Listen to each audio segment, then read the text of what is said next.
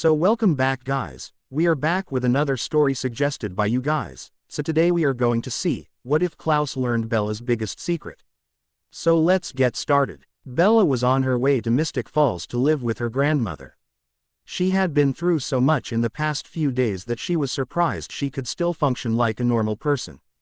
But then again, she knew now that she wasn't really a normal girl, she never had been, despite what the Cullens seemed to think when they left her. She breathed out as the memories of these past few weeks overtook her thoughts while she watched the trees blurring by the moving car she was in. Bella had been forced by Alice to go to a birthday party she never wanted in the first place with gifts she demanded they didn't get her. She remembered clearly assuring them, that she didn't want or need any kind of presents from them.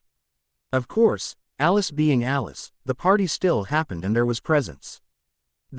Bella got a stupid little paper cut and Jasper, feeling the thirst of every other vampire in the room on top of his own couldn't hold it in, which was understandable really, she didn't blame him.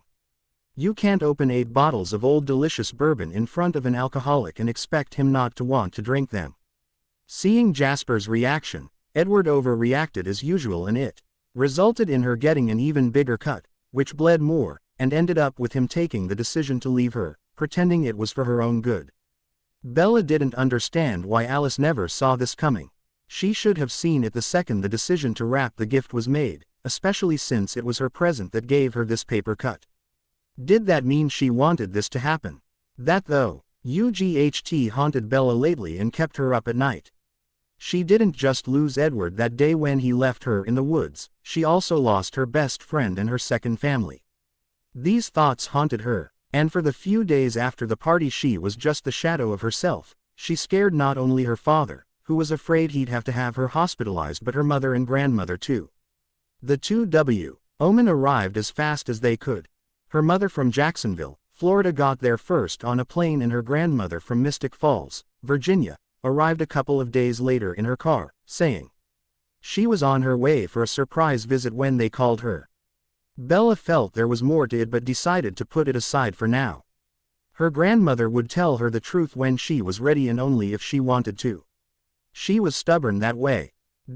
At that moment, the one that defined what would happen to Bella for the next few months, they were all eating dinner in the kitchen and Bella tried to ignore the tension that was palpable between the 3 adults.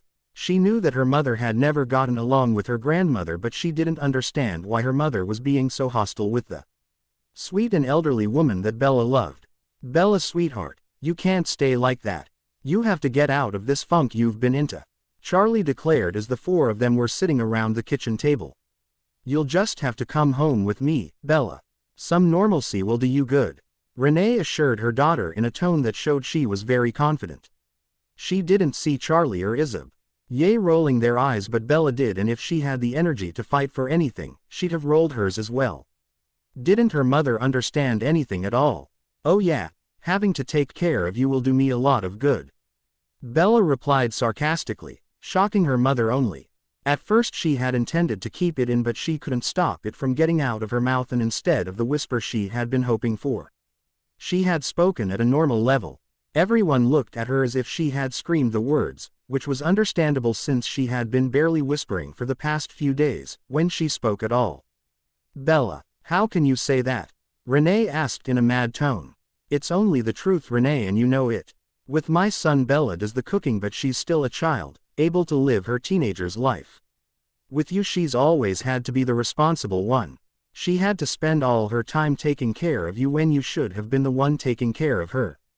You never let her be the teenager she should have been. Why do you think she's always so serious? You never thought it was strange that she never went to school dances or football games or other things with her friends? I'm sorry, Renee, but you seem to only care about yourself, the older woman snapped, obviously trying hard to stay polite. Bella smiled softly at her grandmother's rant. She was the only one in her family who truly got her. Mom is right, Renee. Maybe it's not for the best if Bella goes with you, but I agree that she can't stay here where everything will remind her of them. Charlie agreed, saying the last word like it was some insult or a very dirty word. Bella vaguely wondered if Billy had gone to her father to tell him, I told you so, already, or if he was saving it for later. What would you Think about coming to live with me in Mystic Falls, Bella. The elderly woman asked her granddaughter, seeing there the opportunity she had been looking for to spend a lot of alone time with the young Just Swan and teach her everything she needed to know in order to survive in the special world she was in before it was too late. I don't mind. Maybe some changes will do me some good, Bella answered in a small voice, ignoring her mother's glare at the older woman. After that, Renee left, not even saying goodbye to her daughter towards whom she was directing all of her anger and resentment. Shish. E had felt humiliated by her ex-mother-in-law's remark and personally blamed Bella for it. Not even finishing her meal, she had taken her things and rushed out of the house and town she hated to go back to her warm and sunny home and her younger husband. Bella understood that her mother was hurt, but for once she needed to do what was best for herself, and she felt that being with her grandmother would be the right choice. Renee just needed to get over it because Bella had decided she wasn't going to worry herself with this new problem when she wasn't done grieving the Cullens' departure. She had the right to do things that were good for herself, and Bella hoped that her mother would understand. She also tried not to be too angry at her mother, even though she presently felt like the woman she had once loved more than anyone had failed her. She should have been the responsible one, the one who made sure the bills were paid and that there was food on the table. She shouldn't have let her do it, and though Bella tried not to be angry at her mother for it, knowing that she could now let go felt good. She wouldn't apologize to her mother, she'd concentrate on her own life and wait for her mother to step up and come back to her. If she cared, she'd be back, right? A few days passed where Isabel and Charlie planned everything for Bella's stay in Mystic Falls. Since the Swans were of the most important founding families of the town, it hadn't been very hard to enroll Bella in school so late. Also, since the Swan family had a lot of money, they would be able to buy Bella a car once there, so she didn't have to depend on her grandmother to drive her around whenever she wanted to go out. That day, the day Bella would always remember as the day her life changed again forever, she was in her room, thinking about the good moments she spent with the Cullens, and Charlie was at work, as usual, when Isabel Swan, Bella's grandmother, decided she needed to talk with her granddaughter before they left for the town full of mysteries. She wanted to explain everything to her before they arrived in the supernatural-filled town. Bella, I need to talk to you, sweet. The old woman declared as she made her way inside the bedroom and she sat on the young woman's bed. What is it, Grandma? Bella asked in a surprised voice, sitting up from her lying position and resting her head against the wall. Until that moment, her grandmother had respected her need to be alone and to grieve. She didn't understand why she was here now. Before you come to live with me, I need to let you in on a very important family secret, she started, pausing a second to make sure she had Bella's attention. You're finally going to tell me what's the secret ingredient to you lasagna's recipe? Bella asked with a small smile. She didn't know why she felt better already, but her grandmother's presence soothed her pain and sorrow. Maybe her grandmother knew what she was doing after all. But then again, she always felt better when she was close to her grandmother. Very funny, sweet. I'll be on my deathbed when I tell you this one. The older woman replied with a chuckle, happy that she managed to make Bella smile and forget the Cullens for a moment. Figures so. What is it? Bella asked curiously. I'm going to ask you not to interrupt me, okay? She asked, and when Bella nodded, she kept going. We are witches, Bella. I am a witch and so are you. Now remember, no interruptions before I'm done because it's really important, okay?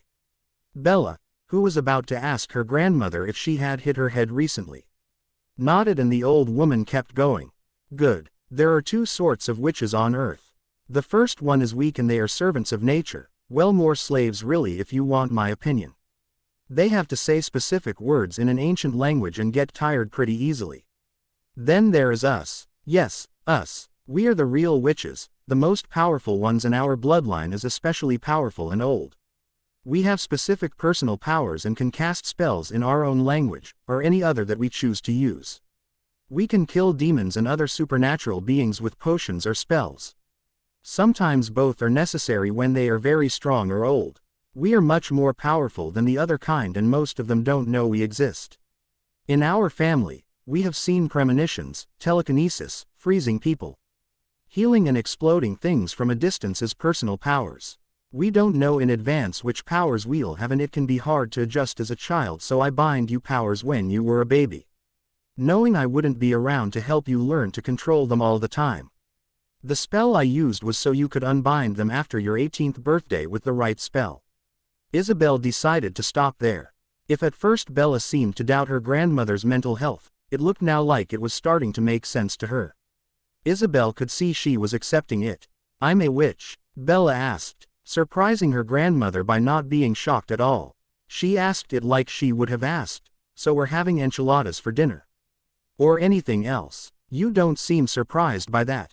Isabel knew Bella would have accepted it pretty easily, it was in her nature after all, but she couldn't help but be impressed by the fact Bella wasn't shocked over the news that supernatural really existed outside of fairy tales books. "Well, I always felt like there was something different with me. I never really adapted well with other people, and also the Cullen, they are vampires." Bella replied, feeling the familiar pain awakening in her chest at the mention of her ex-boyfriend's family, only this time, her grandmother's presence soothed it a bit and it wasn't as big a pain as usual. "Really? I've heard they were out quite often during the day. Did they have rings with lapis lazuli then?" "It's a blue stone," Isabel asked her granddaughter. "They didn't need it, they hid out of public sight when it was sunny," Bella explained, trying to hide her pain from her grandmother by keeping up a neutral face. "You've seen them in the sun without rings." The elderly woman was having a hard time understanding. "Yes, Ed, they were quite lovely with the way they sparkled," Bella exclaimed. If she could talk about the Cullen without breaking down, she couldn't say Edward's name yet. She could barely think it without being in a lot of pain. "Sparkled? You mean they didn't burn?" Isabel asked her granddaughter, starting to remember why she used to call Bella her little danger magnet when she was a kid. "Burn? No, of course not." Bella was confused now. "Cold ones? You dated a cold one?" "Oh Bella, come here." She motioned for Bella to come closer and took her in her arms. Bella did as she was asked and let her grandmother hug her. Her grandmother always made everything better, from a scratch on the knee to a broken heart.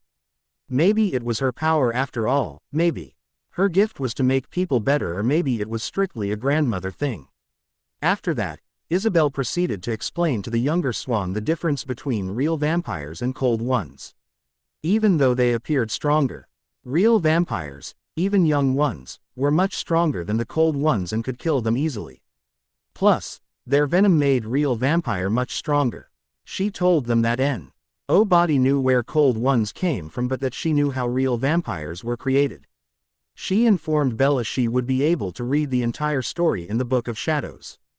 "How do we know so much about them?"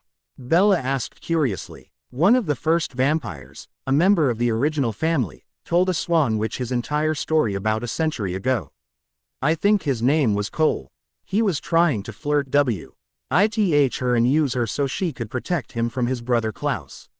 I don't remember everything, but you'll be able to read everything in the book," Isabel answered before she drifted the conversation to others' magical beings. It took the elderly Swan a couple of hours to resume to Bella the different races there was in the supernatural world.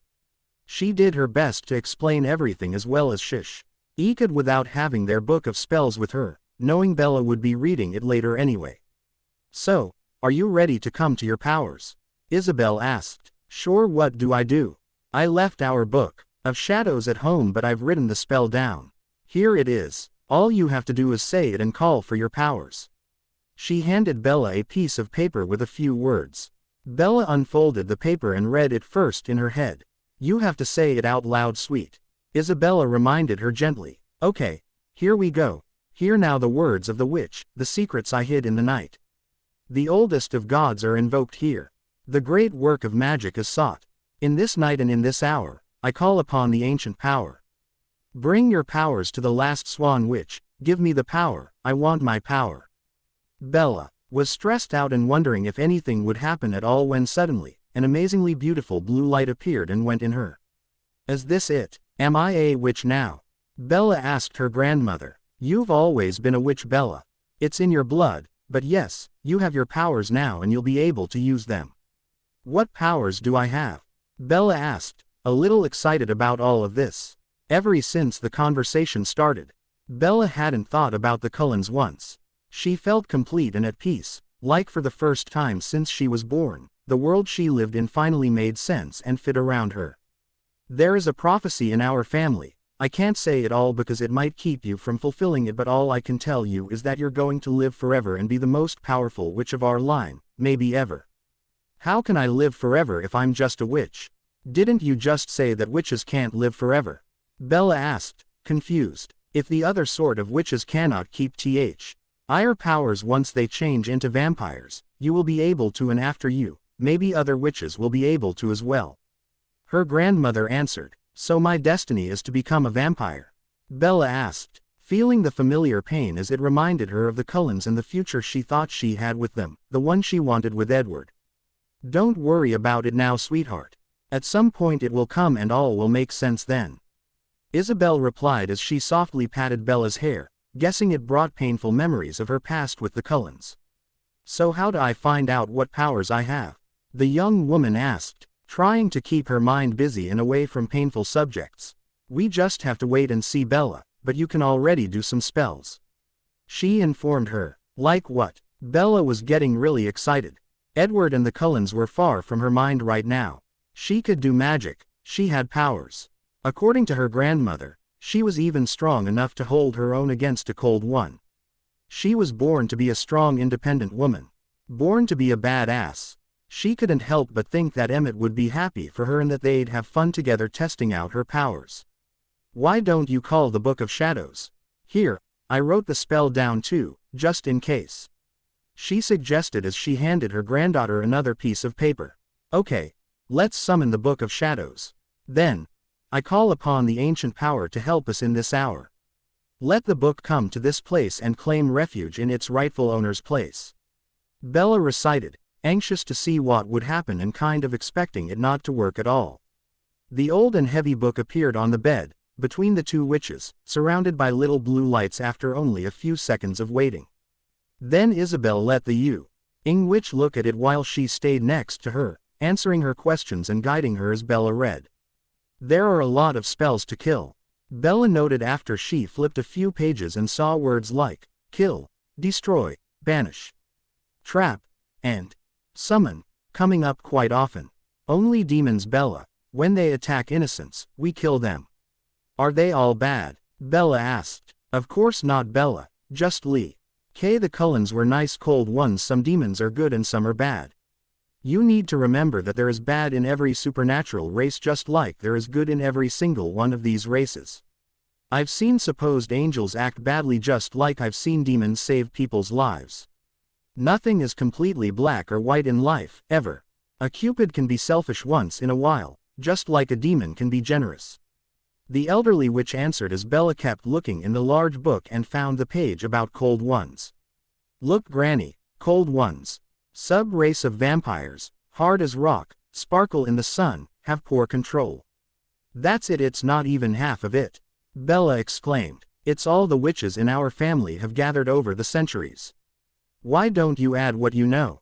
She suggested. I can do that, Bella asked with surprise. Of course you can. This book is now yours and every witch in our family has added things over the years. I did it, my mother did it, and now it's your turn to do it. She said as she handed Bella a pen. The young girl smiled and started writing down everything she knew, including names of the Cullen family or other coven they told her about, like the Denalis, she heard about the Volturi and everything else like the eye color, what it meant, and their abilities. The two women stayed a few more days in Forks before they loaded all of Bella's things into the car and Isabel drove off with her much happier granddaughter. In those last few days, Bella had taken very seriously her newfound powers and spent a lot of time reading the book and practicing small spells. She quickly had discovered that she had the power to heal other people when they were wounded. She discovered it when her grandmother cut herself while cooking and Bella put her hand on the cut to stop it from bleeding long enough to get the emergency kit. A warm light left her hands then and she healed her grandmother without even knowing it. She discovered she could heal herself too, as long as she could reach the place that needed healing. Her grandmother warned her it would be best not to count on it if she got to important injuries or if she got sick, it wouldn't work. The ability was limited, but Bella liked it anyway. She could use it to help a lot of people, and it was the most important in her opinion. Though after this power discovery, Bella had to sleep for a few hours because of how much it had tired her out. That's when she understood what her grandmother meant. Her power would be enough to keep someone mortally wounded alive long enough to reach an hospital, but she wouldn't be able to truly save lives without putting her own on the line. In the Book of Shadows, a page was dedicated to the powers of the Swan witches, and there was a warning under healing that stated that she would use her own energy to heal people and that she shouldn't abuse it if she wanted to stay strong. Using it to heal a deadly wound would cost Bella her life. Another handwriting. G recommended taking a nap and eating something after healing other people. She decided to be more careful in the future after that and to only use this power when absolutely necessary. Bella had discovered she could also move things from afar when she concentrated and had practiced a lot on it. She had discovered this one when she was in the shower and realized her bottle of shampoo was empty and the new one was on the shelf. To get it, she would have to walk on the slippery floor, and she knew it wasn't a good idea for her. She was looking at it with irritation when it flew right into her hand. After that, she practiced this gift a lot when cooking, packing and cleaning, and managed to control it pretty easily. Her grandmother had explained to her it was because her body had been ready for her powers for a long time now, so it all came naturally. She was pretty confident she would be able to defend herself if she was to be attacked. She'd be able to hold her own against anyone. Also, she did found a few spells that seemed to be more fun, like to create a door, to make people say the truth, to view a past life, to erase a memory or attract men. She sure didn't need that one here. She did considered casting the to discourage a lover on Mike Newton, and was sure she would have done it on someone at some point if she had been forced to stay any longer in Forks. Also, she figured T's spell would have been useful to her during the past year on Tyler, Mike, Eric, and even Jacob. After digging in the book, Bella also found out that the Lapush Quileute tribe were shapeshifter. Ey had an entire page in the book, and the young witch decided to go and introduce herself officially as a witch. She went to see Billy Black with her grandmother. "Bella, what are you doing here? Is Charlie okay?" he asked as he wheeled himself out of the house to meet her. "Charlie is fine, Billy. This is my grandmother, and we would like to speak with you in the Pax Alpha, please," Bella replied, not wasting a minute. "Pax Alpha? What are you talking about, Bella?" Billy denied, trying to get out of this. "Bella, maybe you should say something else to Billy to help him understand how we know," Isabel suggested. "Right, Grandma. A witch, so am I," Bella told him, not trying to be subtle about it. "A witch, you? Does Charlie know?" Billy asked her as he motioned for them to step inside. "It's complicated. He was blessed enough to be born during a time where I didn't have to fight off demons all the time. He witnessed only a couple of attacks when he was a child, and I erased his memories with a simple spell. But when he was a teenager, I decided to tell him everything. When he fell in love with a succubus demon, I killed the demon, and he decided he'd rather not know the specifics. He left Mystic Falls to get away from the supernatural, among other things," Isabel explained. "What about Bella? Does he know she's a witch?" Billy asked. "Yes, he knows Bella has inherited my gifts.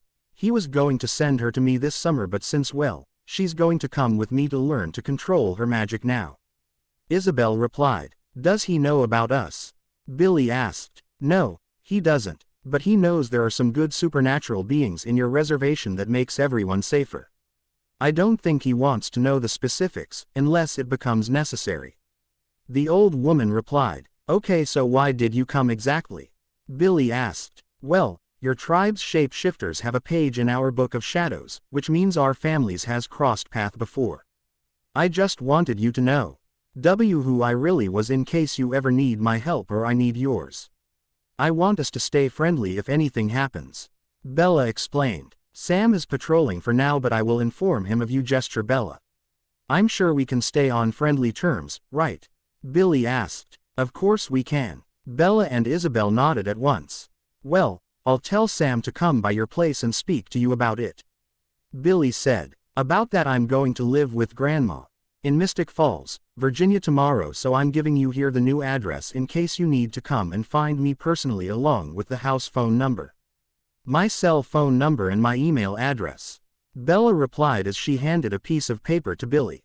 I better not let Jacob find this or he will get more ideas into his head. Billy replied with an amused smile. Yes, I think my little Bella doesn't need any more unwelcome admirers. Isabel agreed, also amused. It's not my fault, you know. I never had this kind of problems in Phoenix. I don't know why boys here like me so much.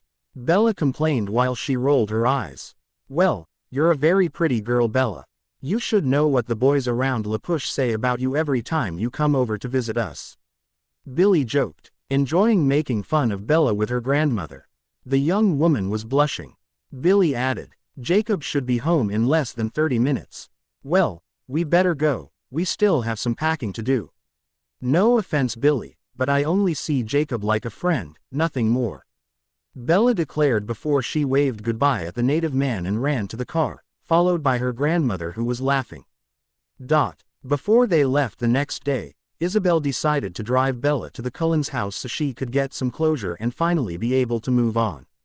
She had taken some paper and an envelope out of the bags in case Bella wanted to write them a goodbye letter, and, until then, Isabel watched as her granddaughter walked around the house and garage and started to get angry. After a while, Bella must have reached a point when she couldn't hold it in anymore because she picked up a stone on the ground and threw it at the garage. The stone hit and broke a small window, but a big part of the roof also exploded, flying back and landing somewhere in the forest in a big bang. Bella had the power of explosion. It comforted Isabel in her belief that Bella was the Swan witch of the prophecy. She'd be fine, she'd be able to keep herself safe, she wouldn't have to depend on others. After that, Bella let herself go and ended up destroying most of the garage along with most of the windows of the house. The walls of the house were more solid than the garage, but Bella managed to cause some serious damages here and there. Are you feeling better now? The elder witch asked as she stood against her car, playing it cool like Damon Salvatore, a dear family friend, had taught her a long time ago. Much better, yes, but now I feel bad about the damages I caused. Bella frowned. Why don't you leave them a letter where you explain everything to them? She suggested, handing the block of paper to Bella. Good idea. Bella grabbed the block of paper along with a pen and started writing down what she had yelled at them in her head 100 times before. Dear Cullens, first of all, I'm sorry about the damages I've caused to your house and the garage, but you all leaving me made me very mad, and since I came to my powers. Right, you don't know. I'm a witch. Well, you probably don't care since you left me without a goodbye. Anyway, I had to take out the anger you brought out in me on something. I decided on something that was yours and it helped. I do feel a little better. I'm really mad at you for leaving me behind, for giving me the feeling you were just using me to feel more human. For making me feel worthless. Shame on you all. I wanted all of you to know how much you leaving me without saying goodbye hurt me. Edward breaking up with me was hard, but I could Avenue gone through it much easier if I still had my best friend with me. Alice, can you honestly tell me you didn't see the paper cut coming? Why you would want to risk hurting Jasper with this guilt? I have no idea, but I know now that you weren't being very truthful with me. Maybe everyone else was in on it, maybe you're using them too. All I know is that one day, you'll understand why they say that karma is a bitch. I trusted you. You were my sister. It hurts. I hope you're happy now. Carlisle, Esme, you hurt me a lot too. You were supposed to be my surrogate parents. You said you loved me, like a daughter, and I did love you as if you were my parents. You made me feel part of your family only to break me later. Who does that? You should be ashamed of yourselves. Don't come with the excuse of a clean break or of Edward asking you. I thought you at least would have come to say goodbye, but maybe you're not the people I thought you were. Rosalie, I'm not mad at you, and you're the only one who didn't hurt me by leaving. You always made it clear that you didn't like me, and I can't be mad at you for that, even if you never really gave me your reason. It was your choice, and if Edward and Alice thought me something, is the value of free will. Also now I have the power to grant you what you desire the most, being human again if Edward wasn't lying. Well, since you never lied to me, If you manage to find me and ask nicely, I might grant you your wish.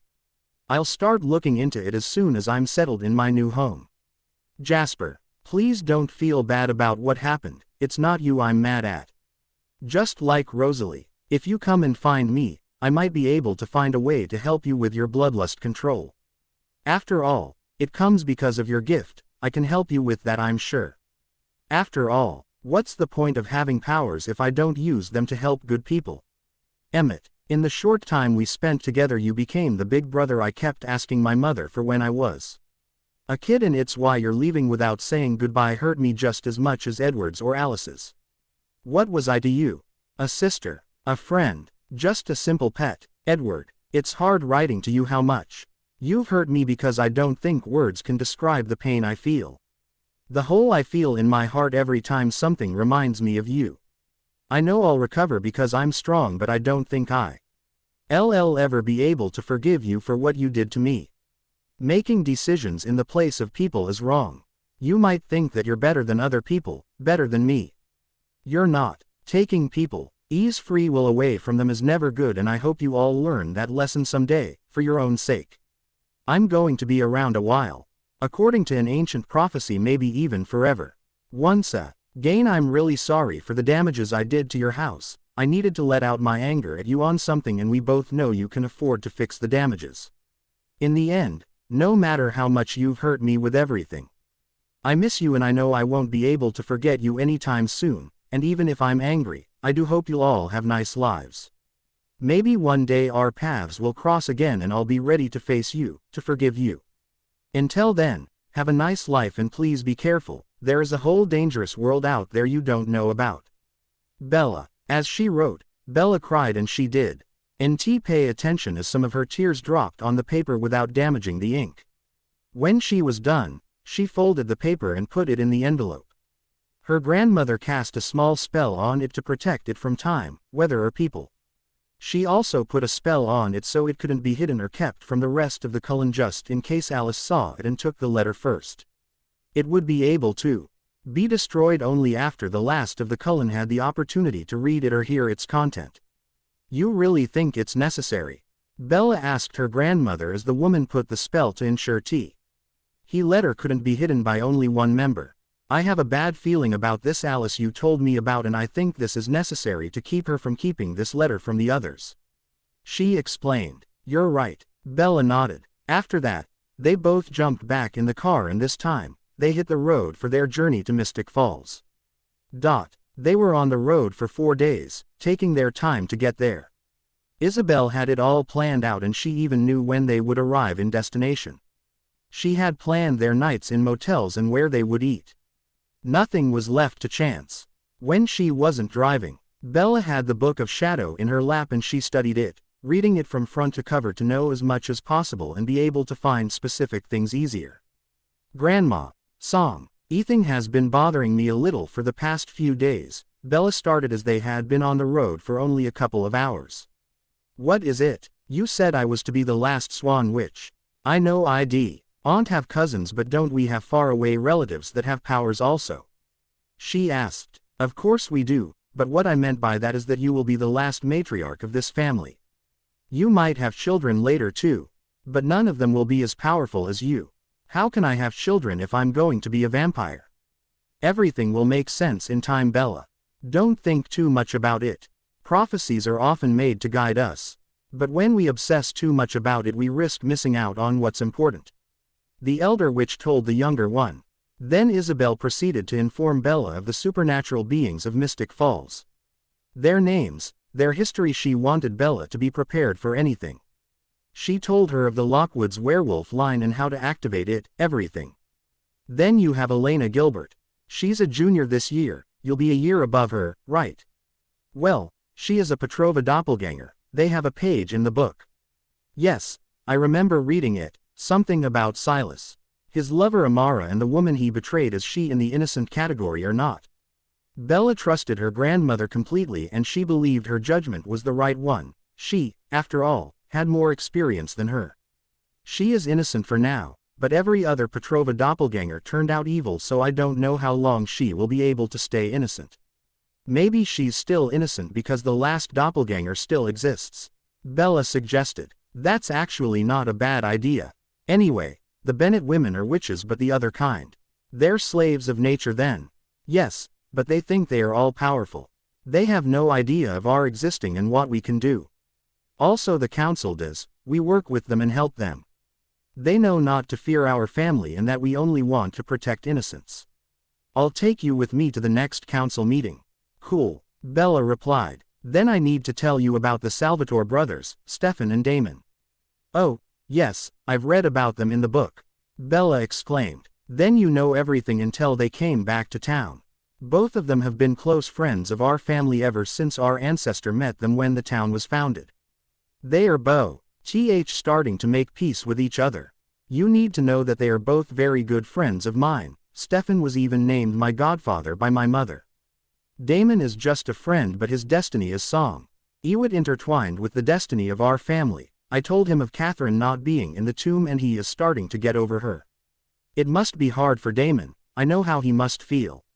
Bella said with Edward's face in her mind. I know. That's why I invited the two of them to join us for dinner once we arrive. I would like you to be friends with them but I don't want you to feel forced into it by me or anyone. Don't worry Grandma, I will give them a chance. They have always been close friends of our family. Be careful with Damon though, he can be difficult, dangerous, temperamental, Bella suggested with a half smile. Yes, all of those. Also he can be an ass just as easily as he can be a perfectly charming gentleman. Isabel chuckled as kept on driving and added, but he keeps his promises and he takes good care of the people he loves. He promised me not to hurt you and to watch over you. Bella blushed. I don't need watching over Granny, I'm not 6. Maybe not, but you are a danger magnet. The elderly woman replied with a giggle as she watched her granddaughter blush some more. The danger magnet comment might hurt her because Edward called her that but she tried to keep in mind that her grandmother had given her that nickname a long time ago. It didn't have to be connected to Edward anymore. The two of them kept on talking and every 2 hours they would stop to have a drink and a bite to eat in a local dinner and exchange driver. They stopped to sleep just like Isabel had planned and they didn't meet any problems on the road so far. I've already sent you our transcript to Mystic Falls High and I'm sure you'll be glad to know you won't have to take PE. Isabel commented as they were almost there. That's great. Hey, how will I drive myself to school? Bella asked. Well, about that, Stefan will drive you the first few days. It will give us time to shop around for a car for you. I don't want you to have to cut on your personal money to buy me a car. I'm sure I can walk. Don't worry about it Bella, it's going to be yours someday anyway. We are a founding family in this town. We have a lot of money and some of it hasn't been touched for the past few generations. We will be able to buy you a new car without denting the account. Isabel replied with a smile as she parked the car in front of the last dinner they would take a break in before arriving home. They arrived in Mystic Falls earlier than Isabel had planned, around 9 in the morning. There had been very few people on the road with them and they had been able to be faster than expected. Especially since their last break had been much shorter than planned due to a very smelly couple that had sat at the table right next to theirs. The smell had been enough to deprive Bella and her grandmother of their hunger and they went back on the road immediately. The house was pretty big and isolated, surrounded by woods in the back and on one side, with the street further away thanks to a long driveway. They didn't have close neighbor, which had been a good thing the few times Isabel had had to fight demons in her own house. It was obvious that it was a very old house that had been upgraded and enlarged over the years. You could easily guess how the initial house was and where it stopped and how it had been enlarged over time. Bella guessed that the 2 garages used to be small barns or other outhouses like that once. Bella could see herself being happy there. It felt more like home than any of the other places she stayed at. More than their house in Phoenix, more than her father's house. More than the Cullens' house. For a moment, she thought of Esme and how much she would like this house but shook her head quickly and looked around some more. It was peaceful. She would be able to heal her heart here.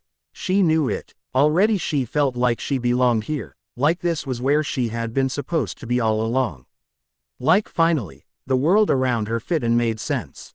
Isabel showed her granddaughter the big garden with all kind of herbs she might need for potions. She told her she stocked some for later when she didn't use them right away. In case of fair, OCIOUS bugs in the garden or of especially bad weather, having some of the rarest and hardest to grow herbs stored away was a good thing. Then she showed her the basement with a holding cell for bad supernatural creatures and stocked wines, herbs and vegetables. After that she showed her the upstairs, with all the bedrooms and bathrooms.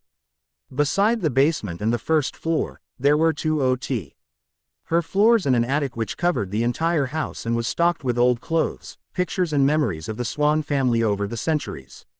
On the shelf over there you'll find the collection of journals written by our family. Reading them will inform you on the family and town history. Isabel commented as she pointed to a side of the attic where a huge bookshelf was full of journals. In front of it, there were a few wooden boxes and Bella wondered if they were filled with more journals or with other souvenirs from her ancestors.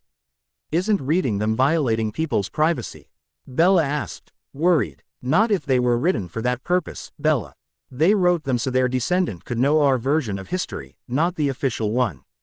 The old woman explained, because history is written by rich people and people in power, and by men. The official version we learn about in school is tainted. This one will be truer. Bella guessed with a smile. Exactly, sweet, you understand it well. All of this is since 1864. Bella asked. Yes, on the shelf they go up to 1864. If you want to read before that you have these boxes. I think it goes back to the 10th century, maybe even before that. I never got around to reading them all. Some of them are quite hard to read because of the language it's written in or of the handwriting, but with a little spell it's always easier. She explained. I might take to reading those at night instead of the classics I already know by heart. My copy of Wuthering Heights is falling apart. Bella replied before they left the attic. Ye promised herself she would come back soon to snoop around and pick some of the journals as she followed her grandmother down the stairs. She also couldn't wait to watch the old photo albums. She wondered if she'd be able to see ancestors that looked like her. Maybe she'd see her eyes or smile on some of their faces. I thought you'd like to have this room. You have a small balcony all to yourself. Your own bathroom and some independence. I set the room right next door so you can do anything magic in it, even potions. It's locked so only you or I can open it. Isabel explained as she showed Bella the third floor. Her own room was on the second floor, but she wanted Bella to have some independence so she had that floor all to herself. Thank you, Grandma, Bella replied, grateful for the privacy her grandmother was giving her. You take your time to unpack. I'll get some lunch ready later and call you then, Isabel told her before she left the room. The rest of the morning went by pretty fast. Bella took a small nap before she got to put her things away and started to sort her bedroom the way she wanted it to be. When she was called for lunch, she ate a couple of sandwiches with her grandmother and went back in her room to put the rest of her things away, making this new bedroom hers. When Bella saw that it was 5 p.m., she took a shower and changed into a pair of jeans and a t-shirt she liked and went down to help her grandmother make dinner for them and their vampire guests. Will they come alone or with someone? Bella asked as she set the table. They will come alone. Stefan wanted to bring Elena, but I asked him not today. She replied. You look relieved, Bella observed. Yes, Elena Gilbert might not be evil yet, but I can't help but feel uneasy around her. I don't want her to hurt Stefan, and I feel that eventually, she will. Do you think it's some kind of magical warning? I don't know. It's possible, Isabel admitted as she opened a bottle of wine for her, Damon and Stefan. What is it you really think? Bella asked her grandmother. I think that it doesn't matter what she is like now or what she wants to be like. She will end up playing Woe brothers against each other just like other doppelgangers of the Petrova line have done before her. Tatia played the original vampires Elijah and Klaus. Catherine played both original vampire Broth. Urs and Salvatore brothers. Elena is already with Stefan and somehow tries to have attention from Damon, who seems to have feelings for her but refuses to admit it. I think it's in her nature. Wow, I never heard you not liking someone so strongly before, Grandma. I'll try to give her a chance though. Everyone can change, even a Petrova doppelganger. Bella smiled as she finished setting the table. A few minutes later, Isabel decided it would be best to warn Bella right away. Remember Bella, Damon can be charming and a perfect gentleman, but he can also be an ass. Be careful before you let yourself fall for his charm. Always be on your guard around him. He's a friend, but around the ladies he tends to forget that he was raised to be a gentleman. Isabella warned her granddaughter one last time. Don't worry, Grandma, I'll be careful. Bella nodded with a smile. Hearing her grandmother call Damon an ass was quite funny for her. Bella turned around and went back to the dining room to check if everything was done, and Isabel went to the cupboard on top of the fridge and grabbed a pill bottle. After making sure Bella couldn't see her, she swallowed a couple of them and put them back in place before grabbing a second bottle, from which she took one pill. Closing the cupboard, she sighed. She would have to talk with Bella sometime soon, but she didn't know how to do it. This kind of things was never easy. When the doorbell rang, everything was ready and Bella was excited to finally meet the two vampire brothers who had been such good friends of her family ever since the foundation of the town. It was weird to know that they had been present when her grandmother was born and that they hadn't changed since, but she was used to it with the Cullens. Damon, Stefan, come on in. Isabel greeted as soon as she opened the door. How are you doing, Is? Stefan asked as he kissed the old woman's cheek like an uncle did his niece. I'm fine. Hello, Damon. I trust all is well for you. She answered as she turned to the other brother. Hello, Is. I'm fine. Now, where is your granddaughter? Damon asked with his trademark smirk. Just then, Bella shyly came in the hall to greet the two men. Bella, I'd like you to meet Damon and Stefan Salvatore. Stefan, Damon, this is Isabella, but she likes to be called Bella. Isabella introduced them. Nice to meet you, Bella. I'm sure we'll get along well. I've heard a lot of good things about you, Stefan said nicely as he shook her hand. Bella, indeed, you have a very fitting name, sweet Bella. I'm positively charmed, Damon complimented before he kissed her hand softly with a flirting smile in place. Nice to meet you, Bella replied to Stefan before she turned toward Damon. Nice to meet you, Damon. Does this flirty smile of yours usually work? Isabel and Stefan smirked. Damon looked taken aback for a while, but he caught himself and said with a smirk. It does. Are you feeling my charm working its way into your heart? Oh, is that what it was? Your charm. Sorry, I didn't recognize it. Oh well, better luck next time. Bella replied with a sorry smile as she led the way to the dining room, followed by a chuckling Stefan and Isabel. So Bella, won't you miss forks? Stefan asked. Bella looked down and replied quietly. No, not really, I'm more of a sun person. It's not the whole truth though. Damon guessed. It's a long story. Bella replied. We have time. Damon added. It's just, heartbreak, realizing one day that the person you loved more than your own life was just using you and never really loved you. Bella stated softly, trying to keep the pain in, not to show it. She knew that she could trust the brothers because of how close they were to her grandmother, but she didn't know if she was ready to talk about it more yet. Just thinking about it made her want to cry. It didn't hurt as much as it used to, but it still hurt some, and she didn't want their first impression of her to be of her crying over some boy who left her. She wanted to be stronger than that. Yes, I believe I know how that feels, too. Damon agreed softly while they all took their seats. They spent the next couple of hours talking about everything, getting to know each other, and Bella was starting to really like the two brothers. Damon was being perfectly charming and Bella was amused by his constant flirting. It seemed to be a second nature to him, something he did just as easily as breathing. Stefan promised Bella that he would pick her up the next morning for school and to show her around a bit, so she didn't get lost on her first day. They even exchanged phone numbers, and Damon, not wanting to be left out, gave her his and copied hers from Stefan's phone. Oh, Damon, I think I should warn you, I've put a shielding spell on Bella's bedroom. You won't be able to enter it until she invites you, Isabel told the vampire as he helped her put the leftover away. Bella was in the dining room with Stefan, talking about the next day of school, and couldn't hear their conversation about her. It's not like I do this kind of things all the time, I can be reasonable when I care, Damon complained, but when he saw Isabel's doubtful eyes, he sighed. Fine, I'll behave myself, he promised. She's been really hurt by the Cullens, Damon. Don't rush her into anything.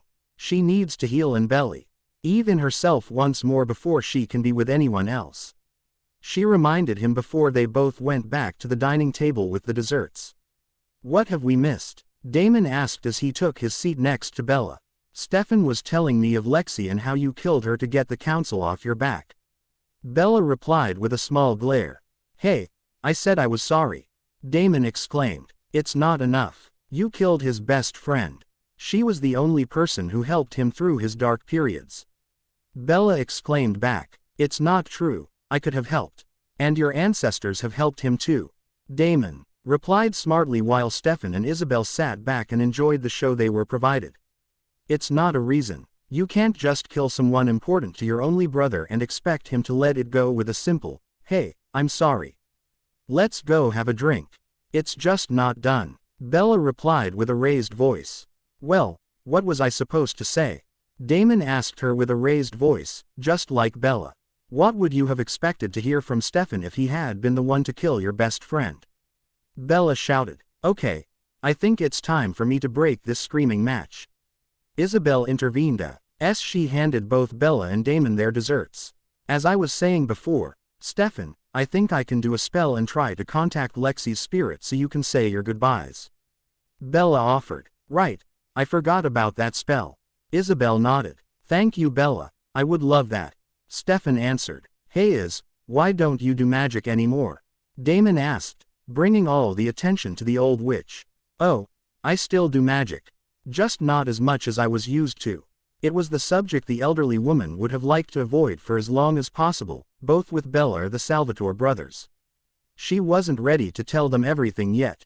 Why is that? Bella asked. Because I was cursed by an evil warlock a few years ago. I managed to destroy him and usually that breaks the spells they cast, but it didn't break this curse. If I use too heavy spells I get tired. It could end up killing me, so I've learned to live without magic. She explained, hoping they bought this shortened and slightly shortened version of the story. Why didn't you tell me before? Bella asked, feeling there was more to it than what her grandmother just told them. Because you have enough on your mind, sweet Belle. Don't worry, I'm fine about it. She replied with a soft smile. Is there anything I can do? Can I break the curse? Bella asked with her eyes full with worry. No, there isn't bells, but don't worry, I'm fine with it. She replied softly. Does it mean you're going to die soon? Stefan asked, worried for his godchild. Bella's head shot right up and she looked really worried. Isabel looked down. Eventually we all die, the old witch replied. Don't play around with us. Tell us the truth. Damon demanded in a hard voice.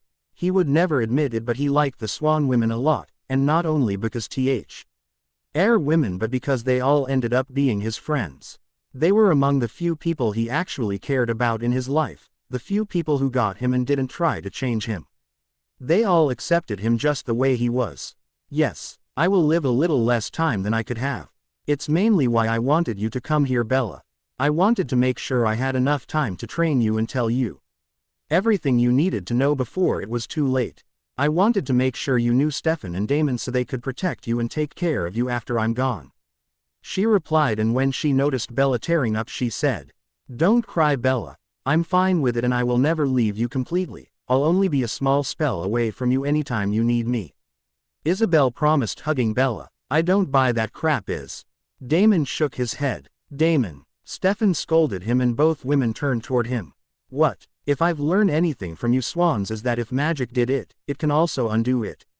So why don't you undo it? Damon replied, making understanding dawned on both Stefan and Bella. Grandma? Bella asked. Isabel looked guilty and stood up. I didn't mean to lie. The spell story is true. But it got lifted, only I kept being tired and sick afterwards, so I talked with Meredith Fell, the doctor, and she did some tests. I have a heart condition. Not curable, not operable. All she could give me was some pills to calm the pain and help me hold on for as long as I can. She explained. Why didn't you ask me for some blood? Damon and Stefan asked in one voice. Because Meredith had some vampire blood stored away and gave it to me. It didn't change anything. There is only so much vampire blood can do for someone, she explained. How is it possible? Why doesn't it cure you? Stefan asked, curious and worried. Because I'm old, and maybe because it's not meant to be, or maybe I've been cursed so vampire blood didn't cure me. There could be 100 explanations and I've decided to ignore every single one of them. I've accepted my fate, Isabel replied seriously. If it's a spell there is something that can be done about it. Damon argued. I tried with a few friends of mine. I even tried calling an healing angel. Since it's not a supernatural injury, there was nothing he could do for me. I've accepted it, Isabel repeated calmly. So you're dying and there is nothing we can do to help? Bella asked in a tearful voice. The only thing you can do for me is live your life the way you want to, be happy and be fair. I'm already proud of whom you've become, sweet Belle. Nothing could make me happier than knowing you'll be happy once I leave this world. Isabel hugged her granddaughter and Stefan said, You talk about it like it's a big trip. It's how I see it. Another big travel to a land where I'll rejoin with my ancestors and friends who passed away before me. She replied as she hugged a sobbing Bella close to her sick heart. When Bella had calmed down, and they had finished eating their desserts, everyone was a little cheerful, thanks to Damon who had let out a few jokes to make Bella smile once more. He didn't know why, but he really didn't like to see her cry. If he always had the urge to protect the Swan women, he never felt like this for any of them. He knew it wasn't love, that much was sure for him because he knew love and how it felt like. This wasn't it, but what was it? Well, why don't we go upstairs? I'll call Lexi. Bella suggested as Stefan, Isabel and Damon followed her up the stairs and into the room where the Book of Shadow was set up along with a stock of candles and other witchy things. Bella walked to the book and turned the pages until she found the right one. While she did that, Isabel grabbed the necessary 9 big, white candles and placed them in circles. Bella stood in front of the book and recited, Hear this words, hear my cry, spirit from the other side. Come to me, I summon thee, cross now the great divide. Bella didn't know what to expect, but as soon as she was done saying the words, thinking of Lexi, a beautiful blonde girl appeared inside the circle of candles. Lexi, Stefan exclaimed, surprised it worked. He didn't know what he was expecting, but even if he knew that he had come up to see Lexi, seeing her, for the first time since she died, was a surprise to him. Hello Stefan, I'm glad to know you're doing okay. The blonde girl replied with a soft friendly smile before she looked around the room. When she spotted Damon, her face grew serious again and he stepped up. Lexi, I'm sorry for, killing you. Damon told her sincerely, I know you are. It's okay. I understand now that I had it coming after what I forced you to do back in Atlanta, and later when I found you in New York. She replied softly before she turned back to Stefan. What happened in Atlanta and in New York? What are you talking about? Stefan asked. Nothing. It's all in the past now. No need to bring it up. Damon replied, shaking his head and brushing it off lightly. Maybe we should leave you two together for a while. You have a lot of catching up to do. Bella suggested before everyone left the room and went back downstairs. They all went in the living room where Damon was telling stories of his childhood, and it's only an hour later that Stefan came down. He kissed Bella on the cheek before sitting down next to Isabel. Everything went okay? Bella asked him. Yes, thank you so much. She said you could call her anytime, especially if I go back to human blood crazy Stefan. He nodded before they went back to talking some more. Around 11 p.m., Isabel looked at the clock and said, It's getting late and Bella has school tomorrow. You're right, we should go. Bella, I'll be there on time to pick you up tomorrow. Stefan assured her before he rose from his seat. Thank you, Stefan. Bella replied as she shook his hand. Damon rose as well from his seat and walked toward Bella. Pretty Bella, I'll wait for you after school tomorrow and I'll show you around town. I didn't know we were supposed to meet tomorrow. Bella replied, Well, someone has to show you around town and St. Stefan is too boring for you to enjoy it. He doesn't know the good places. Plus, he'll be busy with Elena. Damon winked, making Isabel and Bella chuckle while Stefan rolled his eyes. Okay then, Bella agreed. Damon, remember to bring Bella with you at the Founders Council meeting tomorrow afternoon. I told them I would introduce her to them. The old woman reminded him. Of course I will. Eamon promised as they all walked to the door. They exchanged goodbyes and after saying goodnight to her grandmother, Bella went in her room to get some sleep. Damon, can I ask you something? Stefan asked his brother as soon as they were back home, before they even took their jackets off. Sure, what's up little bro? Damon replied, pouring them 2 glasses of bourbon. His mood was high, despite the fact that he was sad about Isabel, he was happy to have met Bella. He could feel that the young witch was about to change everything in all of their lives, that she'd give them all a new direction and that she'd be their ray of sunshine. He felt a real change coming and he wasn't afraid one bit because he knew that he'd be on the right side of this change. What happened between you and Lexi in Atlanta and in New York? Stefan asked, not willing to beat about the bush. He wanted an answer. He wanted to know why Lexi had told him that now she knew that she had been asking for it, she had been too harsh on her judgment of Damon and that she had acted wrongly towards him. What did Lexi tell you? Nothing. She changed the subject and I never brought it up again. All she said was that she screwed up with you. That she had been wrong and that she and I didn't give you enough credit, that you were better than she thought. Stefan shook his head. It's in the past, Stefan. Damon replied. Damon, I want us to get along. To be close again, like we used to be back before 1864, and I know we're well on our way but we need to be honest with each other in order for it to work and last. Stefan reminded his big brother. Always the wise one, Stefan. Damon declared before he toasted. So, Atlanta, New York, Stefan insisted. You're sure you want to know and that you won't regret it?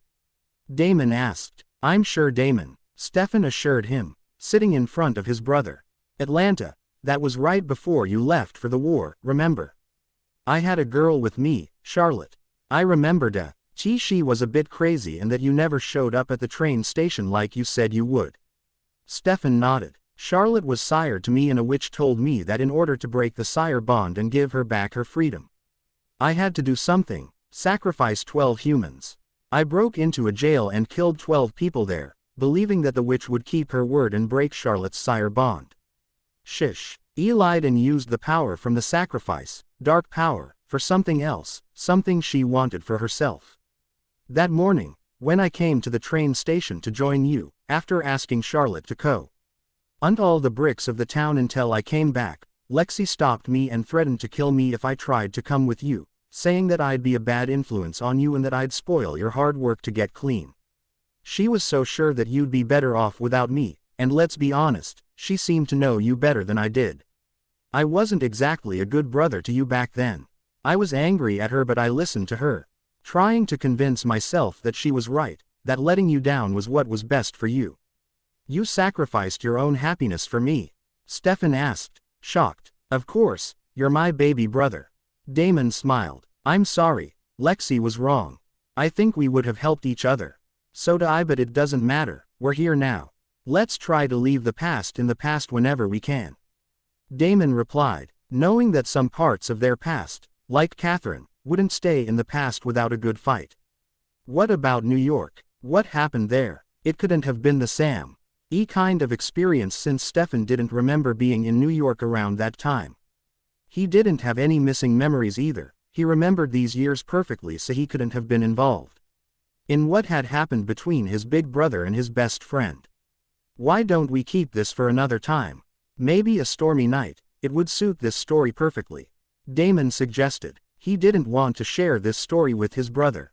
He didn't want to have to tell him why he had turned his emotions off. He didn't want to risk his brother feeling guilty about what he had had to go through. Why? Stefan asked curiously. In order for you to understand what happened in New York and why I did what I did, which would also tell you why I didn't think twice about killing our nephew, I'd have to take you back years before that and down a path that's not a happy one. Damon warned him. I think this discussion is long overdue, Damon. I'm here now, ready to listen. Please tell me, Stefan begged his brother, and so Damon opened up and told his brother everything. He told him how Zach's father had called him back in town, pretending that Stefan was in danger only to have him poisoned with verva. In and imprisoned to be nothing more than a lab rat for a small group of crazy scientists. He told him how he made friend with one of the other vampires there, Enzo, and how they had bonded over the years. He made sure to let his brother know how he was weak and how his anger grew over time, at the scientists but also at Stefan for not noticing that he was gone and that he was in trouble when he, himself, had always had an eye out for his little brother. He told his brother of the different experiments he was a part of and how painful it was. He told Stefan how, sometimes, he wished to be Ply dead and of the escape plan he made with Enzo. He told him how the plan backfired and he was forced to turn his emotions off to save his own life, leaving Enzo behind to die in the flames. He even told his brother how he got revenge on the families of the people that experimented him and Enzo, and probably on multiple other vampires. Then Damon told him of New York, what he did without his emo Tyons and how Lexi found him and bugged him for months, pestering him to turn his emotions back on and trying to change him into a second version of Stefan. I just couldn't listen to her. I held her partially responsible for what happened to me because she forced me away from you, so I pretended that I was falling for her and we had sex on the roof of the bar I always hung out at. When morning came, she was alone in the sun, with a few inches of shadow only, while I left. Maybe anger is the first emotion I got back. All I know is that having her here again reminded me of all that and I just wanted to kill two birds with one stone. Damon finished. I'm so sorry brother, if only I had known. Stefan shook his head, devastated to learn what Damon had been forced to go through without him. It's in the past now, Damon replied, standing up to get another bottle of bourbon. I think that we both know that it's still bothering you, Damon. Have you ever tried to go back to that place, to stop them from doing this to anyone else? Stefan asked him. No, I wanted to, I've thought about it but I never did. I don't really want to do any of this, not alone. Damon shook his head. You don't have to go through this alone now. I'll go with you. Why don't we do this together? Research these people and what they do. If they still do it, then we attack and make sure they never do anything like this ever again. What do you say, brother? Stefan suggested. It could be dangerous, Stefan. We could get caught. Damon warned him. Then we take Bella with us. Are you really willing to come with me to do this? Knowing that I won't hesitate to kill any human that works there. Damon asked him. I am, Damon. I failed you all these years ago but I won't fail you again. I'll stand by you. I'll help you destroy them. Stefan insisted. Thank you, Stefan. Let's plan this for this weekend. See if Bella is willing to come with us on this. Damon nodded and gave his brother a smile he hadn't seen since before Catherine entered their lives. They stayed together in the room a few more minutes, both thoughtful until Damon declared. I'm not sure I want Bella mixed up into this, Stefan. If words get out that witches exist because she helped us, I wouldn't forgive myself. I was thinking the same thing. She could get hurt because of us. We should do this alone.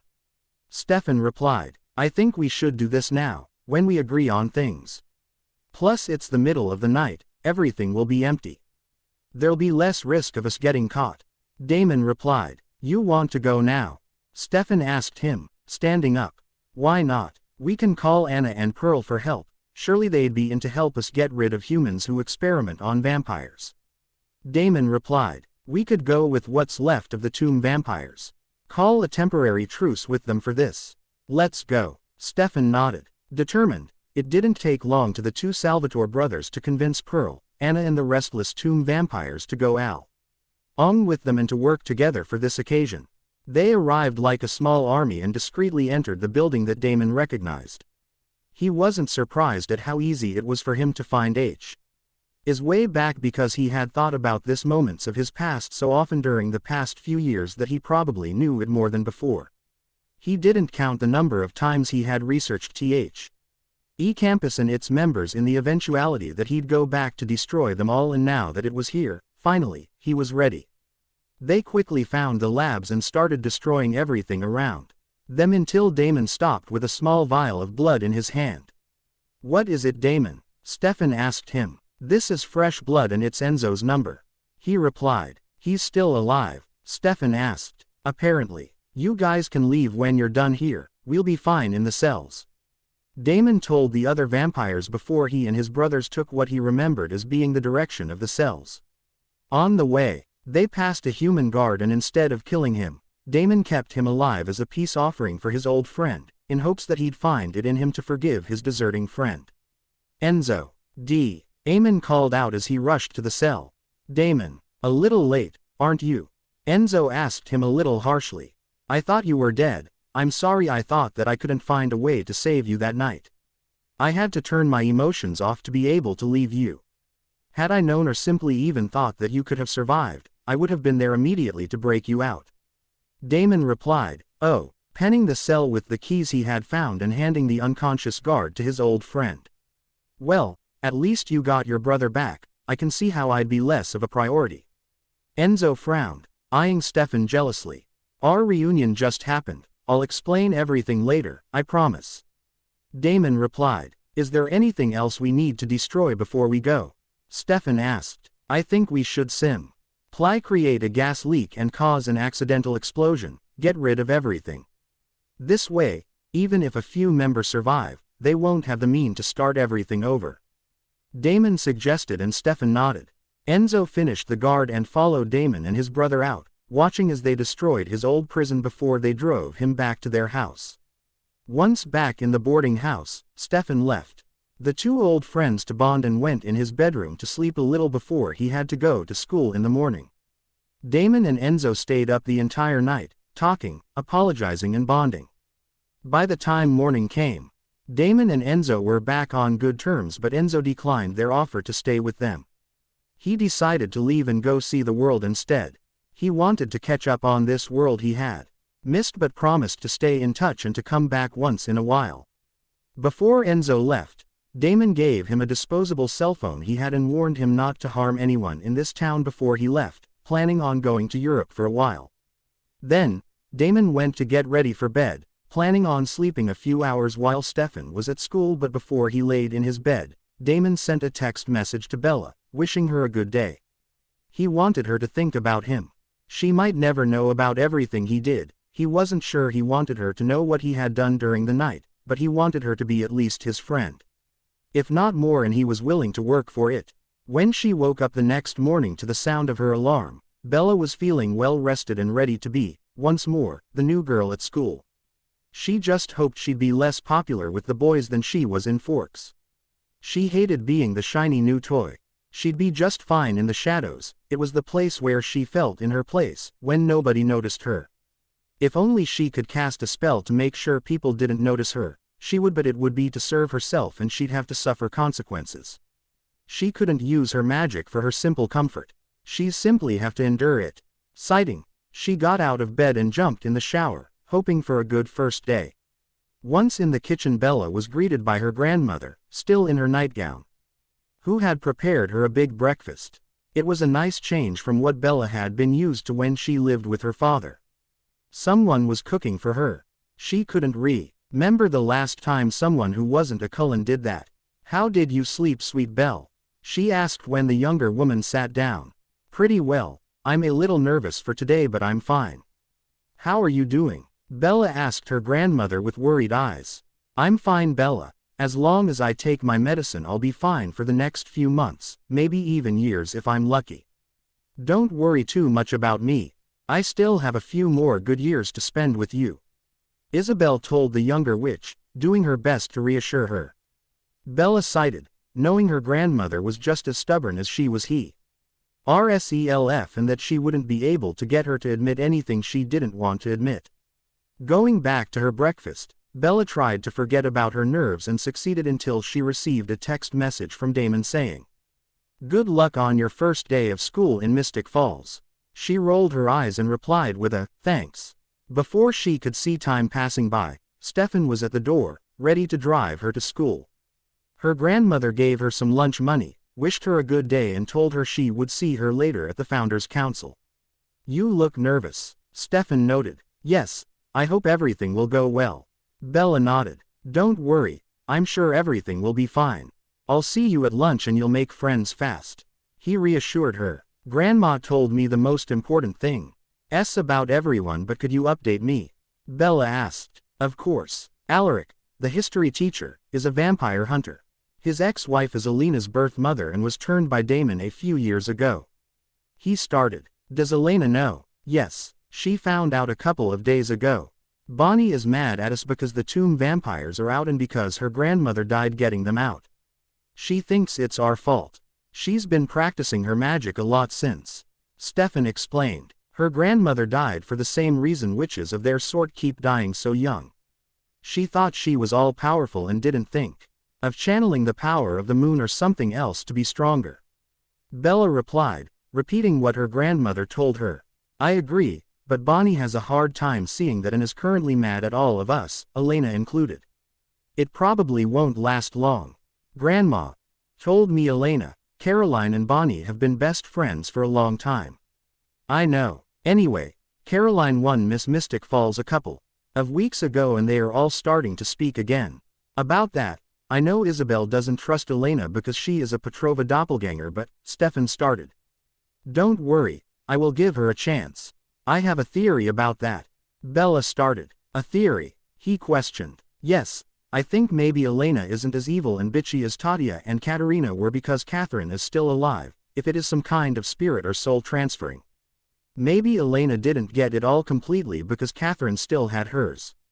So she is a doppelganger physically but not mentally. Not bad, it could make sense. Quote, or maybe she's just too young to be as much of a bitch as Catherine as yet.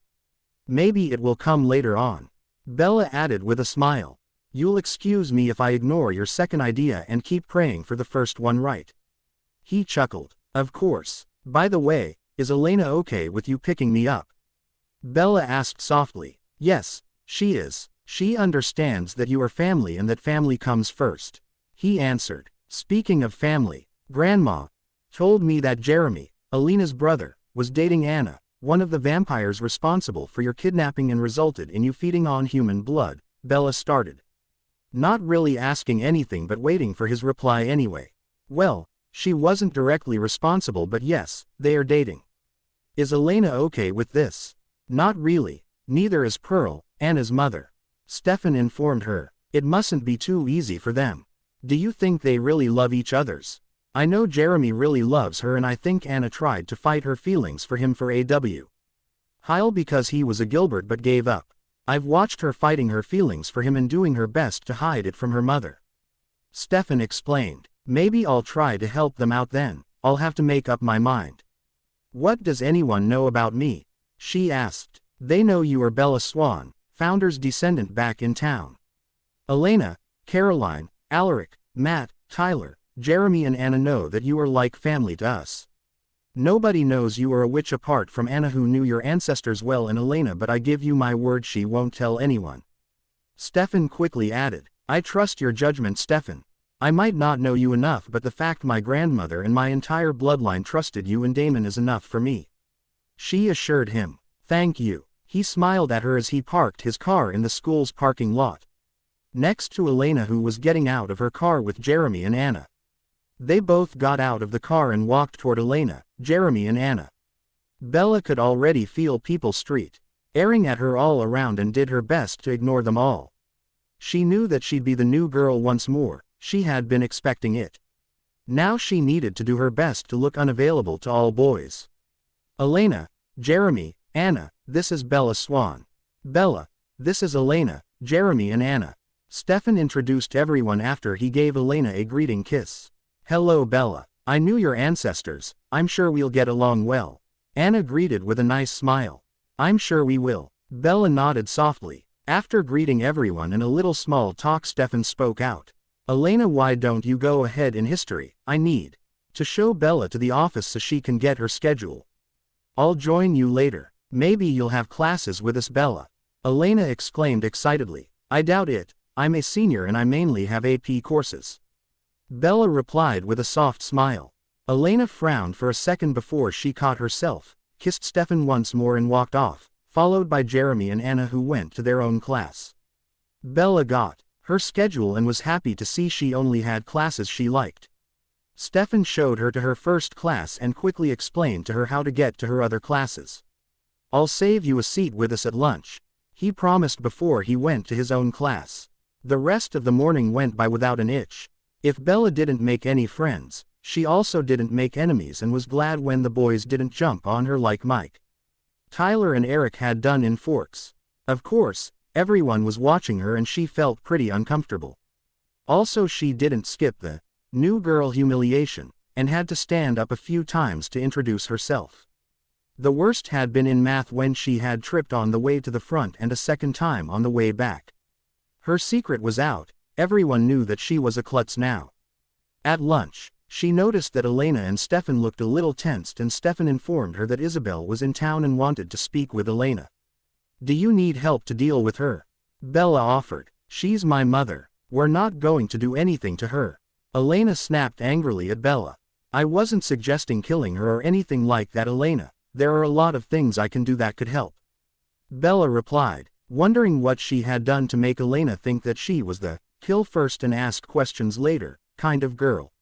When she saw Stefan's frown, Elena apologized and Bella accepted Santa RTING to agree with her grandmother about the Gilbert girl.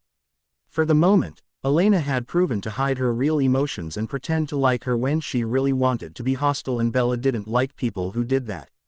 In the afternoon, Bella had her AP history class and met Alaric for the first time. She liked the man as a teacher and felt he was also a good man.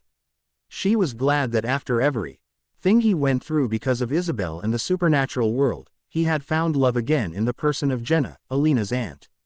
After class, she went to introduce herself more officially and told him that if he ever needed any magic done, he could always come and ask her. He had been surprised by her gesture but welcomed it, knowing that in this town, having someone with actual power on his side would always be a good thing. School ended before she knew it and Bella walked out, wondering if Damon would forget about her because of Isabel being in town, and if he did, if she would be able to find her way back home on her own. She couldn't ask Stefan to give her a ride back to her grandmother's house because he had already left with Elena, but maybe she'd be able to find Anna and ask for her help. If not, she was resourceful enough to find her way back. However, she didn't have to wonder for long because when she walked out of school, Damon was waiting for her, standing against his car. Sunglasses on his nose and an arrogant smirk firmly in place on his face. She couldn't help but find him sexy in that moment. As that thought crossed her mind, it was followed by guilt in Edward's face. She shook her head, trying to ignore the smaller she noticed pain in her chest as she walked toward the vampire. She could feel people were watching her, making her way toward him, wondering how. The new girl had already gotten one of the best-looking bachelor in town to court her. When she looked to the side, she saw Caroline Forbes frowning and wondered if the blonde beauty was jealous, and if she was, why. "Hello, pretty Bella. How was your day?" he asked her when she was close enough for him to be heard without yelling. "It was okay. I thought maybe you would change our plans and go with Stefan, Alaric and Elena to meet Isabel," she admitted. "Nah, I'll catch up with Stefan after the Founders' Council." Damon dismissed it while he opened the door of the car for her. He drove her around town, showing the main places before he took her to the grill for a snack. After that, he took her straight to the Lockwoods for the Founders' Council meeting. Bella was quickly introduced to everyone and put up to date with what the council knew. She was surprised that her young age didn't seem to matter to them. They knew Isabel was sick and would die in the next few months and that Bella would replace her. So they treated her like a full member right away. They trusted her and her powers, and they pretended not to notice that she was barely 18. The meeting was short and Bella didn't like John Gilbert right away. He acted like he was the most powerful and knew everything, like he was in on the universe's biggest secrets, and he reminded her of Edward in the worst way possible. Later that night, when she told her grandmother how she felt, the older woman told her she felt the same way and that it described pretty well the person that was John Gilbert. Bella also learned that Isabel suspected him from being Elena's biological father. Maybe that mystery would be cleared soon with Isabel's presence in town. When he got back home after the meeting, Damon met up with Elena and Saint Efan and learned that Isabel wanted the device Pearl had given him. Elena got mad when he refused to just give it to her without knowing what it did first. Stefan took Elena home so she could calm down without upsetting Damon some more. He knew that an upset Damon was a dangerous one, even if he appeared to care for Elena at the moment. The next few days went by without an itch for Bella, who was busy catching up on the work her classes had done while she was in Forks. She spent her lunches with Stefan, Elena, Caroline, Matt, Bonnie, Jeremy, Anna and Tyler, and decided most of them would be good friends. Even if she'd keep an eye on Elena's mood swings. Bella cornered Anna one day and asked her if she could meet up with Pearl, but the young vampire told Bella that her mother had been killed by John Gilbert one evening. That same afternoon, Bella took Anna home with her and did a spell so that the eternal teenage girl could speak with her mother's spirit and get some closure. Anna was grateful and left only in the early hours of the morning, looking much happier. Damon was frustrated. Elena had convinced him, using his affection for her to manipulate him, to give Bonnie the device to unspell, and then she gave it to Isabel, who gave it to John. He didn't know why, but he didn't feel like it was right. He wanted to tell Bella everything and get her to help, but Stefan somehow inked him to let her have a life as normal as possible while she could. He wanted to keep her out of the Mystic Falls drama to try and prevent her from getting hurt. Damon understood and agreed with it, even though he would have felt better if Bella had been the one to unspell the device that could kill all the vampires in town. The days went by and soon, it was time for the Founders' Day parade. Bella watched it from the sidewalk with her grandmother and Damon. As soon as the parade was over, Isabel declared she was tired and went back home after asking Damon to make sure Bella made it home safely later. They had bought her a car, but since it was brand new, it would be delivered only a few days later, and so she still needed to be driven around for a while. Bella was walking around, with Damon, who had insisted on buying her some cotton candy, protectively by her side. They were eating it together and having a lot of fun when Anna came rushing towards them, stepping way too close to them for it to be a social call. "Ever heard of personal space, Anna?" Damon asked her. "Anna, what's wrong?" Bella asked as Damon looked annoyed that their fun time together got cut short. "The two MB vampires are all around the square tonight and they're going to attack when the fireworks start. Members of the founding families are the targets," she explained quickly in a high and panicking voice. "Find Jeremy and take him home right now, don't stop to explain things to him. Grab him, get him to safety and then explain, okay?" Bella told her quickly. Anna nodded and ran away at full speed. "I'm going to get you home and warn Stefan." Damon decided. "No need. I can defend myself, Damon, don't worry. You should go and warn Stefan and Elena, I'll be able to stop vampires around the square." Bella replied, shaking her head. "Are you sure?" "Of course, go." Bella nodded before he replied with a nod of his own and ran away. She looked around for a while and at some point she saw Tyler driving by with Matt and Caroline in his car. She sighed in relief, at least they would be safe from the vampires. All of a sudden, Bella could see people, probably vampires, rolling on the floor and being taken away by police officers. She looked around, searching for a way to make herself useful and help. She saw from afar as Alaric helped Stefan. She didn't need to join them right now, Stefan was safe, so she kept on looking around and saw some officers taking the mayor. She rushed to their side. She was surprised that she didn't fall on the way, and when she reached them, she recited thoughts, beliefs, ideas, truths, images. All these you hold on to tightly, what I now mention you will release. The mayor never fell on the ground, the device didn't affect him. Go away now. After that, he bent toward the mayor and he looked up. Thank you, Isabella. What's going on? The device works, but it doesn't affect only vampires. It also hurts werewolves. It doesn't matter that your curse isn't triggered. You still have the gene in your blood and so you heard it. Bella explained as she helped him to stand up. John mustn't have been aware of that fact. He supposed. Don't be so sure, John has his own plans and I have the feeling that your death would have helped him reach his hidden goal. Bella replied. What do you mean? Richard was confused. A man like John Gilbert wants nothing more than power. He wants to control everyone and everything. It's the reason he is doing this. Think about it. You die tonight. He disguises it as you being killed by some vampire. He comes out as the hero who rid the town of vampires. He doesn't care if they are evil or not. He's not going to sort through them. All he cares about is that everyone obeys him.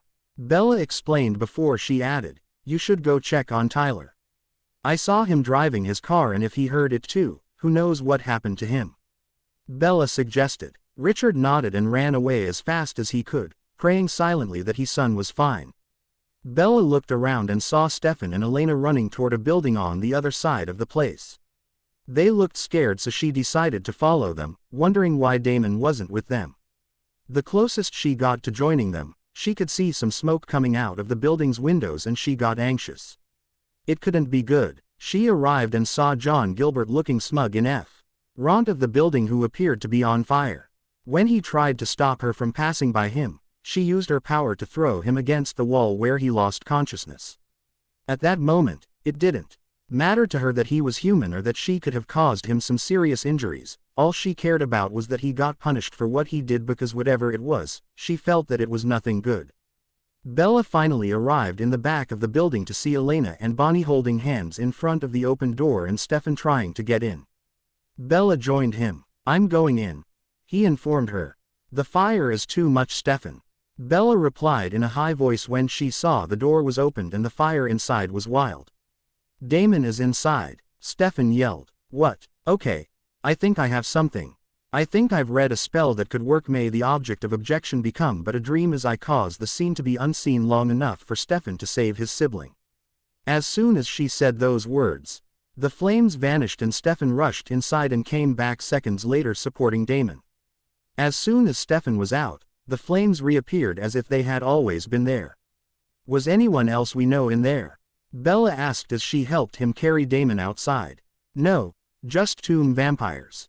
Stefan shook his head. "Anna must have made it home with Jeremy then. That's a good thing." Bella breathed out in relief. As soon as they stepped out, Bonnie looked at Bella with wide eyes. "What are you? I'm a witch and you should be ashamed of yourself. Do you know the mayor was also affected by the device because he has the werewolf gene? If he was, so was Tyler. He was in a car with Caroline and Matt when the device went off. He was driving. What if something happened to them? Do you have any idea of the damages you've caused?" Bella was about to go on, but Bonnie cut her off. "No, you're not. I'm a witch, and if you were one I would have been able to sense it by now. You're evil, just like them," Bonnie exclaimed, throwing a dirty look at Damon and Stefan. Damon, who was glaring daggers at Bonnie, was about to protest when Bella spoke up again. "Wow, paranoid much. I'm a real witch, Bonnie, not a slave. I mean, not a servant of nature like you. It means I am much more powerful than you and can do much more than you can without even breaking a sweat. When you get a nosebleed, I can go on for several more hours," Bella replied, feeling the need, for the first time in her life, to gloat. "If you're defending them, you are evil," Bonnie spat. "Not everything in life is black or white, Bonnie. And I think you've been under the impression you were more powerful than anyone." Bella started but stopped talking when she felt an attack on her head. Of course her magic repelled it, but it angered Bella that Bonnie would try to give her an aneurysm. "You dare attack me? You have no idea what you're doing. I'm human. If I didn't have a natural protection against attacks on my head, I would have died. You could have killed me just now. You're young, powerless and arrogant," Bella yelled, getting really angry with the so-called witch. "I'm far from powerless," Bonnie smirked, looking at Damon. ND had him rolling on the floor in pain in no time. Bella was really furious now. She quickly moved to stand in front of Damon, intercepting the spell and protecting him in the process. "Now you've gone too far. You should have just left him alone and accepted the truth. You need to be punished," Bella snapped. "I'm human. You can't do anything to me if you really are a good witch," Bonnie replied, confidently, and the arrogant and overly confident smirk on her face angered Bella even more. "I don't have to hurt you to punish you. From whence they came, return them now. Vanish the words, vanish Bonnie's powers," Bella recited while Bonnie looked at her in horror. "What have you done to me?" Bonnie asked, feeling the loss of her magic. "I took your powers away. When you grow up and learn your lesson, I'll give them back to you." "Well, you'll have to apologize to Damon and Stefan first. Until then, you should go home and do some work on yourself. Rethink your priorities and opinions," Bella suggested as the upset girl left, glaring at all of them. Elena was now on Damon's other side and the young man was starting to look much better. "You didn't have to do that to Bonnie," Elena protested, glaring at Bella. "Bonnie tried to have Damon and Stefan killed. Your boyfriend could have been dead because of her. Don't you realize that? She's much too arrogant to survive in this town. I did his for her own good, and I can assure you that she'll understand it in time," Bella replied, trying to remain calm. Elena was obviously upset and Stefan took her home while Damon drove Bella to her own place. Bella hoped the doppelganger could understand in time, but for now, it looked like she was going to take Bonnie's defense and Bella didn't really care. She didn't need Elena in her life. I didn't understand why everyone was so hell-bent on protecting the girl, but there was no way she would risk her own life and safety or those of the people she loved because Elena Gilbert was being arrogant and selfish. As soon as she got inside her home, Bella went to find her grandmother, and when she found her sound asleep in her bed, she decided to tell her everything the next day. The next morning, Bella was barely done explaining everything that happened to her grandmother when Damon called to inform them that John Gilbert had been attacked in the Gilberts' kitchen by Catherine, who had been let in by Jenna, who had no clue of the danger since she was the only one in their house who wasn't aware of the supernatural. When they arrived in the hospital to check on John, they ran into Liz Forbes, who informed them that Caroline had been severely injured in the car accident Tyler had during the night and could lose her life. She was really devastated and asked Damon to take the lead of the council. She first asked Isabel, but the old woman refused, saying she was too old for that kind of responsibility. Elena tried to convince Damon to give Caroline some of his blood so she could heal, but he reminded her that with Catherine in town, it wasn't safe. Elena was mad and glared at him for a while before she asked Stefan to do the same. Damon is right, Elena. Catherine is playing me right now, and she's the only one who knows the rules.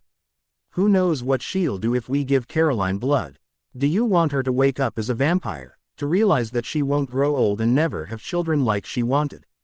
Stefan tried to reason with Elena. But we can't leave her like this. We have to do something. Elena pleaded. We can't always control everything, Elena. Sometimes we have to let nature lead the way. Bella told her softly. How can you say that? It's a human life we are speaking of here. Elena exclaimed accusingly at Bella. I know, but we can't always save everyone. Bella insisted, knowing it was one of the lessons her grandmother wanted to teach her by not fighting more her heart condition. I'll find a way to save her, with or without you. Elena decided, storming away on her own, not waiting for Stefan to join her. You know, I could try to do something for Caroline. I have my healing power. Bella suggested to her grandmother. Caroline is in critical condition, sweet, and you'd put your own life on the line. You can't control it enough to just heal her a bit, can you? Isabel asked her. I can try. I want to try. Bella nodded. Very well then, I'll talk to Liz. A few minutes later, Bella entered Caroline's hospital room and took her left hand in her own, closing her eyes and concentrating. Don't think too much, sweet. Let your heart reach out to her. Don't think, just feel. The elder Swan suggested. Bella did as she was told, and soon, she could feel something happening. Slow down, Bella. If you keep this way, you'll be the one in this bed. Isabel advises. I can't do more. I think she's out of the woods now, but I can't do more without risking my own life. I'm sorry. Bella said, looking at Liz. Don't worry, Bella. You already did a lot, thank you. Liz Forbes nodded. Come now, Bella. You need some food and a nap, no discussions. Isabel declared, leading her now tired-looking granddaughter out of the hospital room while Liz called for Meredith Fell to come and check her daughter one more time. A couple of days later, at the school carnival, Bella, Isabel, Stefan and Damon found out that Elena had stolen the vial full of Anna's blood that was in Jeremy's bedroom and gave it to her injured friend without anyone knowing. Caroline had healed completely very quickly, but it didn't last long since Catherine killed her as a message that the game was on. Bonnie accused Damon and refused to believe that it was Elena's doing. Bella ended up doing a spell to show Bonnie what had happened, and now Bonnie was starting to realize that Bella had been right. She needed to grow up and mature a bit instead of jumping to conclusions all the time. Right now, she wasn't speaking to Caroline, who was a vampire, or Elena, who was the cause of it. Actually, even Stefan was mad at Elena right now, but since he loved her, he forgave her and was trying to get her to see that she really acted the wrong way. Damon was trying to read himself for what he did to Caroline when he first came to town by helping her adapting to her new life and allowing her access to his reserve of blood. Bella spelled her a necklace without posing a NY condition or threats, and Damon was grateful for that. Caroline would adapt much quicker to her new life if she had support and a way to go out in the sun and maintain her old life. While Bella was busy learning new spells and helping her new circle of friends in Mystic Falls, the Cullens decided to come back to Forks and try to mend things with her. Edward had come to them a couple of days ago, saying he missed her way too much and that they should move back. Of course Alice was jumping with joy, and everyone guessed it was because she thought of Bella as her best friend and sister when he really was just happy to have her living Barbie doll back. She had managed to keep her thoughts away from Edward's ears by thinking in Korean Sign Language, something he didn't know or care to learn. When they finally arrived at the house, they were shocked by the state of it. "What happened?" Esme asked as they turned from the ruined garage and looked at the house and its broken windows. "It couldn't have been a storm," Jasper suggested, not even believing it himself. "It looks like a giant tore the roof of the garage off," Emmett replied before Rosalie hit him upside the head. They walked to the front door, Alice leading them, and they all spotted at the same time a small white envelope attached to the door. "What is it?" Edward asked as Carlisle rushed in front of Alice, who looked upset for a second but caught herself. And he took the letter. "It's Bella's handwriting. It's addressed to us all," he replied. "Let's go inside and read it then," Emmett suggested before his father nodded and pushed in the code to open the door. Esme and Rosalie quickly opened the living room and they sat in the seats. Carlisle opened the letter and they could all smell Bella's scent around the small pieces of paper. "I'll start the reading then," Carlisle decided. "Dear Cullens, first of all, I'm sorry about the damages I've caused to your house." "Wow, that was her?" Emmett asked. "How is that even possible?" Edward asked. "Maybe if you let me keep reading we'll all understand," Carlisle replied before he went back to reading the letter. "And the garage, but you all leaving me made me very mad, and since I came to my powers." "Right, you don't know, I'm a witch." Everyone had a shocked face at that moment. Most of them didn't even think witches existed, and half of them were thinking had maybe Bella was playing a prank on them. "Don't be ridiculous, Carlisle. Stop kidding with us and tell us what she really wrote." Emmett chuckled. "I assure you I'm reading what she wrote," Carlisle replied, turning the letter toward them so they could see that he wasn't lying. "How could she be? She must have been sick when she wrote this. Witches don't exist."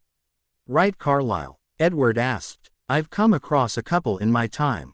I'm afraid that there is a possibility that this is the truth," Carlisle replied, watching the still very shocked faces of his family before he went back to reading the piece of paper. "Well, you probably don't care since you left me without a goodbye." Everyone glared at Edward at that moment, and the bronze-haired vampire looked down, knowing that it was his fault if they did, and already hearing their reprimands in their minds. "Anyway, I had to take out the anger you brought out in me on something. I decided on something that was yours and it helped. I do feel a little better." "Well, she must have been really pissed," Rosalie commented. "I'm really mad at you for leaving me behind, for giving me the feeling you were just using me to feel more human, to make me feel worthless. Shame on you all. I wanted all of you to know how much your leaving me without saying goodbye hurt me. Edward breaking up with me was hard, but I could have gone through it easier if I still had my best friend with me."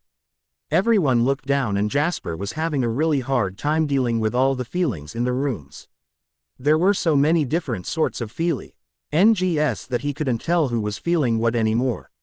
"Alice, can you honestly tell me you didn't see the paper cut coming? Why you would want to risk hurting Jasper with this guilt I have no idea.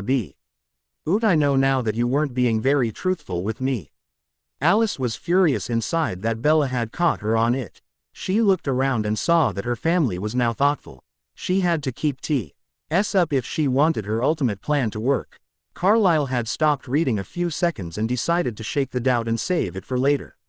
He went back to reading. "Maybe everyone else was in on it, maybe you're using them too. All I know is that one day, you'll understand why they say that karma is a bitch. I trusted you. You were my sister. It hurts. I hope you're happy." All the feelings in the room were killing Jasper. Carlisle saw his name next and decided to give the letter to Rosalie so she could read it and keep a cool head. The blonde vampire started her reading. "Carlisle, Esme, you hurt me a lot too. You were supposed to be my surrogate parents. You said you loved me like a daughter, and I did love you as if you were my parents. You made me feel part of your family only to break me later. Who does that? You should be ashamed of yourselves. Don't come with the excuse of a clean break or of Edward asking you. I thought you at least would have come to say goodbye, but maybe. You're not the people I thought you were. Carlisle and Esme were holding each other, and if they could be crying they would have been now. They knew they made a mistake. They were both starting to love Bella like a daughter when they left, and the only reason they did it was because Edward and Alice assured them that it would be best for everyone. Rosalie saw her name coming next, so she gave the paper to Emmett to read next. The giant vampire took the letter eagerly and started reading, half afraid of what Bella would have had to say to his Rose. Rosalie, I'm not mad at you, and you're the only one who didn't hurt me by leaving. You always made it clear that you didn't like me, and I can't be mad at you for that. Even if you never really gave me your reason, it was your choice, and if Edward and Alice thought me something, is the value of free will. Also now I have the power to grant you what you desire the most, being human again if Edward wasn't lying. Well, since you never lied to me, if you manage to find me and ask nicely, I'll grant you your wish. I'll start looking into it as soon as I'm in my new home. Emmett stopped reading. Rosalie was shocked, but Jasper could feel a spark of hope in her heart. Alice was furious inside but decided to keep her act up for as long as she could. Emmett went back to reading. Jasper, please don't feel bad about what happened. It's not you I'm mad at. Just like Rosalie, if you come and find me, I might be able to find a way to help you with your bloodlust control. After all, it comes because of your gift. I never considered things this way, Carlisle said suddenly, looking up. Do you think it's true? Jasper asked. I do. It could very well explain it, Carlisle nodded pensively. Once again, Alice was mad.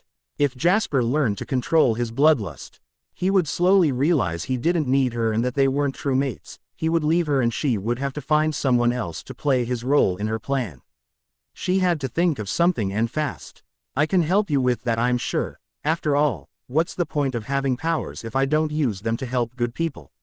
That's so Bella behavior, Esme exclaimed fondly. Why, before Emmett handed her the letter to read. Emmett, in the short time we spent together you became the big brother I kept asking my mother for when I was a kid, and it's why you're leaving without saying goodbye hurt me just as much as Edward's or Alice's. What was I to you? A sister, a friend, just a simple pet. Emmett glared at Edward, knowing it was his entire fault. He whispered, my baby sis. Rosalie let Emmett come into her arms as Esme kept on reading. Edward looked up, knowing that what was coming next would probably hurt him, but needing to hear her last words to him. It's hard writing to you how much you've hurt me, because I don't think words can describe the pain I feel. The hole I feel in my heart every time something reminds me of you. I know I'll recover because I'm strong, but I don't think I'll ever be able to forgive you for what you did to me. Edward looked down and dry sobbed while Carlisle was stroking his back. Making decisions in the place of people is wrong. You might think that you're better than other people, better than me, you're not. She sounds really mad, not only at Edward but at all of us. Jasper noticed. And she has a right to. We all left her, betrayed her. Emmett snapped, still glaring at Edward. Taking people's free will away from them is never good, and I hope you all learn that lesson someday, for your own sakes. I'm going to be around a while. According to an ancient prophecy, maybe even forever. What does that mean? Edward asked. Who knows, maybe she's from a very powerful line of witches and she will have the power to live forever. Alice guessed in a soothing voice to Edward. Can't you see her? Carlisle asked. No, probably because of her powers. Alice replied in a truly frustrated tone. She would have loved to be able to see what Bella was doing and where she was. It would have made manipulating her back into their arms much easier. Now she'd have to find something else to bring Bella back to them, back to her. Esme went back to reading. Once again, I'm really sorry for the damages I did to your house. I needed to let out my anger at you on something. Apparently better on the house than on me. Emmett chuckled, getting everyone to chuckle softly with him. In the end, no matter how much you've hurt me with everything, I miss you and I know I won't be able to forget you anytime soon, and even if I'm angry, I do hope you'll all have nice lives. Maybe one day our paths will cross again and I'll be ready to face you. Until then, have a nice life and please be careful. There is a hole, Dan. Giro's world out there you don't know about. Bella, it looks like she still cares. Maybe we can find her and I can win her over again. Edward suggested in a hopeful tone. I think we need to give her some time to cool down and be able to forgive us. Jasper argued. I agree with him. We should wait a few months and then we'll start looking for her. Rosalie nodded, not wanting to jeopardize the gift Bella was offering her. I agree with them. Esme agreed while Carlyle nodded his agreement also. Alice played along and acted like she agreed with them all, like it was for the best. It looked like her plan would have to wait for a while longer. Everything just got more complicated and she needed to find new allies. That morning, Bella was in her living room along with Elena, Anna, Jeremy, Alaric, the Salvatore brothers, Bonnie, Caroline and Tyler. Isabel was at one of her friends' house until the middle of the afternoon and Bella wanted to make sure everyone was on the same page about what was coming. She had the Book of Shadow in front of her and she couldn't help but notice that Bonnie was eyeing the book with envy. Unfortunately for the Bennett witch, when she tried to touch it with her right hand, the book produced a shield around itself and shocked her, sending her backward a few feet. What's happened? Why did it do that? Bonnie asked as Damon and Caroline chuckled. Because it's not yours to touch. The book knows your intentions are not on the same page as mine, so you can't touch it. Bella explained, ignoring the other witch's incredulous stares. Tyler, I belly. Eve, your father warned you about everything before telling you to come here. Bella asked the young man who was sitting between Stefan and Damon, changing the subject before Bonnie could complain some. More like she had taken a habit of doing lately. Bella had only allowed her inside her house because it would make everything easier for what they had to do, but she would place a ban on the door to prevent her from coming back as soon as this was over, and she was firmly decided on doing it. Yes, he told me you would fill in the blanks though. He said something about never inviting Elena home too, so I didn't let her in last night. He replied, I wasn't at your place last night, I was in my room. Elena denied, looking confused, like Tyler. Bella could feel that Tyler was about to reply and defend his honor. Assure everyone that he wasn't a liar and it could turn into something big, but fortunately, Damon intervened and explained it all with one name. It was Catherine. Damon guessed. She is a Petrova doppelganger. Like Elena. They look the same. Bella explained quickly. Like, really the same everywhere? Tyler asked, before looking down at everyone's incredulous looks. It's not like we ever stood side by side to compare every details of our bodies. Elena rolled her eyes in annoyance. Stefan is the only one who's seen both doppelganger naked, he's the only one who can answer your question though. I'm curious about the answer too. Damon replied but was ignored by everyone, even thought Tyler looked at Stefan under a new light. Why was she trying to get into the Lockwood's house? Stefan wondered. Yes, I get trying to get access to the Gilbert's house, it helps her get information and pretend to be Elena. But the Lockwoods, she didn't even like them back in 1864. Damon added, when she escaped. In 1864, Catherine traded her freedom against a moonstone that is to be used in a very specific ritual. She thinks it's still in the Lockwoods' possession. She has no idea my family got the stone a long time ago and that we're protecting it. Only a willing Swan witch can retrieve it, and right now I'm not willing. Bella explained. Well, now I feel better. I was wondering why Elena was being so flirty all of a sudden when she refused to even just make out with me after she broke up with Matt. Tyler told them with a chuckle. You're on Vervain, right? Elena asked him. Yes, my parents put some in everything. He answered. About Vervain, Anna, Damon, Stefan and Caroline, you need to start drinking some every day too. Start by taking a few drops, take more when you get used to it. An original vampire, I'll explain them later, can compel you if you're not on Vervain. Plus, if you're used to Vervain in your system, then it will affect you a lot less than it usually does if you get shot with it. Bella explained. But it burns, Caroline complained. I know, but trust me, it's for the best. Bella replied softly while Damon was whispering to Caroline that she could trust Bella. He had taken her under his wing and helped her adjust to her new condition. He showed her how to feed and leave the people alive, how to compel, how to control her new abilities and, above all, how to be strong and see the positive side of her new life. Did you ask us all to come just for this? Jeremy asked. No, I'm going to tell you a little vampire history, Hen I will tell you why Elena and Catherine exists and what is their use. Bella replied. My use? I'm not an object created for anything. I'm a human being. Elena shouted, obviously offended by what Bella had said. Let's start with doppelganger history then, I feel like it will enlighten you, Elena. Bella started to say, rolling her eyes at Elena's aggressive answer before she continued. A long time ago, a witch named Ketsia cursed a girl named Amara and her lover Silas, which Amara had stolen from Ketsia before their wedding day, to be reborn again and again as copies of themselves until they both died. Ketsia was very powerful. She's the one who created the other side so that the spirits of the supernatural dead would linger on earth and never truly find peace. Their shared love, Silas, is still alive as an immortal. Imprisoned in a cave somewhere and probably desiccated by now. He's over 2,000 years old. He believes his love Amara to be dead, and since she was human before they both changed into immortals, she wouldn't be on the other side. However, she's not dead. She's the anchor to the other side. You kill her and the other side crumbles. But if he kills her, Silas can be with her, and that's his real punishment right here. Ketsia wanted to force Silas to join her on the other side, to be hers and hers alone, and so she created a cure to turn him back to the WITC.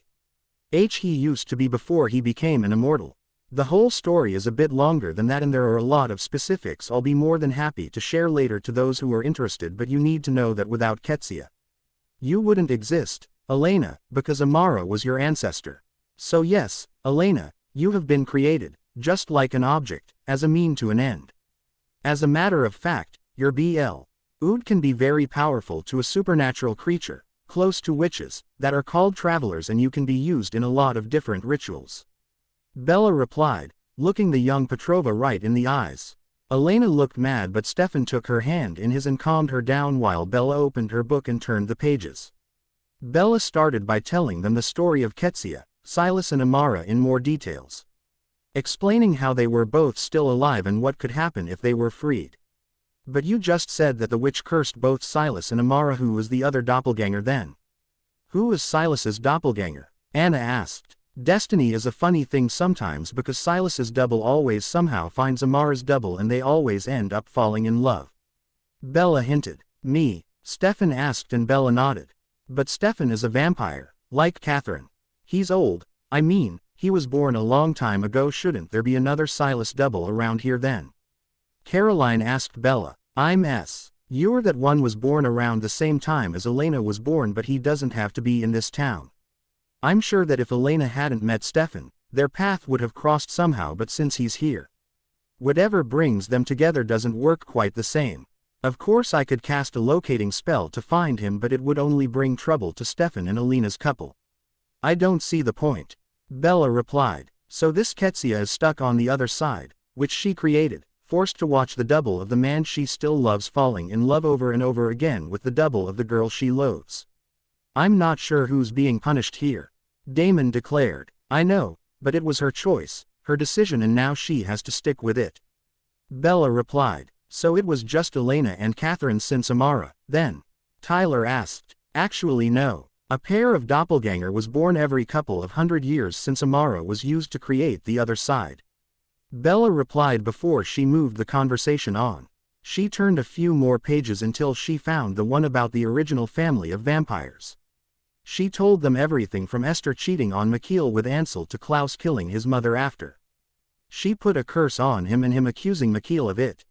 She told them how Mikhail hunted them all down and how Klaus daggered them when they betrayed him to make sure they wouldn't run off to help Mikhail.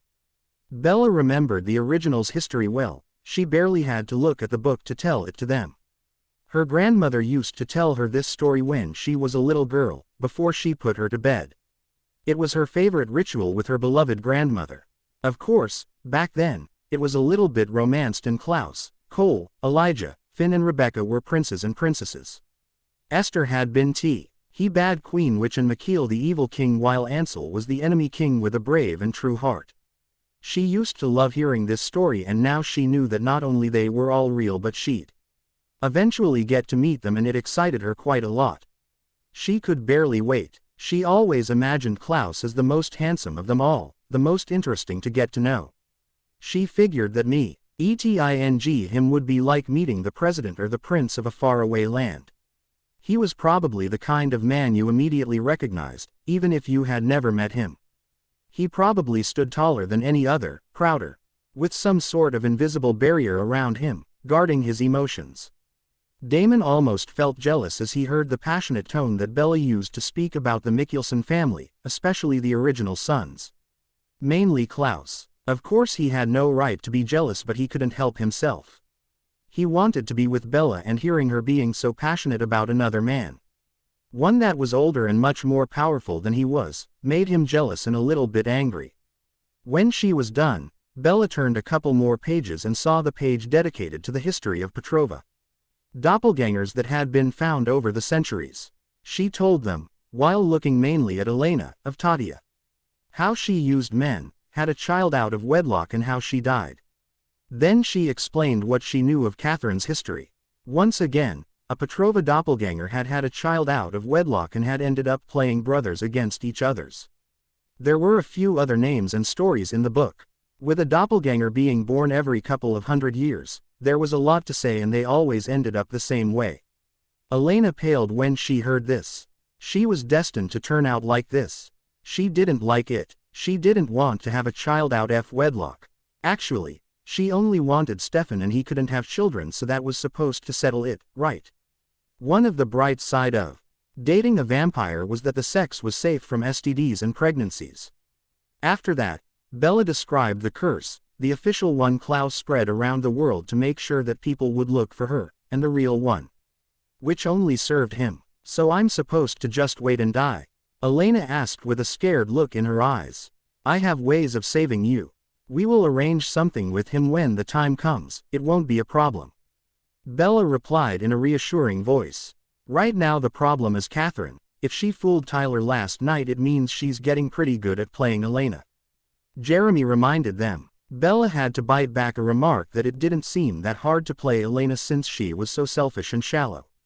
She held back. She couldn't say these things. She had to be more mature, like she had always been. Playing teenage girl now because the girl aggravated her wouldn't help anyone. Yes, you must all be careful and never directly invite Elena in. Wait for her to come in on her own. Damon advised. You can also fill a water gun with vervain and shoot at her when she's at the door, see if she burns. Jeremy suggested, making them all chuckle. Laugh all you want, this is actually not a bad idea. Alaric approved. On to another matter. Elena, Alaric, Jeremy, I think it's important that Jenna is told the truth. She needs to know what's going on and what danger she's in. Bella suggested. No, absolutely not, Elena shouted, standing up as she did. I already said I wanted her in on it. Everything would be easier if she knew. Alaric agreed with Bella. It's not your call. Elena glared at him. It's not your either, Elena. Anna snapped. You're not a part of this family. You have nothing to say in this matter. Elena yelled at Anna, and Jeremy rose to defend his girlfriend. Don't speak to her like this. Anna is right. You don't get to make the decisions for everyone, Elena. We're a democracy. I say we vote, and by the looks of it, you're the only one who wants to keep Aunt Jenna in the dark. Jeremy snapped at his sister, who looked greatly offended. She doesn't need to know. Elena argued. She does, Elena. She's in danger and needs to be aware of it, so she can defend herself in case of an attack. Alaric argued back. Well, then again, Elena doesn't like to deal with confronting people about things. She'd rather compel them to forget. Jeremy reminded them. Okay, that's enough. The majority has spoken. Alaric, you will tell everything to Jenna, maybe even train her a little so she can defend herself in case Catherine or another vampire attacks her. Bella said in a decisive tone. Who died and made you the queen? Elena snapped at Bella. Elena, Bella is trying to help us all. She's doing her best so you can stay alive. Be nice. Stefan told his girlfriend. Stop this. I'm tired of this. You're always defending her and that awful grandmother of hers. Both you and Damon. What? She's sleeping with the two of you now. You're cheating on me with her, is that it? Elena was in hysterics now. Don't be stupid, Elena. Bella is like family. I love you. Even if sometimes lately I wonder why. Stefan shouted and brought complete silence to the room. As for me sleeping around, you don't need to worry about that. I'm still a virgin and have no plan to change that anytime soon. Bella bravely replied with a blushing face, wondering why she felt the need to clear herself and trying to ignore the look Damon was giving her, along with Tyler. Elena ignored her and was still arguing with Stefan. Everyone was watching like it was the new episode of their favorite TV show. Bella reopened the Book of Shadow and looked for help in it. Finding a page that would prevent her headache from spreading, she said, "Let this girl, quick as a sneeze, stop this snit and quickly freeze." Elena stopped my sentence and everyone turned to Bella. Elena was now frozen in her standing position, an accusing finger pointing at Stefan and a hand on her hip. Her mouth was wide open but no sound came out of it and her eyes were fixed on Stefan. "I was getting a headache. Something isn't right with her. I need to look in the book for a way to free her from these dark feelings in her." Bella explained. "Maybe she's just naturally a bitch," Anna suggested in a quiet voice. "I'll go make some tea and coffee," Damon offered, going to the kitchen with Anna to prepare beverages. Bella rolled her eyes. Damon was trying to win points with her, to show her that he could be a nice guy, not only when it was just the two of them but also when there was other people he didn't particularly like around. After 10 minutes of turning pages, Bella declared, "Okay, I have something but it will work only if someone cast a spell on her. If not, it means she's possessed by something or someone. I'll try it anyway, it can't hurt." "Okay. A spell was cast, now make it past. Remove it now, don't ask me how." "Did it work?" Jeremy asked when she was done and nothing happened. Bella cited, "Nope. If it did we would have seen some kind of reaction, like lights leaving her body or something." Bella replied as she took a sip of the tea Damon handed her. He warned the vampires in the room that he had put vervain in the coffee so they could start to get used to it. Bella went back to turning pages. "I'm going to go and meet Jenna now. I'll tell her everything and might bring her back later." Alaric decided and everyone nodded. It took Bella another 20 minutes to find a spell that could work. Of course she could have made her own, but she felt she wasn't ready for this now. Especially since she didn't know what was wrong with Elena. "I think I've found something. This spell is to rid the evil from a house, but since Elena is currently in my house, if an evil spirit inhabits her it would get rid of it too." Bella informed them. "Try it, what's the worst that could happen?" Stefan encouraged her. "Don't say that. In horror movies when someone says that something terribly bad always happens." Caroline exclaimed. "We're not in a horror movie, Caroline." Tyler chuckled. "Oh really? Vampires, witches, werewolves, psycho doppelganger killer." Caroline replied. "Oh, I see, you may have a point there." Tyler nodded. "Okay, let's try this then. When in the circle that is home evil's gone and safety roams, rid all beings from this walls, save the innocent, now heed my call." Bella read. As soon as Bella said those words, Elena unfroze and some sort of dark cloud escaped her body. The doppelganger fell on the carpet as soon as the dark being left her and Belle saw that it was slowly expanding to the whole room. The spell prevented it from inhabiting anybody else, but it could still influence them by spreading around the room. She could see them all tensing around her and starting to argue over stupid things. It could get ugly pretty fast if she didn't act now. Turning back to the book, she turned pages frantically. Please help me," Bella muttered. As the pages suddenly started turning on their own. She didn't think more of it and read the spell right away. "I am light, I am one too strong to fight. Return to the dark where shadows remain, you cannot have my friends. Go away and leave my sight and take with you this endless night." After reading this, Bella remembered that this was a smell poem that her grandmother had taught her when she was a child. The memory made her smile. The dark cloud seemed to be burning in front of them and Bella could see her friends being back to their calm selves. Stefan rushed to Elena, who was starting to wake up. "She's going to be confused. You should probably take her home and explain everything to her," Bella suggested as Stefan took Elena in his arms and carried her to his car.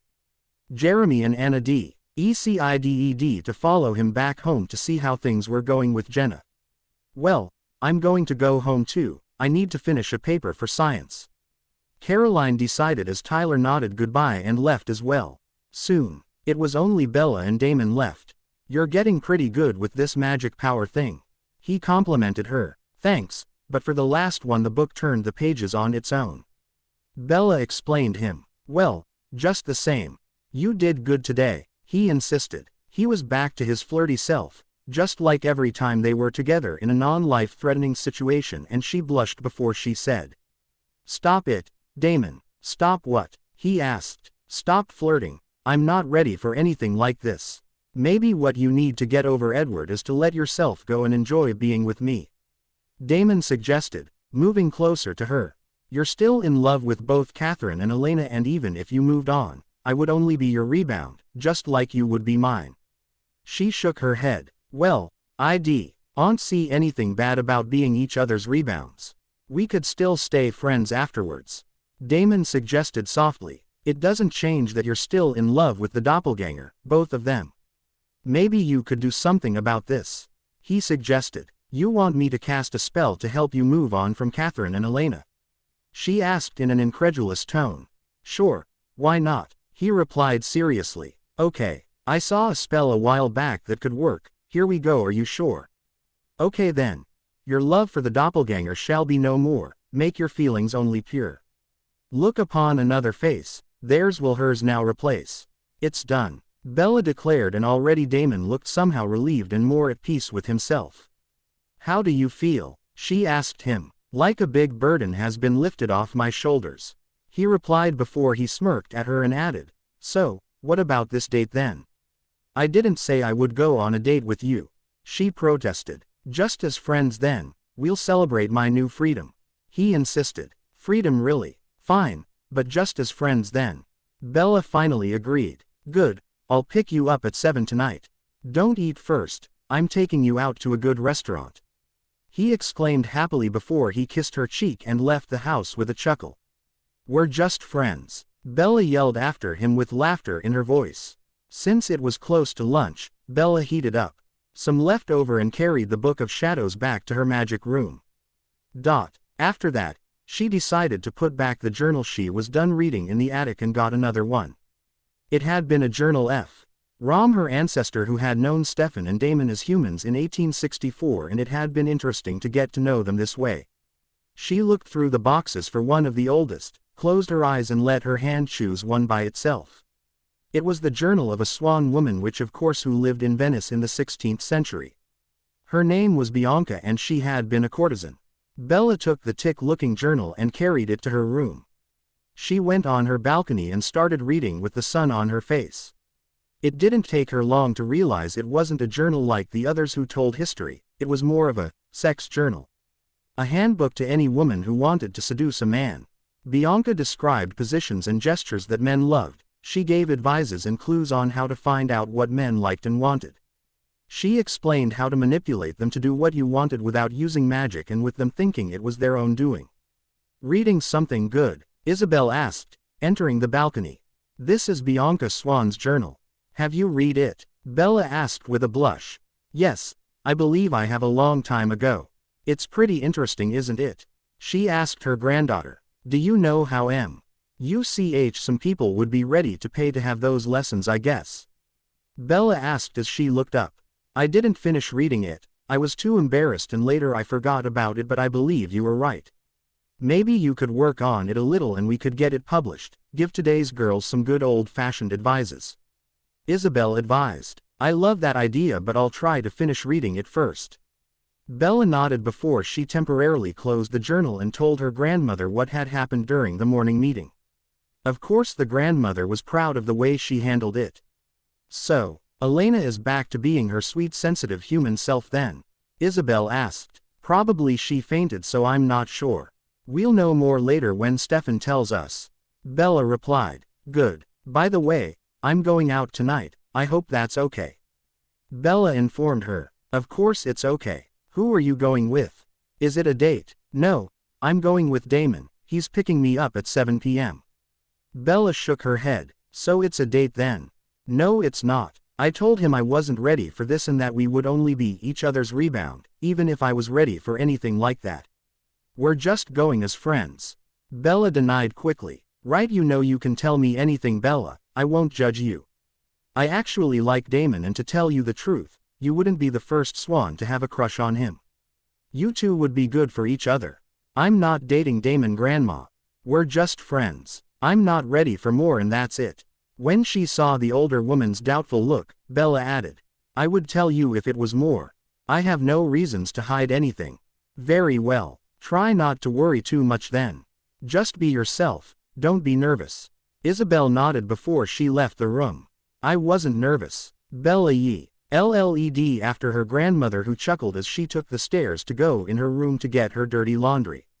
Watching her grandmother walk away, Bella wondered if the elderly woman had been among the SW and ancestors who had fallen for Damon's charm in the past. She was about to call her back and to ask her about it, but she suddenly changed her mind. Did Stefan know if anything happened? Wouldn't it be weird for her grandmother to be with Damon when his little brother was her godfather? Shaking her head, Bella decided not to think about this. She didn't want to know. Well, she did want to know, but she was better off not knowing. Knowing would make everything too weird, especially if she ended up deciding to give Damon a chance. Bella decided to take a fast shower before she got ready for her not date with Damon. Her grandmother had made her nervous and now she felt like she was going on a first date. What was worst was that she was actually feeling guilty about the way she was feeling. Ed Ward's face kept coming up in her mind every time she thought about her dinner with Damon, and it hurt every time. She didn't know what to do. She had tried to cast on herself the same spell that she cast earlier on Damon, but it didn't work. Sighing, she decided to let it go for now and got dressed so Damon wouldn't have to wait. She didn't want him to have time to talk with her grandmother, who would push him into thinking this was a date. It wasn't. When Damon arrived, Bella repeated to herself one more time that it wasn't a date and that she wasn't nervous. Bella, don't you look pretty tonight? Damon exclaimed when she opened the door for him. You always say that. How can I know if you really mean it or if you're just trying to charm me? She asked, looking up at him. But I always mean it. You're always pretty, my Bella. No matter what you're wearing. He promised. Right, Grandma. I'm going. See you later. Bella yelled to her grandmother, who was watching her favorite show. The old woman yelled back. Don't do anything I wouldn't do. Bella blushed and Damon chuckled as she followed him to his car. So, where are we going? The grill. Bella asked him when he started his car. Tonight is a special night, so no. Not the grill. Damon shook his head. You better not have overdone anything, Damon. This is just two friends having dinner together. Bella warned him. I know it is, for now. What do you mean? Bella asked, confused. Well, it won't be long until you fall for my charms and then you will be ready to date me and accept my sweet kisses. He assured her confidently. You're so sure of yourself. Because I know we'll end up together, even if it's just for a short time. Damon replied. Damon parked his car in front of a simple Italian restaurant. He opened the door for her, helped her in her seat once they reached their reserved table. He was a perfect gentleman the entire evening.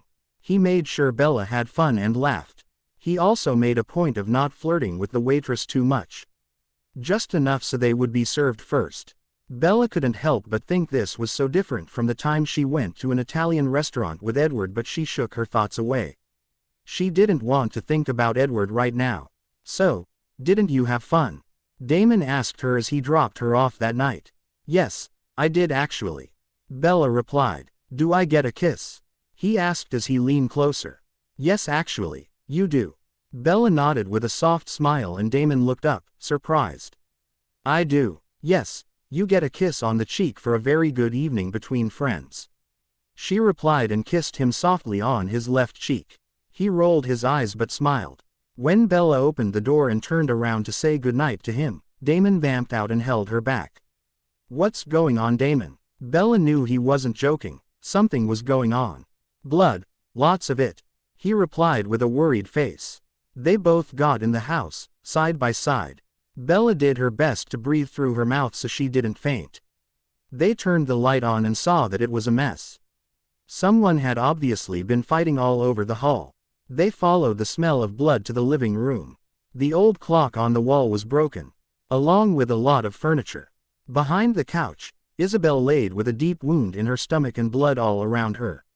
No, Bella yelled before she fainted from both the smell and the shock. While this was happening, in Forks, the Cullens were finally done fixing everything that had been broken in their house.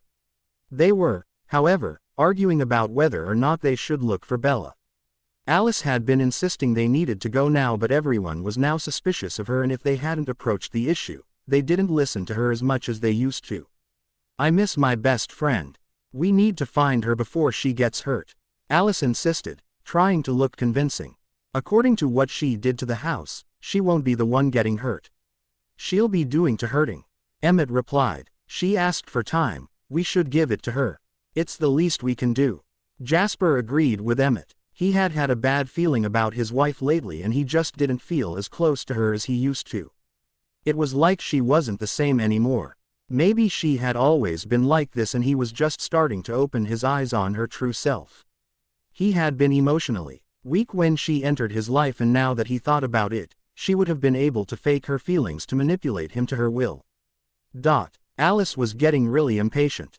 Everyone was slowly escaping her influence, and even Jasper found excuses not to be intimate or alone in her presence anymore.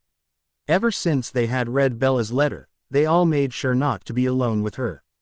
Of course, they all remembered that it had been her fault if they left. She told them the party would go without any problems, and then later she told Edward that Bella would die in a lot of suffering if they didn't leave her with a clean break immediately. She even managed to fake a disastrous vision to show him what he needed to see in order to agree with her. Why did she do it? Simply because she could see that Bella was stealing the attention that rightfully should have been hers. Also, she couldn't see much. She knew that Bella would have ruined her perfectly planned out future, but now she wanted her back. She wanted a weak and emotionally doubting Bella so she could manipulate her to do what she wanted. Bella would be back in her claws and would become her personal little slave, along with the rest of the Cullens. Damon, how is she? Stefan asked his brother when he came down the stairs. Stefan had stayed with Isabel until she was stable, then he had asked Anna and Caroline to stand watch while he came to check on Bella and looked for clues that could reveal the identity of his goddaughter's assailant. "She's sleeping. I'm just here to get something to drink and I'll go back up there to keep the nightmares away," he replied. "Good. Isabel is stable and protected. I just came to clean up a bit and look for clues," Stefan replied. "Okay." Damon nodded and he was about to go back up the stairs when his brother asked him, "Are you going to call Enzo back in town to help us?" "I'm considering it. I know he'll come," Damon replied. "Maybe you should. I have a bad feeling about this. I'll call and ask him to stay close just in case." Damon nodded, getting his phone out. "Damon, I didn't expect you to call at this hour. What, bored of your little town life already?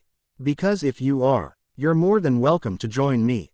Enzo greeted him. "Actually, I might need you to come here," Damon replied. "Seriously, why? What's going on?" Enzo asked him, feeling the change in Damon's usual teasing tone of voice. "An old friend of mine, Human, was attacked.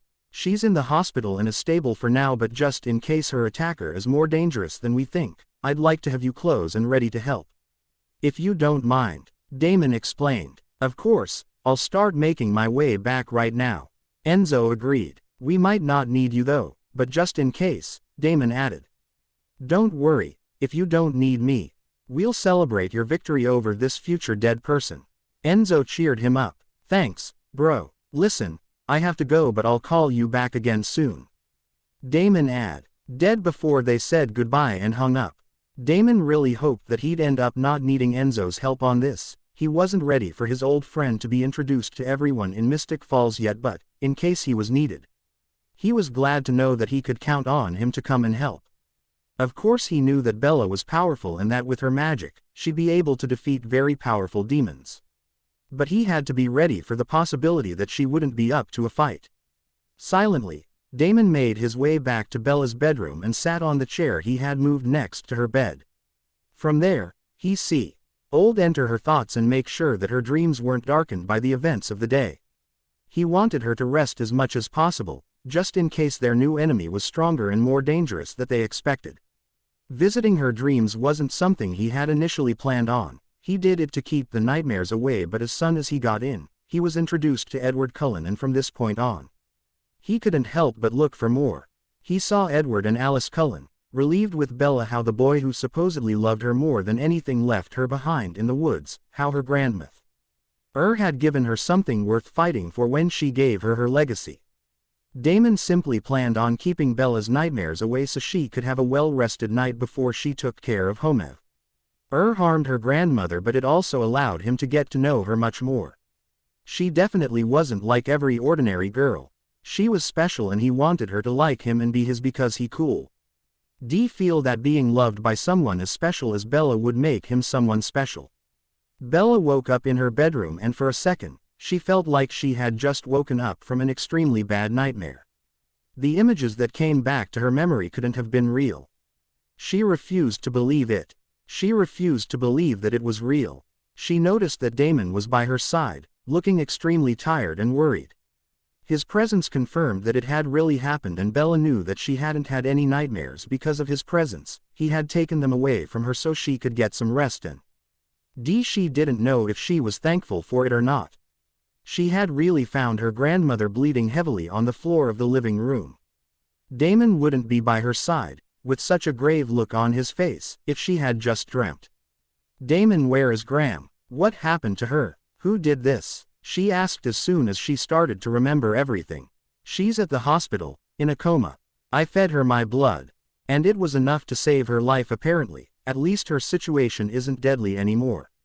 Caroline is watching over her right now and will call us as soon as she wakes up or if anything new happens. Damon had spoken in a soft voice that very few people had heard from him. Bella knew that beside his tough exterior he truly cared about her grandmother and herself. They were family. He had watched her grandmother grow up and live her life. He was connected to Isabel and felt like it was a member of his own family that had been hurt.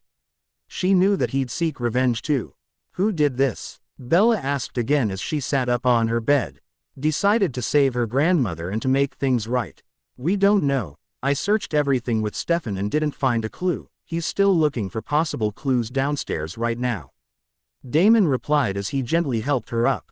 I'm fine, she snapped before she gave him a soft smile when she noticed his worried glance. As far as we can tell, nothing is missing. We think that the intruder left only seconds before we arrived.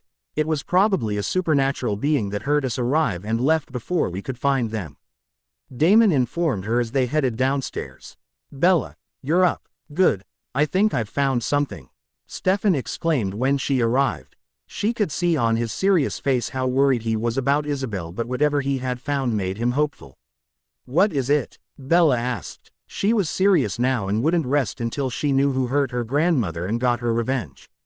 A red hair. A long wavy red hair. It's pretty hard to the touch too. Stefan replied as he showed it to them. A cold one. Damon whispered before Bella snarled. Victoria. A few days ago she had told them all about James, Laurent and Victoria just in case Victoria decided to come and pay her a visit, so they knew who she was talking about. They knew what happened between them and what reasons Victoria would have to come here. Why would she do that?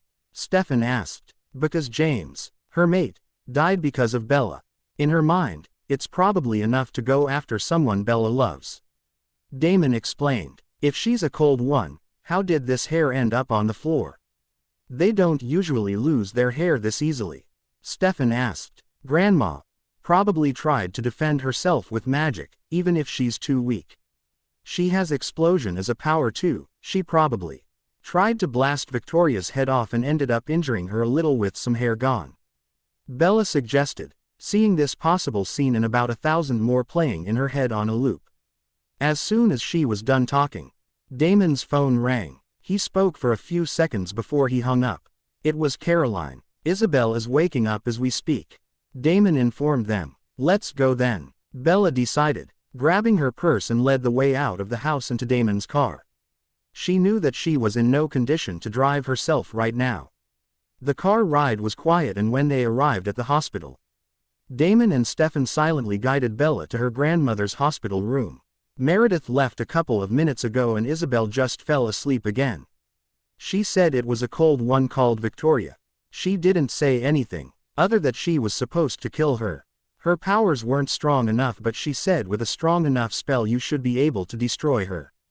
Caroline explained softly while she stood up to give Bella her seat. Thank you, Caroline. Bella nodded before she sat down and got a notepad from her purse along with a pencil. You should go and rest. I'll stay until Grandma W. Aches up and work on a spell to kill the bitch who dared put her through this. Bella told them all. Do you need anything? Damon asked softly. No, I don't. Wait. Yes, you can help. Here is a list of things I'm going to need in order to track Victoria. Thanks. Bella wrote down the list of things she needed to track Victoria. She wrote a candle, a map of the town, one of the country, one of the state, a crystal, Victoria's hair. A small rope. Damon looked at it, nodded, and gave Bella a kiss on the forehead before leaving the room along with Stefan and Caroline. Stefan, stay around until I get back. I don't want her doing anything stupid because of anger or grief. Damon ordered. His brother nodded and sat on one of the plastic chairs in the corridor, and Caroline followed Damon out. Alice was shopping in Seattle with Esme, Rosalie and Emmett. She guessed that Emmett only came because they didn't trust her anymore, but she ignored it and relished in the fact she could still decide of their outfits for them. She was the puppet master and they were her puppets. Sometimes, she imagined them all in a doll house, a miniature model of their house in Forks, and she was standing over them, grabbing them, dressing them up and placing them wherever she wanted them to be. She was looking for some lingerie that would help her seduce Jasper back when her phone rang and she looked at the message. Victoria couldn't finish the job, she had company coming. I'll get back to it as soon as she's out of the hospital. Alice smiled and replied, good, finish the job quickly and you'll be rewarded. Alice smiled a big bright smile. Not only had she found the perfect lingerie to have Jasper begging her for some action, but her plan to ruin Bella emotionally was going well. She would destroy her and come back to her just in time to pick up the pieces. Sitting in her hospital chair, Bella was working on the spell, and so far, she had combined pieces of several spells she had read in the book. It was one hell of a powerful spell and she was confident it would kill Victoria and make her suffer along the way. Bella knew she had to warn her father, so she went to the window, on the other side of the hospital room her grandmother was in, and took her cell phone out, dialing her father's number. Bella, how are you doing? I wasn't expecting your call until a few more days.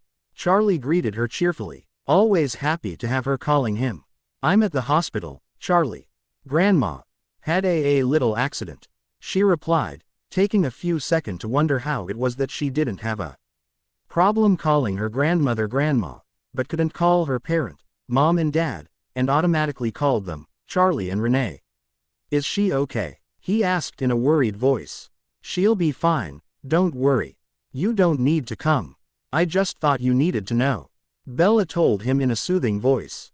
When you say accident, you mean the supernatural kind of accident? He asked. Yes, but don't worry about this either. I'm taking care of everything. She reassured him. I don't want you to go and risk your life either, Bella. Maybe Billy can send a couple of his wolves to help you, he suggested in a hesitant voice. I don't need the wolves' help. I assure you I'm perfectly fine dealing with this on my own. I know what to do. Can you assure me you won't get hurt?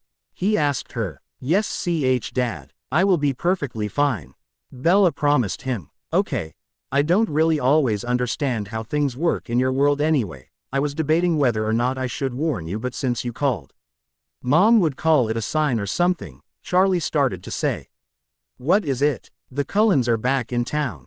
They haven't been by yet. I know they're back because one of my deputies told me that Carlisle is back at the hospital. Charlie explained. Don't tell them where I am. Bella demanded in a hard voice.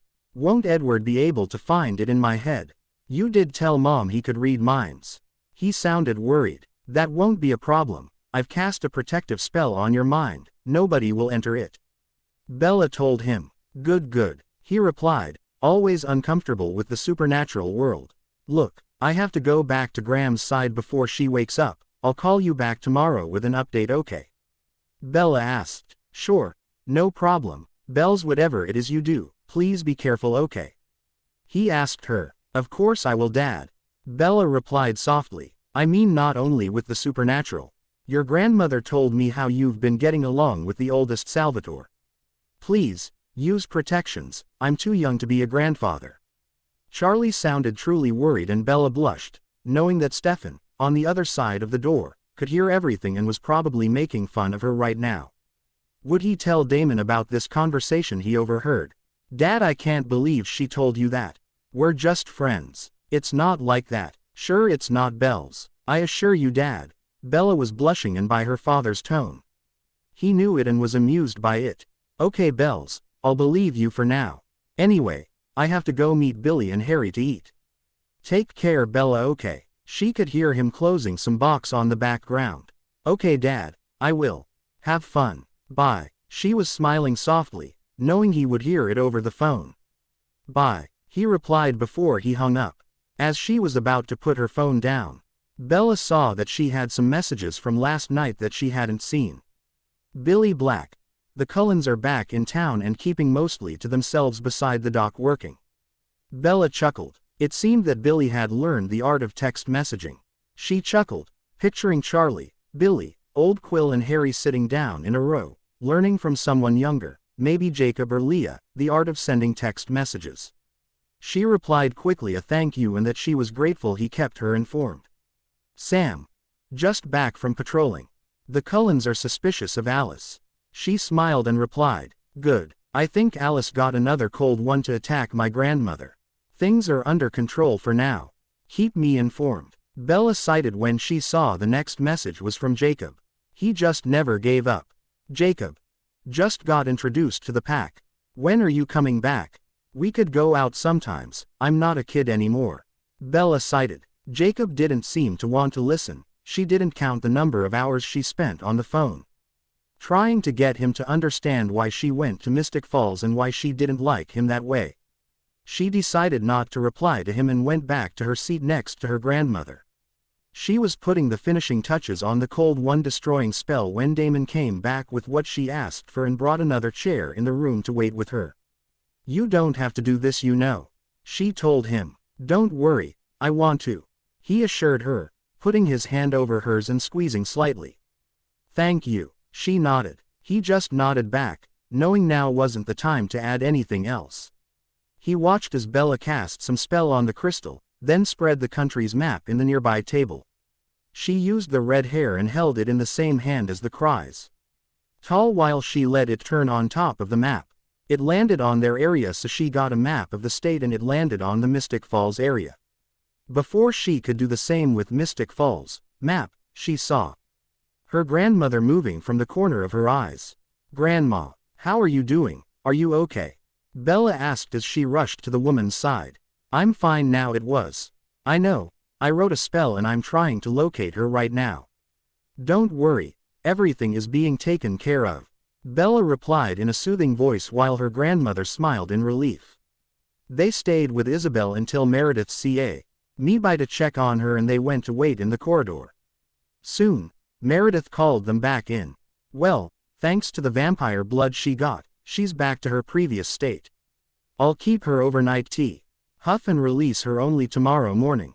The doctor decided. Good, thanks Meredith. Bella replied before Dr. Fell left the room. Damon, can you ask Stefan, Anna or Caroline to stay here tonight? I have some hunting to do and I know you'll want to come with me. Bella asked. You know me so well. He smiled before he got his cell phone out and left the room.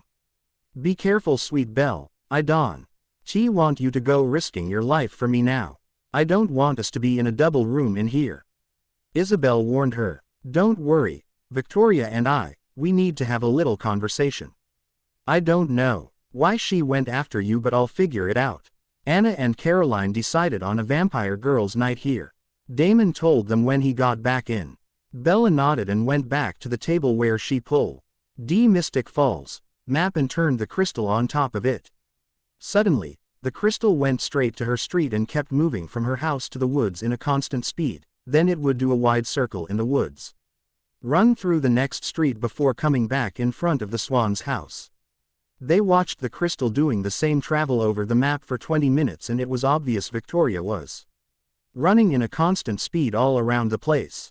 She's waiting for something, Damon realized. Let's make sure she gets it then. Bella replied in a hard voice that Damon couldn't help but find hot. Are you sure you're ready, Bells? The injured woman asked. I am. Bella replied before grabbing the spell, the map and the crystal with the hair, her person walking out, followed closely by Damon, who didn't want to let her out of his sight. "Protect her, Damon," Isabel whispered before they closed the door. He looked back at her and nodded seriously before closing the door and following the younger Swan out of the hospital.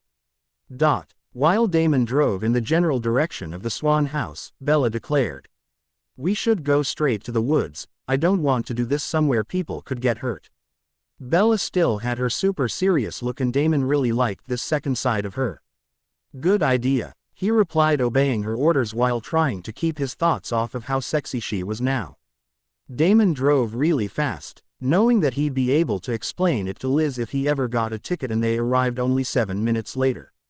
Bella looked at the map before they left the car. She just left. "If she keeps her speed up she'll be here in about 10 minutes. Let's go," Bella declared, leading them both in the dark forest. "Into the woods we go," Damon started singing before stopping when he saw Bella's hard look. "I'll take her here. I won't need you. This is between her and me. You're just here to calm Graham's nerves," Bella told him. She was in full revenge mode right now, and he knew that if he got in the middle of the fight, he would end up getting hurt, if not killed. "Are you sure you don't want me to hold her down or something?" he asked, worry clear in his voice. "If you do, you could die along with her. This spell is pretty strong." Bella shook her head before Victoria arrived and stopped right in front of them. "Well, if it isn't the Cullen's little pet, the red hair." Dee spoke in a high voice and in a bitchy tone.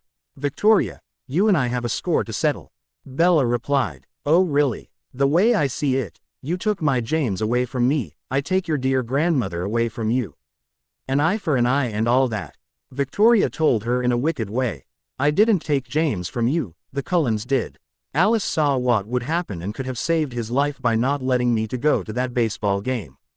She's the one who planned all this," Bella explained. "You're lying," Victoria screeched, and Bella couldn't help but wonder why she reacted so strongly at the mention of Alice's actions. She must have been right in her suspicions of Alice's involvement in all of this. "No, I'm not. I'm just stating a fact," Bella told her simply. Victoria growled and Bella could hear Damon growl back behind her. Victoria, however, ignored him and charged for Bella, who used her powers to throw her back against the trees that were on the other side of the clearing. Of course the tray didn't survive the chalk, but Bella didn't care. She'd apologize to the nymphs of the woods later for the damage. Right now she had other things to think about. "Didn't Alice warn you, Victoria? I'm all juiced up now," Bella informed Victoria with a false worried expression before she smiled. "How did you know I was working for Alice?" Victoria asked before she charged again and was, once again, thrown back. Damon saw a little shiny object falling from Victoria's pocket, and when the woman stood and ran back to Bella, Damon quickly went to get it. It was a cell phone. "You just told me," Bella smirked. This time, when the feral female charged, looking angrier than ever, Bella simply held her in place. "You shouldn't have come after me, Victoria. Tonight I'm playing judge, jury and executioner. Hell spawn, cold one. Creature of death, fire shall take your very breath." Bella took a small break long enough to see flames slowly burning Victoria. It looked like they were caressing her softly. After a couple of seconds, Bella kept reading. "Evil is a faithful foe, but good does battle best. I, which, will, with these words, waste this cold one's evil zest." Bella stopped again a couple of seconds to see Victoria's stone skin cracking slowly and, judging by her screams, painfully. Time for amends and for the victim's revenge. Cold one, hide your evil face. Cold one, die and leave no trace. The screaming red-haired Cold One exploded in one giant fire with one last scream, and soon, nothing was left to prove she was ever here. "Remind me never to upset you, Bella," Damon complimented her. Bella fell on her knees, crying. "Bella, are you hurt? Is something wrong?" he asked in a frantic tone. He was sure that she hadn't been hurt in the fight, but maybe he had missed something. "I've never killed anyone before in my life," she explained. "She was evil. She killed countless other people in the past." Damon replied. "It's still a life that I took. It hurts. I was never one to kill or go for the violent solution, but today, I just wanted revenge." Bella was still in tears and Damon took her softly in his arms before saying, "It's okay. You have these powers so you can destroy evil beings like her. She wasn't sorry for what she did. You did the world a favor. Come on, I'll take you home, we'll get ice cream and everything. Damon told her as he softly guided her to his car. On the way, he quickly texted Stefan, Caroline and Anna, telling them that everything was fine and dealt with. He knew the girls would tell Isabel as soon as they got it and knew she would worry until she got the news that Bella was fine. Their ride was quiet. When they arrived at the Swan house, Damon guided Bella inside. You go and relax in your room, I'll be right there with the ice cream, okay? He told her softly. Thank you, Damon, for everything. Bella nodded. When she got in her room, Bella went immediately in her shower and changed into some more comfortable clothes. She got back in her room to see Damon was there, waiting for her with her favorite Ben and Jerry ice cream. She smiled. Maybe she could give him a chance after all. He had a phone that wasn't his in his hands. What is this? Bella asked as she climbed in the bed in front of him. Victoria's phone. There's no name, but she did send a text message about hurting your grandmother. Damon explained as he handed her the phone. Bella looked for it a while and said, Do you think I should tell her I killed Victoria and know she's responsible for it or not? Bella asked him. If you do that, she will just send someone else after Isabel and you. Maybe you should pretend to be Victoria and reply that the job is done or something. Damon suggested. Good idea. Bella nodded before she typed. The job is done. She's dead. It's sent. Bella told him as she grabbed the box of ice cream Damon handed her. Before they had time to do anything, the phone vibrated with a reply. Destroy this phone and I'll see you WH. We agreed in 2 years for the second phase of my plan. Well, I guess there won't be any problem for a while. Damon smiled. Until she runs into Charlie and discover his mother is still alive. At least it bought us a few months. Or weeks. Damon replied, trying to help her see the bright side of this situation, and Bella blushed at the way sounded in her heart. She wasn't in love with Damon, and she was pretty sure he wasn't in love with her either, but he truly cared and maybe he could help her move on. Damon did his best to change Bella's mind and take it off what happened in the woods. It seemed to work, and when she started to yawn, he told her to get some sleep. I'll be back tomorrow to go pick us up from the hospital. Damon told her, or you can stay in one of the guest rooms if you'd like. She suggested. Really? You don't mind? Damon asked, surprised that she would want him this close to her. Of course not, Damon. Okay then, you go to bed, I'll be in the next room. I'll see you in the morning. Good night, Damon, thank you, she said as they were both standing at her door. Before she closed it, Bella decided to let him know she was giving him a chance by giving him a soft and shy kiss on his lips before she closed the door and went to bed. However, once she was lying in her bed, under the soft covers, Bella felt extremely guilty again. Not only about killing Victoria, who had been Alice's pawn, she was sure of it, but also of moving on. She still loved Edward deep down. Was it really fair to Damon to start something with him now? Of course he knew it wasn't love yet, and he didn't love her either. Bella fell asleep with those thoughts in mind. Damon smiled and went to bed happy. Maybe it wasn't true love, maybe they'll end up finding out they're better as friends. But maybe they'll have a great love story in the end. He didn't know what would come next, but he was determined to work on it and try his best not to screw things up with her. Alice was in her room, painting her nails and fuming over the fact that Jasper went to play video games with Edward instead of spending the night with her after she showed him her new lingerie when she got Victoria's message that it was done. She smiled at the knowledge of the pain Bella would be in soon. If everything went according to her plans, and it looked like it was, she would have to go and see Charlie soon to beg him to tell her where she could find Bella to offer her support, or they'll just have to follow the man. After all, who doesn't go to his mother's funeral? She got up and put a sad face on before she rushed downstairs, calling for everyone. What is it, Alice? Carlyle asked, not looking as concerned as he should have. She decided. I just saw it. Bella's grandmother just died in an animal attack. We need to go find her. She needs our support, I've seen it. She told them in her best panicky voice and doing her best to look innocent. No, Emmett exclaimed in a loud voice. I know. I'm shocked too, but we have to find her. Alice replied, thinking his yell was surprise over Bella's grandmother's fate. I mean no, we're not. Bella asked for some time and until Charlie informs people of his mother's death. We're not going anywhere, Emmett replied, making sure that they all understood that he was going to fight for it this time. I agree, we don't want to anger her any more than we already have.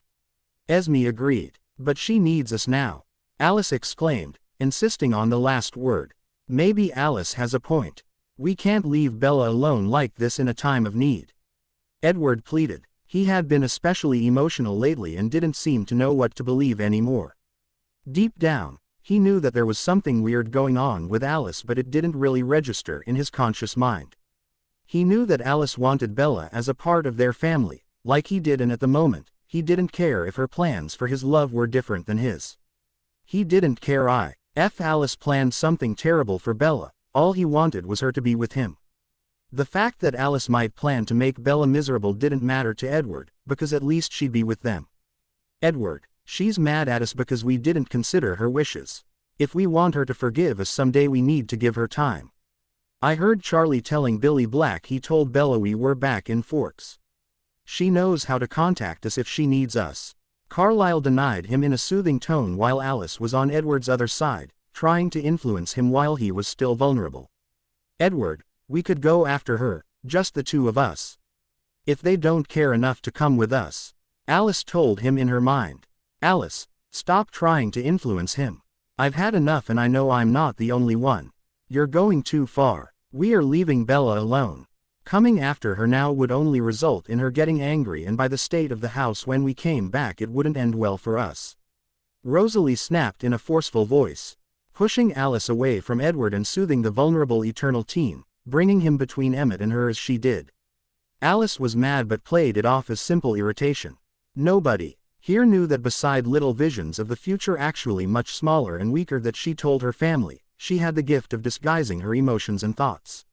She had been using that a lot. Since meeting the Cullens while she formed her plan. She would give them a few more days, maybe even weeks, and if she couldn't get control back, she would just go on her own. She already had Victoria on her side, along with a few very weak nomads who had been easy to bring to her cause. She was confident that she'd find more allies easily. The next morning, Bella woke up to the smell of pancakes. Damon was just coming in her room again and was carrying a tray with a full breakfast on it. Good morning, beautiful, he greeted her in a cheerful tone before sitting in front of her and sharing her breakfast. Well, I don't need to ask you if you had a good night, she replied with a smile. How could I not? This very beautiful girl gave me a great kiss before I went to bed last night. It was all I needed to have beautiful dreams. He smiled before he put a piece of pancake in his mouth. It was just a peck, and I don't think I want to know about your dreams. She shook her head with a blush. You're right, you're not ready, my sweet little innocent Bella. He nodded cockily before he bent forward and said, but you're ready for this, and he kissed her. Bella pulled away blushing after a while and replied, we're going slowly with this. Sure, whatever you want, he replied with a smile as they went back to their breakfast. When she was done, Bella got dressed while Damon went to W.8 downstairs and they both left for the hospital. As soon as they arrived in the hospital, Damon took Bella's hand in his softly. She was surprised by this gesture, thinking it didn't really fit he man but shrugged it off when he smiled back at her and squeezed her hand, telling her he did it because he wanted to. Isabel was awake and ready to go home when they entered her room. Dr. Fell was already with her, and after a quick exam she discharged the old woman, reminding her she needed to rest now. So, what happened between the two of you? Isabel asked when she noticed they came in holding hands. Bella followed her grandmother's eyes to Damon's hand holding hers and blushed. She had to admit that this gesture seemed un-Damon-like. Well, Bella started, still blushing. Shish, he didn't really know what to say or how to say it. Bella decided to give me a chance to help her move on from a sword. We're dating now, Damon said like it was the most natural thing in the world. But we're taking things very slow, Bella added, feeling the need to justify herself. It was a reminder for the both of them. Damon smirked and kissed her cheek before whispering in her ear, "We'll see how long you can hold." Bella blushed once more. "Well, I'm happy for you. Who needs true love anyway? You're both young and full of life, you should have fun," Isabel replied before she took the lead out of the hospital. Once in the car, Isabel insisted she sat in the back, telling them a story about the backseat being more comfortable than the front one. After Damon started the car, Isabel asked, "I'm curious, how did it go last night with the cold one?" Bella described everything and Damon added his point of view of things. Bella handed her grandmother the paper with the spell she used on it. "Looks great. Bells, looks to me like you're going to add your first entry to the Book of Shadows," Isabel said with a proud look in her eyes. As soon as they got home they both helped the old woman to get comfortable in her room and Bella went back down to get her snacks. "I'll go home for a bit and come back in a while with several pairs of arms to clean up the living room. Don't do anything until then, okay?" he told her while she heated some water for her grandmother's tea. "You don't have to, I can take care of it," she said with a smile. She loved the way he looked at her and made her feel not only like a pretty woman but like his equal. It was a feeling much better than what she felt when she was with Edward. "I want to, and I know the others will want to help too. Ellen, especially Stefan, told me she wants to do something to show you she's not the bitch you got to know.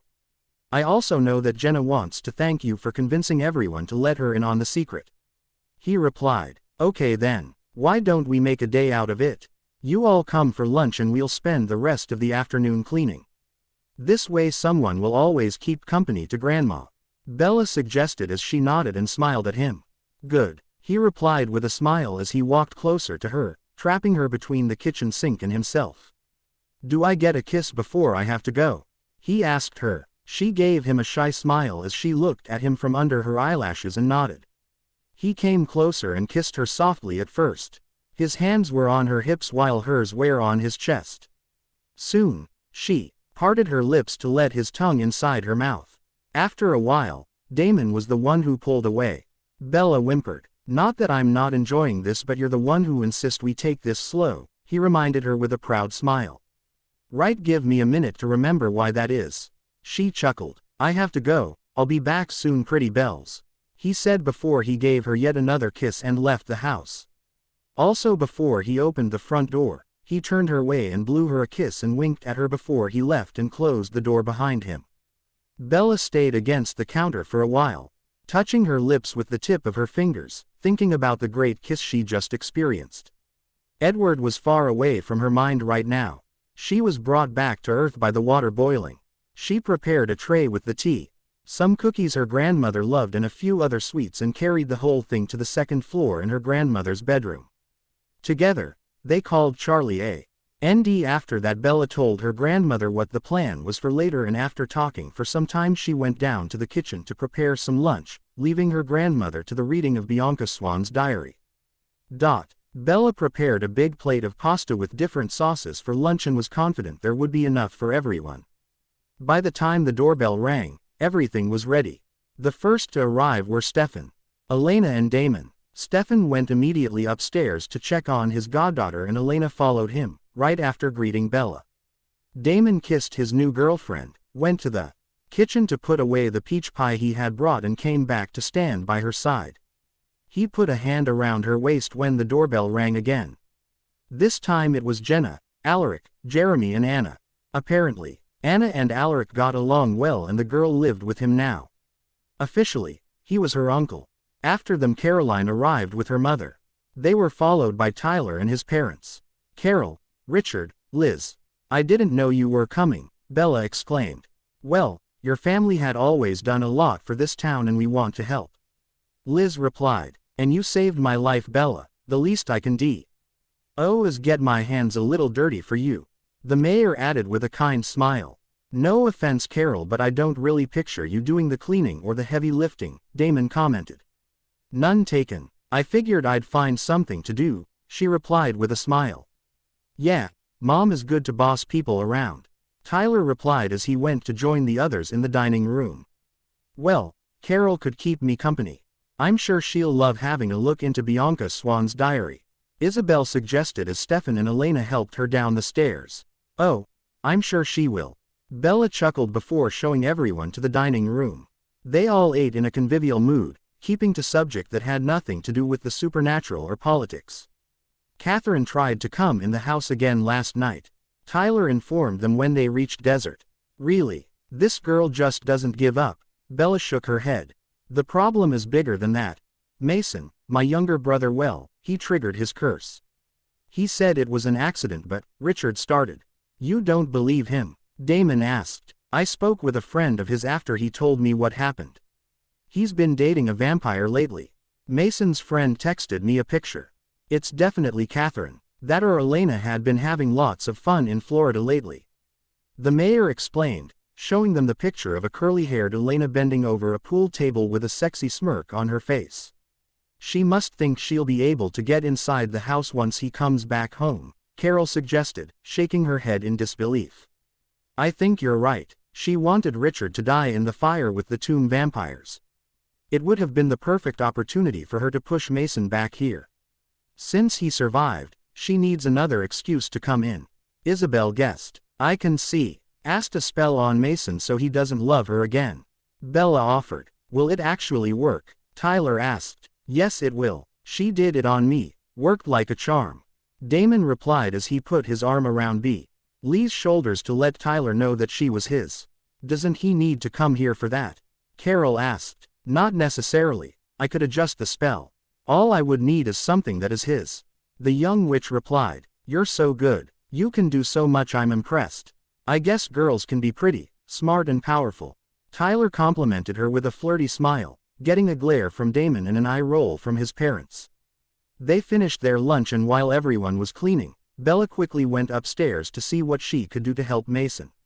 She found a potion that had to be sprayed on him. It was quite easy to prepare and she decided to do it now. After about 30 minutes, she went back downstairs and handed Richard the vial. It has to be sprayed on him or on something he wears often. You can mix it with perfume or aftershave, she explained. Great, thank you. Richard nodded, kissing Bella's cheek before he put the small vial in his wife's purse. The rest of the afternoon was spent in laughter. Bella learned that Caroline had told her mother what happened to her and Liz had accepted it. She trusted her daughter to do the right choices, and Bella liked that right now, nobody in her trusted circle had secrets for each others.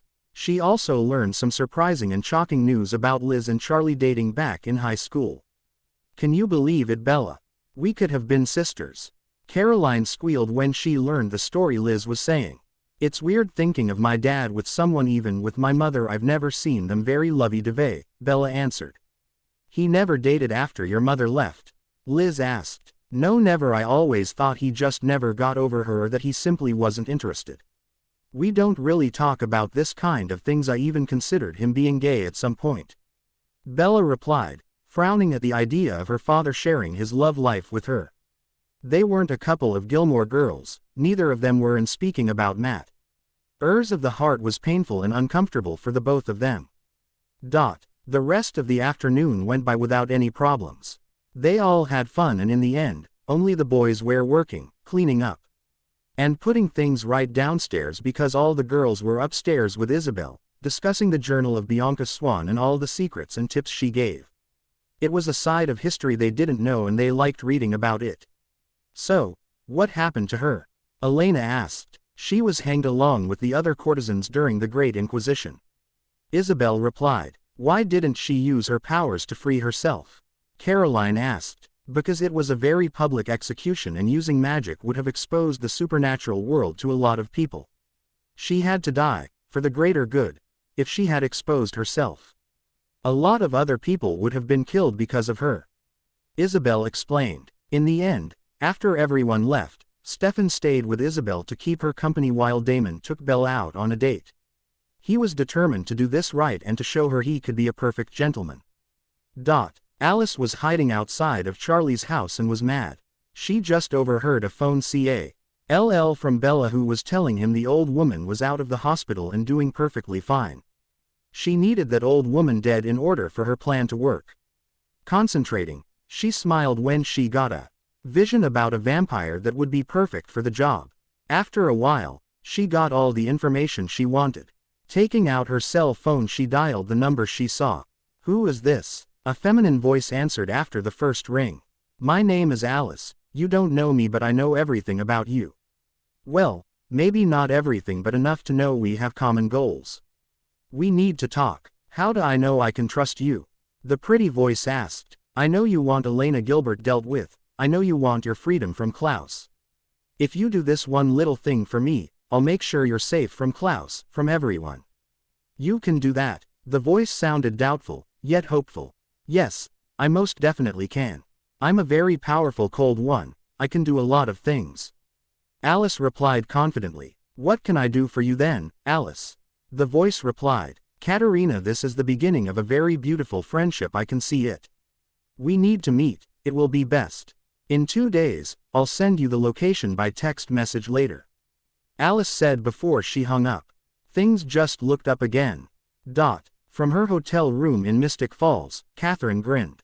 Things looked up again. She would get rid of the new witch who took her Damon away. Get rid of Klaus and Elena at the same time. She knew that eventually she would get things done her way. She already liked this Alice and couldn't help but be eager at the idea of meeting her. Before she left to meet up with Alice, Catherine gave Elena one last warning that she needed to stay away from Stefan. She stabbed Jenna in the stomach.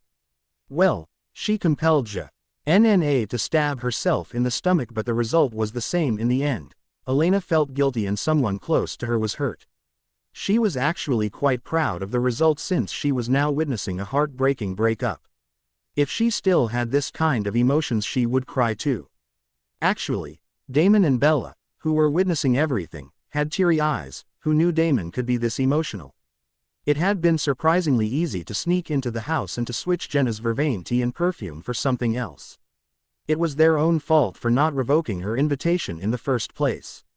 Maybe they simply forgot that she had been invited in before Jenna had been clued in on everything, but she didn't care. It had worked in her favor. With a happy sight, Catherine ran back to the road and jumped in her car, driving as fast as she could to meet Alice midway. Stefan, Damon, Elena and Bella were in the boarding house. Actually, Damon and Bella were chilling on the couch, reading different books in each other's arms, and Stefan was on one of the armchairs, reading as well and waiting for Elena to come, as was planned. He was getting anxious because she was over 30 minutes late. He was about to go and see what was holding her back when she entered the large house, in tears, looking devastated. They immediately all rushed to her to see what was wrong.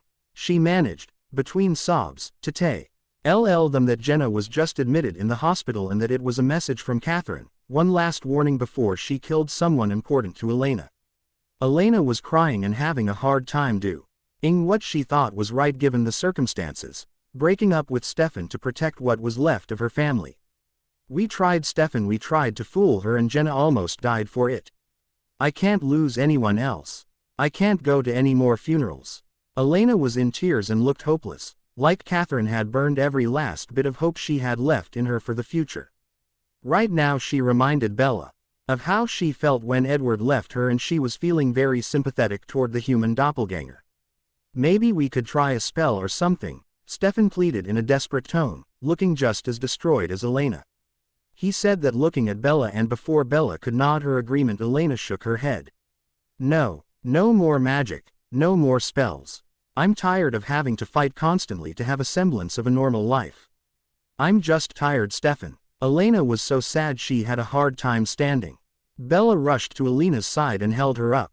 "I can fight for the both of us," Stefan assured her, crying. Damon, who hated seeing his brother in this state, went to stand by his side and give him what little support he could. "I know you might want that, but who will be the next one to die in this fight? You, Jeremy, Alaric, Jenna, Damon, Bella, Bonnie. I can't lose anyone else, Stefan. It's just Catherine won. Okay, it's over." Elena was barely whispering the last word. It was obvious that it physically hurt her to say it. It felt like saying the word stabbed her very soul. "Can you take me home, please?" Elena asked Bella in a weak whisper. Bella nodded and helped Elena out the door. She just had time to exchange a look with Damon, a silent promise to help Stefan and Elena through it. Damon was standing by his brother and was comforting him also, whispering to him that they would find a solution. That everything would be fine and not to give up hope. Bella had taken Elena back to the Gilbert house and texted Bonnie, Anna and Caroline to come over. She was grateful that Jeremy was still at the hospital with his aunt and texted him to stay out as long as possible to give his sister some girl alone time. Elena needed a girls' night in right now and that's what they would give her. While Elena was busy crying in her bathtub, Bella made sure the girls would bring everything that was needed from movies to sweets without forgetting the boxes of tissues. She took a minute to wonder if she would have reacted better to Edward leaving her if she had had Angela and Jessica over for a girls' night. Shaking her head out of these pointless thoughts, she took her phone out and dialed her grandmother's number. "Hey Grandma. I won't come home tonight," Bella started to say on the phone. "Oh, having a sleepover with Damon already? I thought you weren't ready for sex yet. I thought you wanted to wait until you were sure it could last." Isabel asked and Bella could hear a smile in her voice. "What? Oh no, not that. I'm staying with Elena. We're going to have a girls' night in." Bella defended herself with a deep blush on her face. Sometimes, her grandmother seemed to have a one-track mind. "Does it have anything to do with Jenna being in the hospital?" the old woman asked. Being part of the Founders Council was like being a VIP in a big gossip organization. She got the news before everyone else and directly from the source. Yes, Catherine did it as a message. Elena broke up with Stefan. "Oh no, maybe you should spend some time with him and Damon, try and bring their mood up a bit," Bella suggested. "Good idea, I'll go over there right now." "No, you're not going out on your own, Graham. I'll ask Anna to pick you up and drive you to the boarding house on her way here," Bella replied in a do not discuss tone. "Okay fine, I'll wait for Anna," Isabel agreed before hanging up. Bella called Anna back quickly and the girl agreed to drive the old woman to the boarding house. Turning around, Bella saw Elena behind her. "Your grandmother and Stefan, they're really close," Elena said. "Stefan didn't tell you he was my grandmother's godfather?" Bella asked her. "He just said she was like family. I wasn't really myself at the time so I didn't look further," Elena replied, still sniffing and obviously seconds away from crying again. Bella nodded and motioned for Elena to go down to the living room where they brought lots of pillows and blankets. When Anna arrived, she had a small bag with a pajama for Bella inside. Isabel had thought of packing a bag for her. Bella was grateful since she knew she wouldn't have been comfortable in anyone else's clothes. About an hour after the phone call, everyone was in the Gilbert house, in comfortable pajamas, eating sweets and candies, watching movies, using the boxes of tissues and cuddling. They watched sad movies, because somewhat when you see someone sadder than you feel a little better. Bonnie still wasn't very comfortable around Bella but at least her behavior wasn't cold anymore. Anna had apparently gotten much closer to Elena lately and with all those people caring for her, Elena was feeling a little better. After Isabel arrived, Damon called Enzo, sent him a picture of Elena and sked his friend to keep an eye out for a vampire that looked like that. "What do you want me to do when I find her?" Enzo asked him. "If you find her, kill her and bring us the body," Damon replied, insisting on the if she won't be caught this easily. She's been on the run for the past 500 years for some reason and if she's still alive, it means that that person didn't catch her yet. She's smart and cunning. Be careful, Damon warned him. "Don't worry, I'll call you if I find her." "Thanks buddy," Damon replied before he ended the call and went back to Isabel and his brother. The next morning, Bella woke up in Elena's bed. They were all sleeping on the bed and she wondered how they could all fit in it. She was holding Elena along with Caroline. Bonnie was behind Caroline and Anna was behind Bella. Anna had one leg hooked around Bella's legs and Bonnie had her arm draped over Caroline's head. Wondering what woke her up, Bella looked up to see Jeremy with his cell phone, taking a picture of the 5 of them sleeping on the bed all together. "How many did you take?" Bella asked him softly, trying not to wake up the others. "A couple, maybe 5 or 10. Jeremy smirked. "Why?" Bella asked, confused. "You girls are cute all snuggled up into one another," he explained. "What will you do with them?" "I already sent a couple to Damon, Stefan and Alaric. Might send one to Tyler too." He smirked again before leaving the room. What's going on? Bonnie asked as she started to rise. Jeremy snuck in to take a few pictures of us sleeping. Bella explained as the others slowly woke up. Once they all woke up, they made their way downstairs for some breakfast. They all prepared it together before they each went to their respective homes to get ready for the task they signed up for a few weeks ago. Indeed, they were all supposed to go and help prepare for the big masquerade ball the Lockwoods were giving. They left Jeremy with his sister, hoping he would find a way to cheer her up before she went to see Jenna in the afternoon. Bella went home and saw her grandmother was already up and dressed. How is Stefan holding up? Bella asked. He's determined to fight for Elena. He wants to kill Catherine the first chance he gets. Well, that can be arranged. Bella replied, not against the idea of destroying another bitch. Damon says he'll see you this afternoon at the Lockwoods. He doesn't want to leave Stefan alone right now. Isabel explained. It's understandable. Bella nodded her. She understood why Damon wanted to stay with his brother. She would feel the same in his place. And how is Elena handling everything? The old woman asked. It's hard watching her, was like watching myself after Edward left. Last night helped her, but I don't think she'll hold on for very long. Bella explained. Don't worry, we'll get Catherine eventually. I hope so. Too bad I'm not powerful enough to kill someone without them being here, or she'd be dead already. Nobody is that powerful, Bella. It wouldn't be fair, Isabel explained. Yeah, I know. It would be like playing God. Bella nodded before she went to her room for a while to study magic. When afternoon came around, Bella dropped her grandmother off at the hospital so she could keep Jenna company with Elena and not overdo anything before she drove herself to the Lockwood mansion for some group work. She enjoyed preparing the house for the ball much more than she would enjoy dancing at said ball. When she arrived, Bella knew Damon and Stefan hadn't arrived yet since their cars were nowhere to be seen. She was immediately welcomed by an overly smiling Tyler. Hey Bella, alone today? He was obviously flirting with her and she didn't know how to let him down easy. I'm meeting Damon here actually, she replied with a friendly smile. Well, if I was to be lucky enough to date you, I wouldn't let you come all alone, Tyler said as he tried to get closer. Well, considering Catherine just forced Stefan and Elena to break up, Damon needs to be with his brother right now, she explained as she tried to move away every time he came closer. Right, so, I was wondering, would you like to have dinner with me tonight? Tyler asked her with a flirty smile. Bella blushed as she replied. I thought you knew I was with Damon now. Oh, I do, he replied. And you thought I would cheat on him with you? She asked, cocking her head to the side. She was slightly offended by that thought.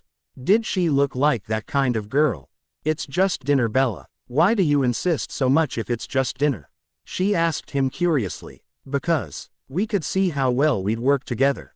I'm human. You could have a human future with me, Tyler argued. Wow, you want me to believe that you're thinking about the future and having children already? She asked doubtfully. Not really, just pointing out my good sides that Damon doesn't have. Tyler chuckled. I'm sorry Tyler, but I'm not that kind of girl. I'm with Damon right now. It means I'm not having dinner with other guys, Bella told him, not seeing Damon getting out of his car with Stefan. He had obviously heard everything she just said in her answer to Tyler and it made him smile. Are you sure? Last chance to have the best evening of your life, Tyler asked her, still smiling with his arms open in an invitation gesture. It's nice Tyler, but I'm sure. Bella nodded. Damon and Stefan were coming closer and neither Tyler nor Bella had seen them.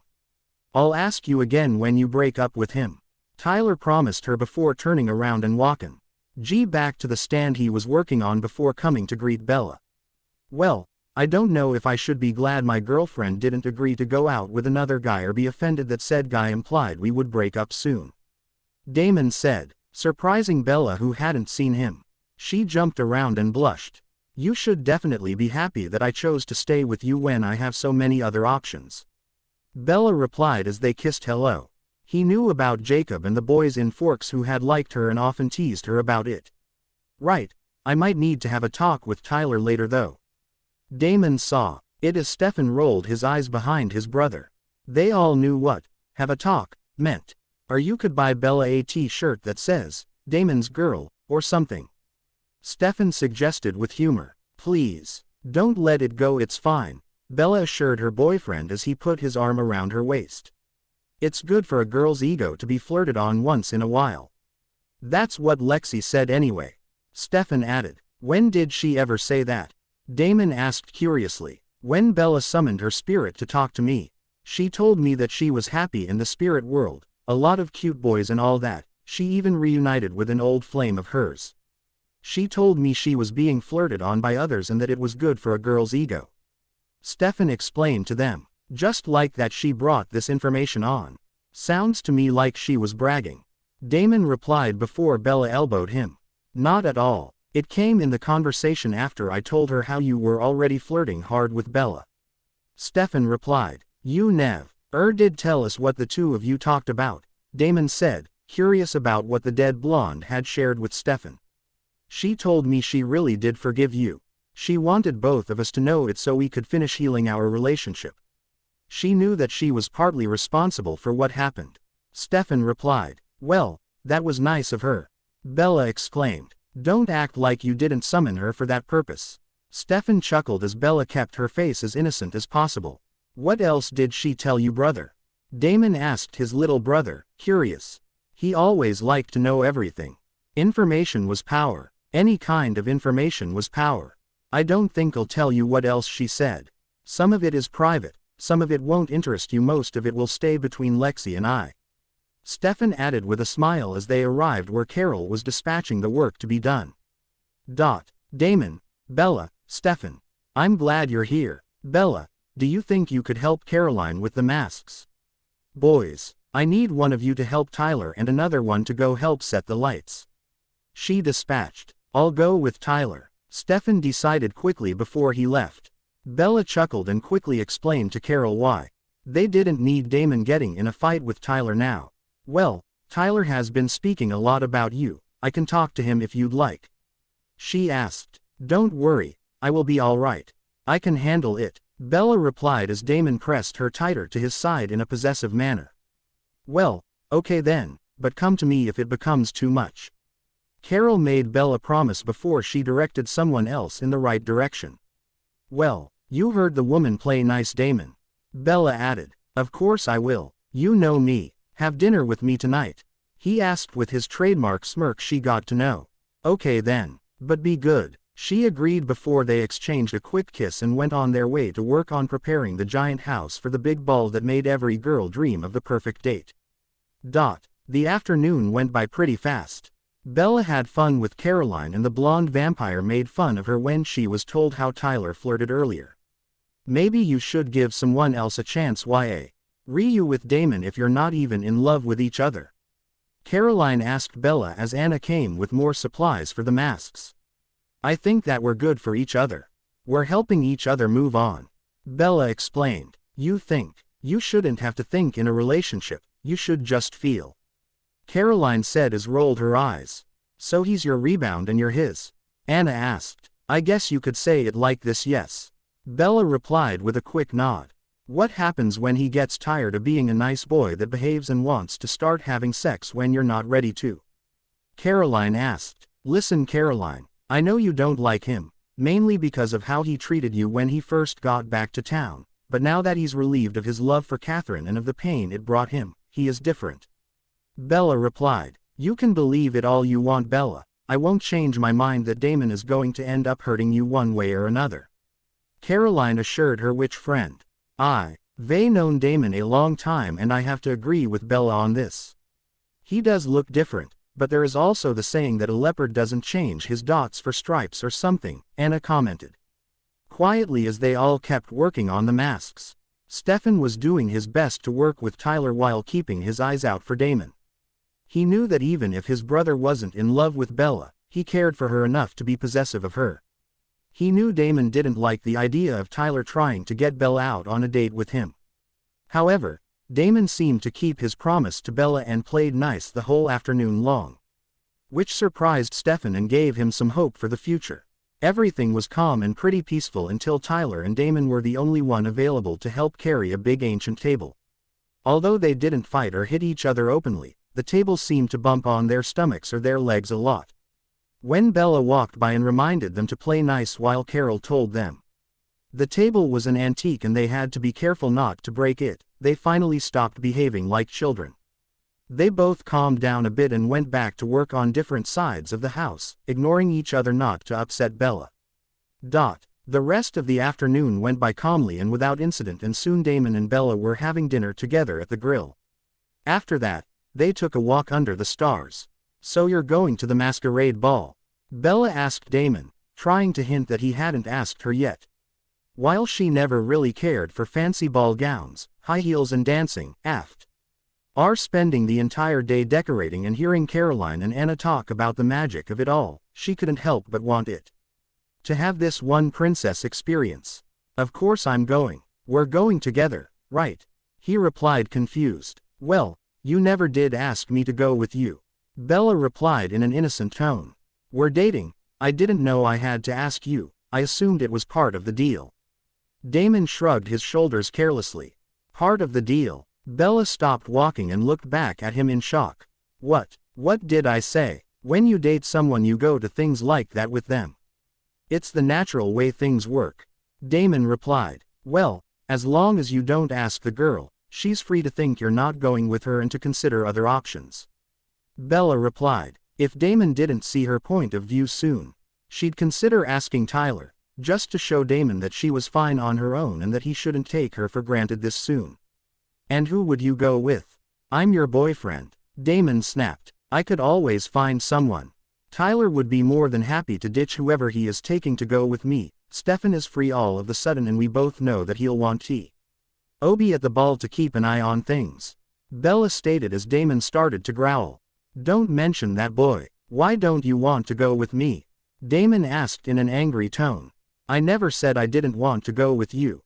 Just that I'd like to be asked to the ball by my boyfriend like any normal girl," Bella replied as she angrily stomped off to her car and drove home without looking back at Damon. Shish. He didn't really know why she was so angry. Maybe it was what Caroline said that was getting to her. Maybe she was afraid to fall for Damon right before he broke her heart. Maybe she was overreacting. She couldn't shake the feeling that she was right in wanting a simple invite to this ball. Every other girl got one, so why not her? At school, she had seen some girls receive very original and romantic proposals to this party. Even her grandmother had told her of the many cute ways her grandfather used to ask her every year, always finding a way to surprise her with his proposal. Still upset, Bella drove back home, quickly greeted her grandmother and went right in her room to go to bed. In Florida, Mason had received a package from his brother. Richard had called him and explained a lot of things that were hard to believe, but he couldn't bring himself to doubt his brother. After all, he had never lied to him before, so why would he start now? He took the vial out of the box and didn't hesitate before he used it the way he was instructed to. The effect was almost immediate. He could feel himself getting free from the woman who had spent so many nights charming him into doing what he wanted. He quickly texted his brother that he got the vial and everything was fine before he went to bed. The next morning, Mason was completely free of his feelings for Catherine and decided he would stay in Florida with his werewolves friends instead of looking for the bitch and killing her. Apparently, the good people of Mystic Falls had it under control and were handling it, so why should he worry himself with this? When she woke up the next morning, Bella realized she had overslept a bit, but since she didn't have much planned, she took her time getting ready before she went down for breakfast. "Morning, Grandma," Bella greeted as she poured herself a glass of orange juice to help wake her up. "Morning, Bella. It looks like Damon is sorry he assumed you'd go with him without him asking first. He left this for you." Isabel showed Bella a big vase full of roses and a note attached to it in elegant handwriting. "I shouldn't have assumed. I'm sorry. Please, my sweet Bella, will you owe me the honor of being my date to the masquerade ball?" "Damon. He said you could text him your answer," Isabel declared after Bella read the note. "Thank you," Bella said, putting the note down and starting eating her breakfast. "You're not going to call him?" the elder woman asked. "Not yet. He can handle a little bit of waiting." Bella shook her head. "Is something else on your mind, sweet?" she asked, sitting down in front of Bella. "It's just yesterday. Caroline told me things and it's not like I didn't know. I know how Damon was when he was with her, but it got me wondering, what if I end up jumping all in this relationship to end up with a broken heart, or worst? Bella asked her grandmother, the only grown woman she trusted with her personal issues. You can't stay away from potential happiness all your life because you're afraid of having your heart broken, Bella. Life is messy and sometimes, you end up with your heart broken. It's just the way things are. You just have to be confident enough that you're strong enough to stand back up and mend your heart. Isabel replied to her beloved granddaughter. I'm not even sure my heart is fully healed yet, thinking of him still hurts sometimes, and Damon isn't exactly Prince Charming material. Bella argued. I wasn't aware that you were looking for a Prince Charming suite. I know the books you read, I know who your favorite characters are and why. You don't root for the perfect guy and the nice girl, you root for the nice girl that can help the bad boy become a good guy for love. You like a little darkness in a man. The wise grandmother argued. Maybe you're right, maybe Damon can change, he has been on his best behavior recently. Bella thought out loud. There you go. Now make sure he knows he has a date. Not yet. I'll let him wait until I'm done eating breakfast, and I'm feeling particularly famished this morning. Bella replied, making her grandmother chuckle. Once she was done eating, Bella cleaned behind herself in the kitchen and finally got her cell phone out of her pocket to text Damon. The flowers are perfect. Yes, I'll go with you.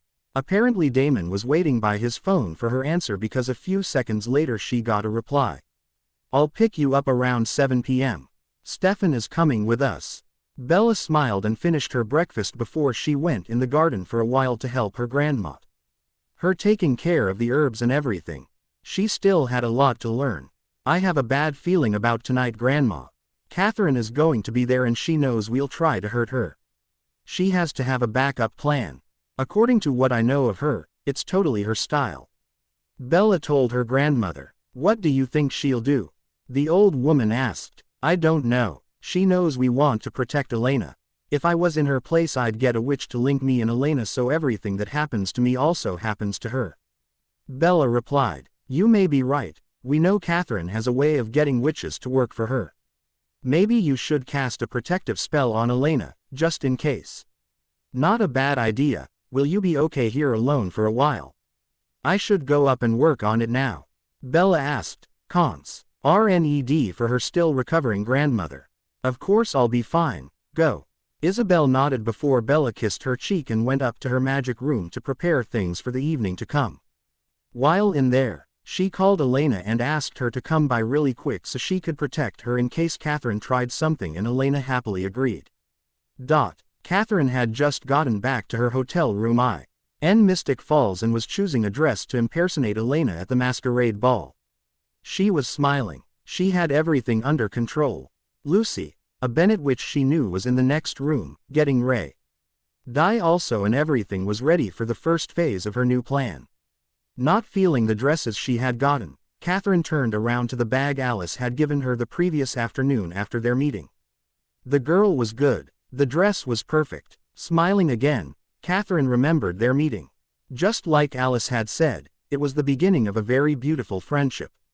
The two of them were so similar and had connected immediately. Hello Catherine, it's nice to see you in the real world. A pixie-like girl exclaimed as she came to sit in front of her. She was in the food court of some mall and had several shopping bags at her feet.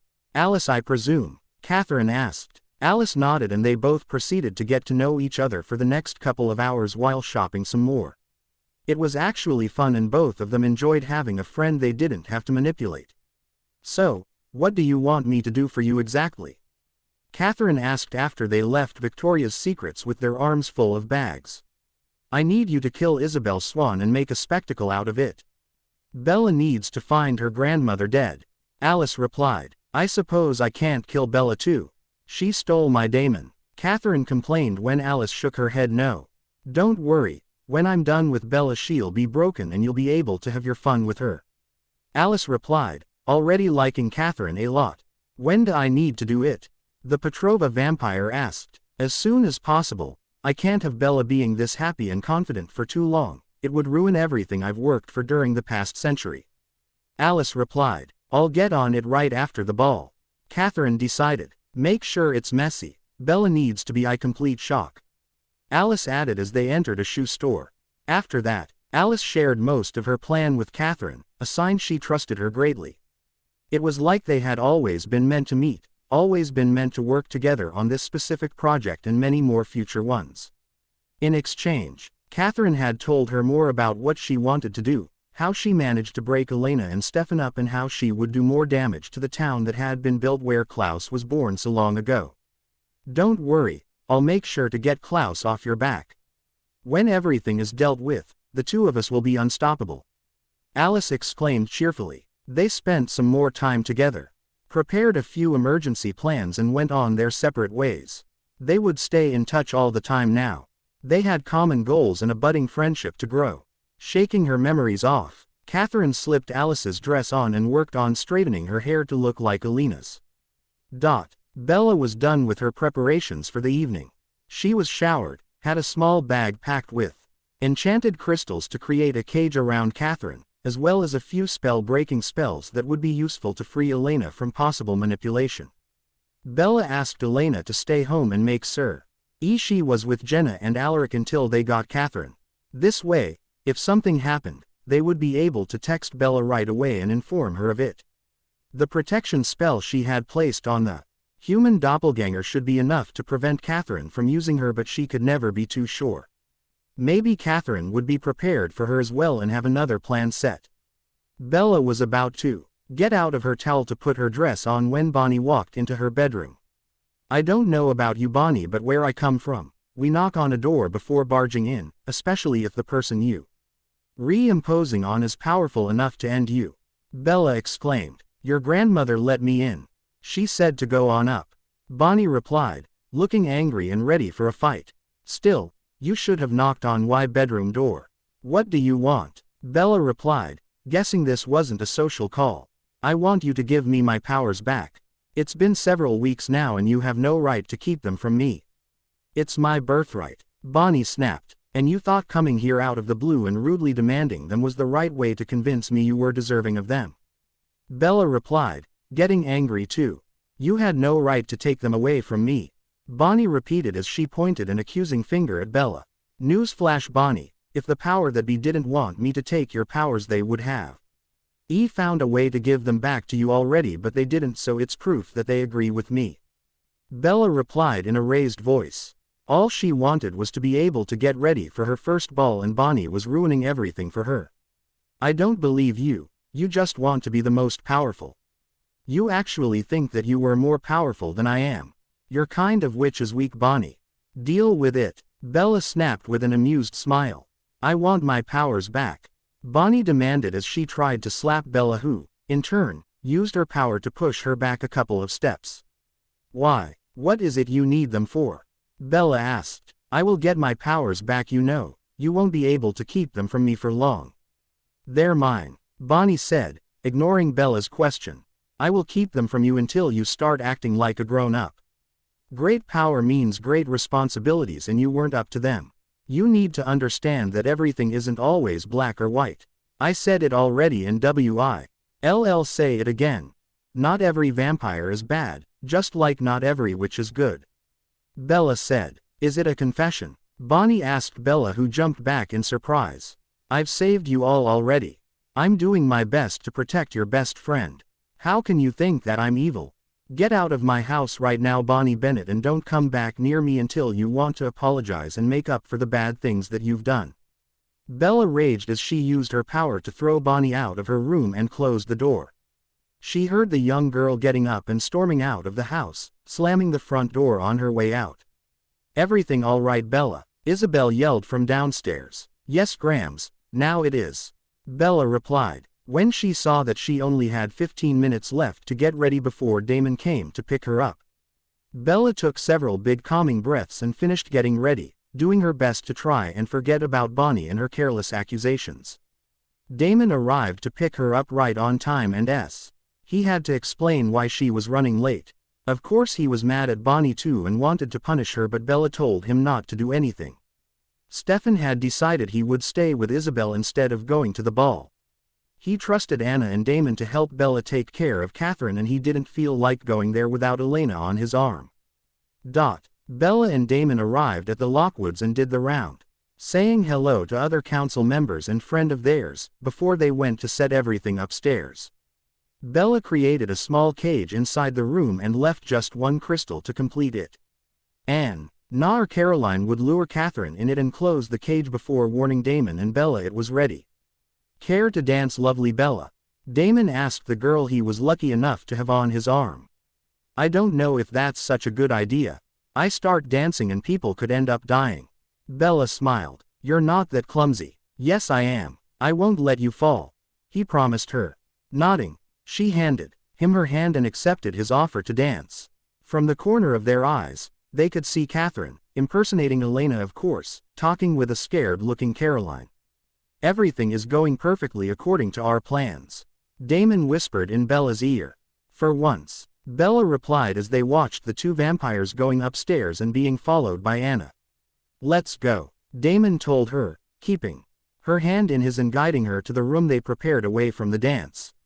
When they entered, Caroline was laughing happily at their obvious success at fouling the evil vampire, and Anna was rising. Apparently, she had been the one to close the crystal cage around the vampire. Catherine was banging on the invisible walls and getting an electrical shock every time she hit it. Anna and Caroline left the room, telling them to call if they needed help later. Just then, Bella's phone vibrated. She read, Elena keeps getting painful electrical shocks. She linked herself to Elena. I knew she would do something like that. I hoped what I did would be enough to protect Elena from any connections. Bella shook her head as Catherine took a pin out of her hair and used it to cut her hand, taunting them. And yet you couldn't do anything to stop me.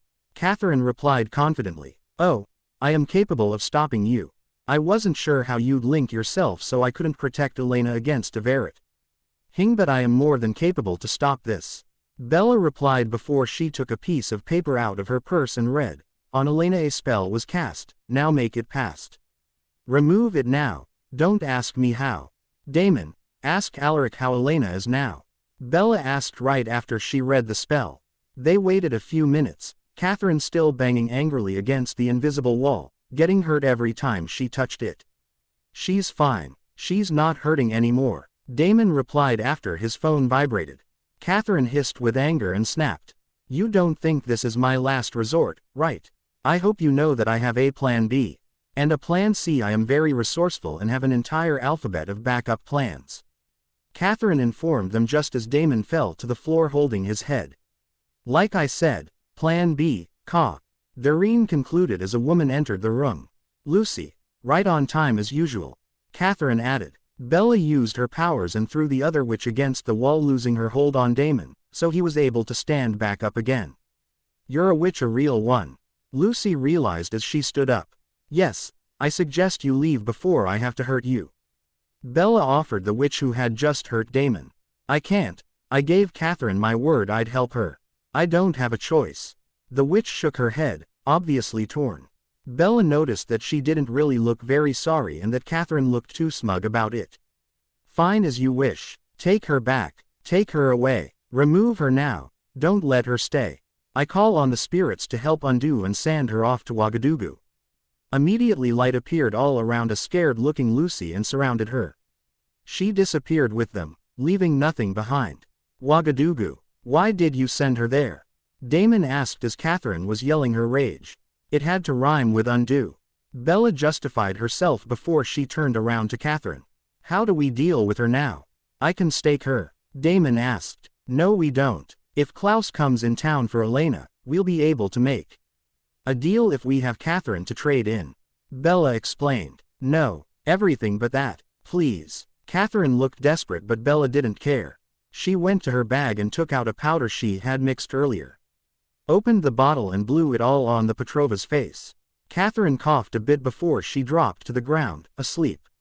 Now we take her to the tomb and lock her in it until we need her, Bella commented. We'll do it. The two of you go and have fun, Caroline offered as she came back in with Anna.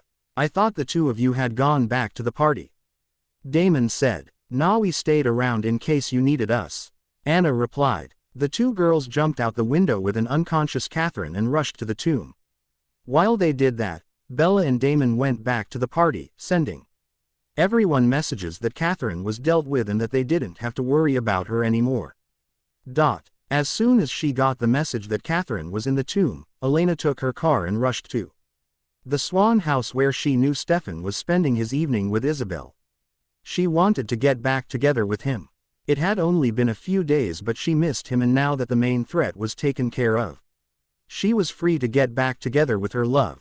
As she turned a corner on her way, she had to stop her car suddenly. Someone was lying on the road, right in the middle of it. She parked her car on the side of the road and got out of her car to check on the motionless form. She was about to bend down when she got grabbed from behind and the man on the ground rose, pressing something against her nose. She fell into unconsciousness, hoping that someone would realize she was missing quickly and that Bella would be able to find her and guide the others to her rescue. Catherine didn't. She wake up before she was in the dark tomb with the stone door closed. She took her phone out from between her breasts and saw she had service. She texted Alice, "I'm stuck in the tomb. Don't worry, I'll make it out. I have a perfect plan." A few minutes later she got a reply. "Tell me if you need anything. If I can do it without blowing my cover, I will do it." Smiling, Catherine turned her cell pH1 off not to waste her battery and sat. All she had to do now was wait for things to fall in place. In Forks, Alice was frustrated. She just came back from meeting with Catherine and already she managed to get herself caught. Fortunately, her new friend was just as resourceful as she was herself, and she knew she could trust her to find a way out of the trouble she got herself into.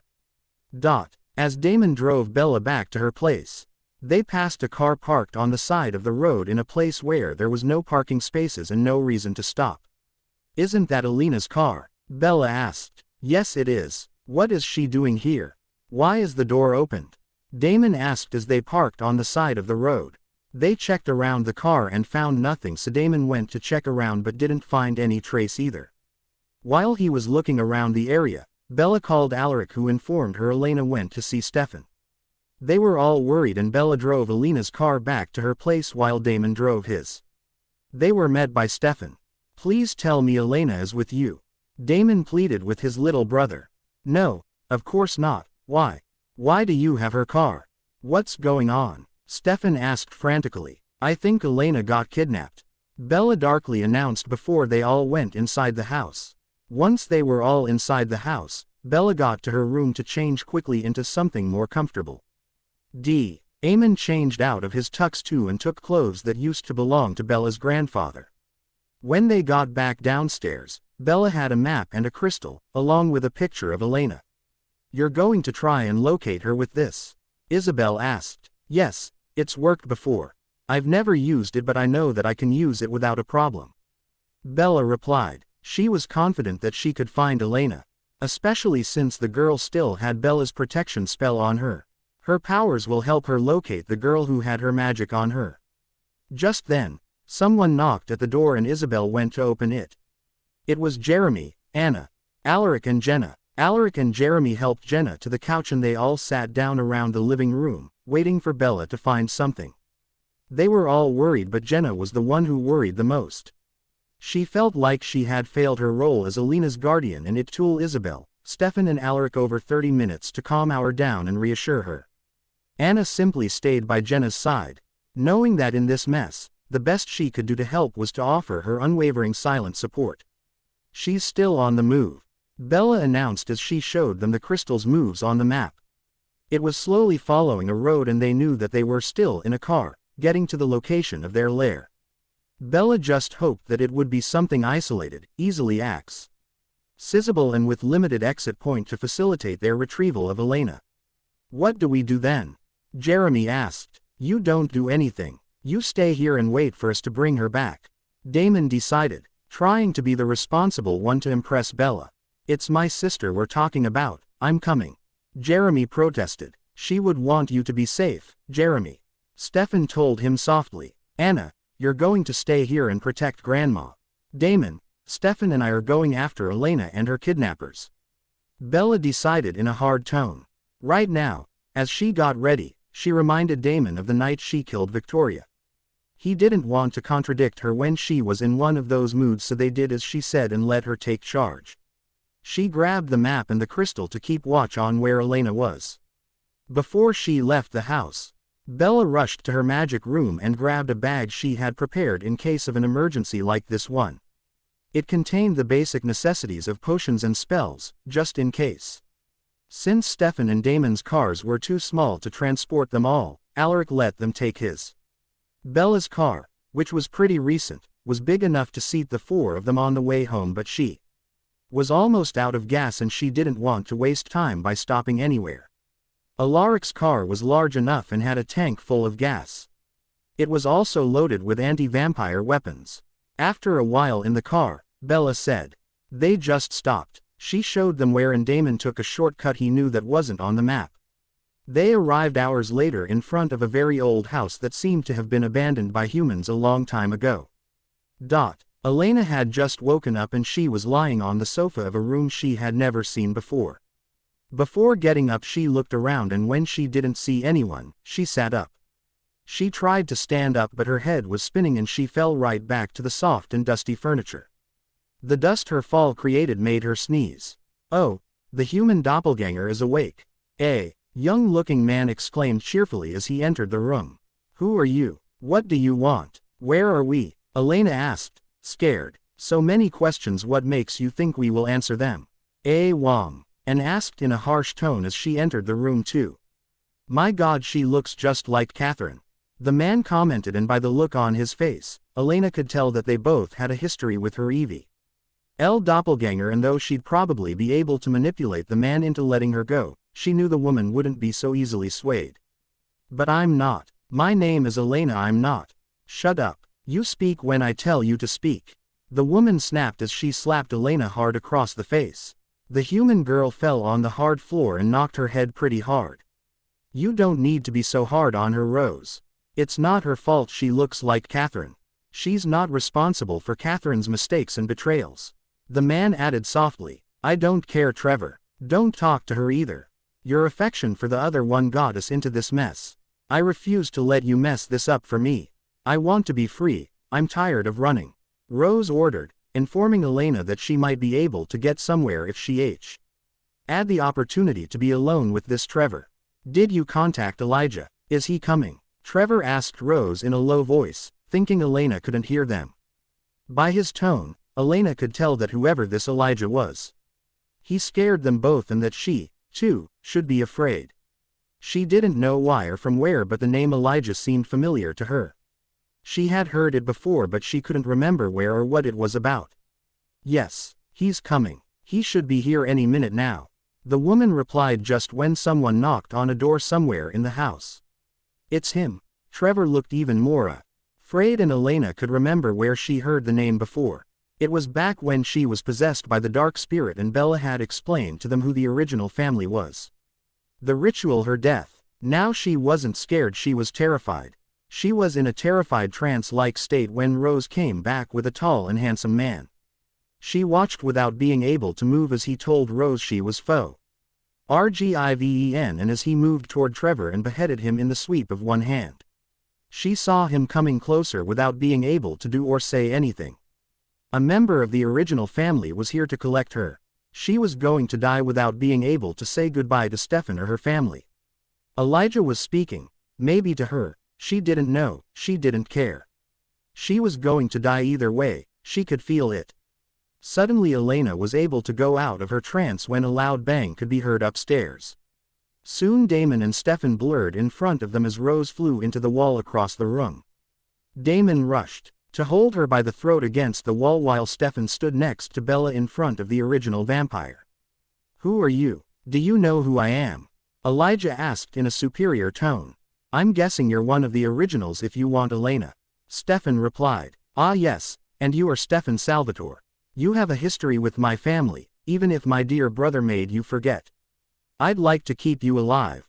Not to upset my sister once she's freed, but if you stand in my way, I won't hesitate." Elijah replied in a harsh voice.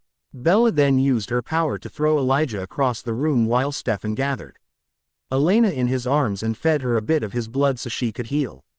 He would have plenty of time later to try and figure out what was his history with the originals and why the sister wanted him alive. Bella used her blasting power on the almost indestructible man. It injured him, but it healed.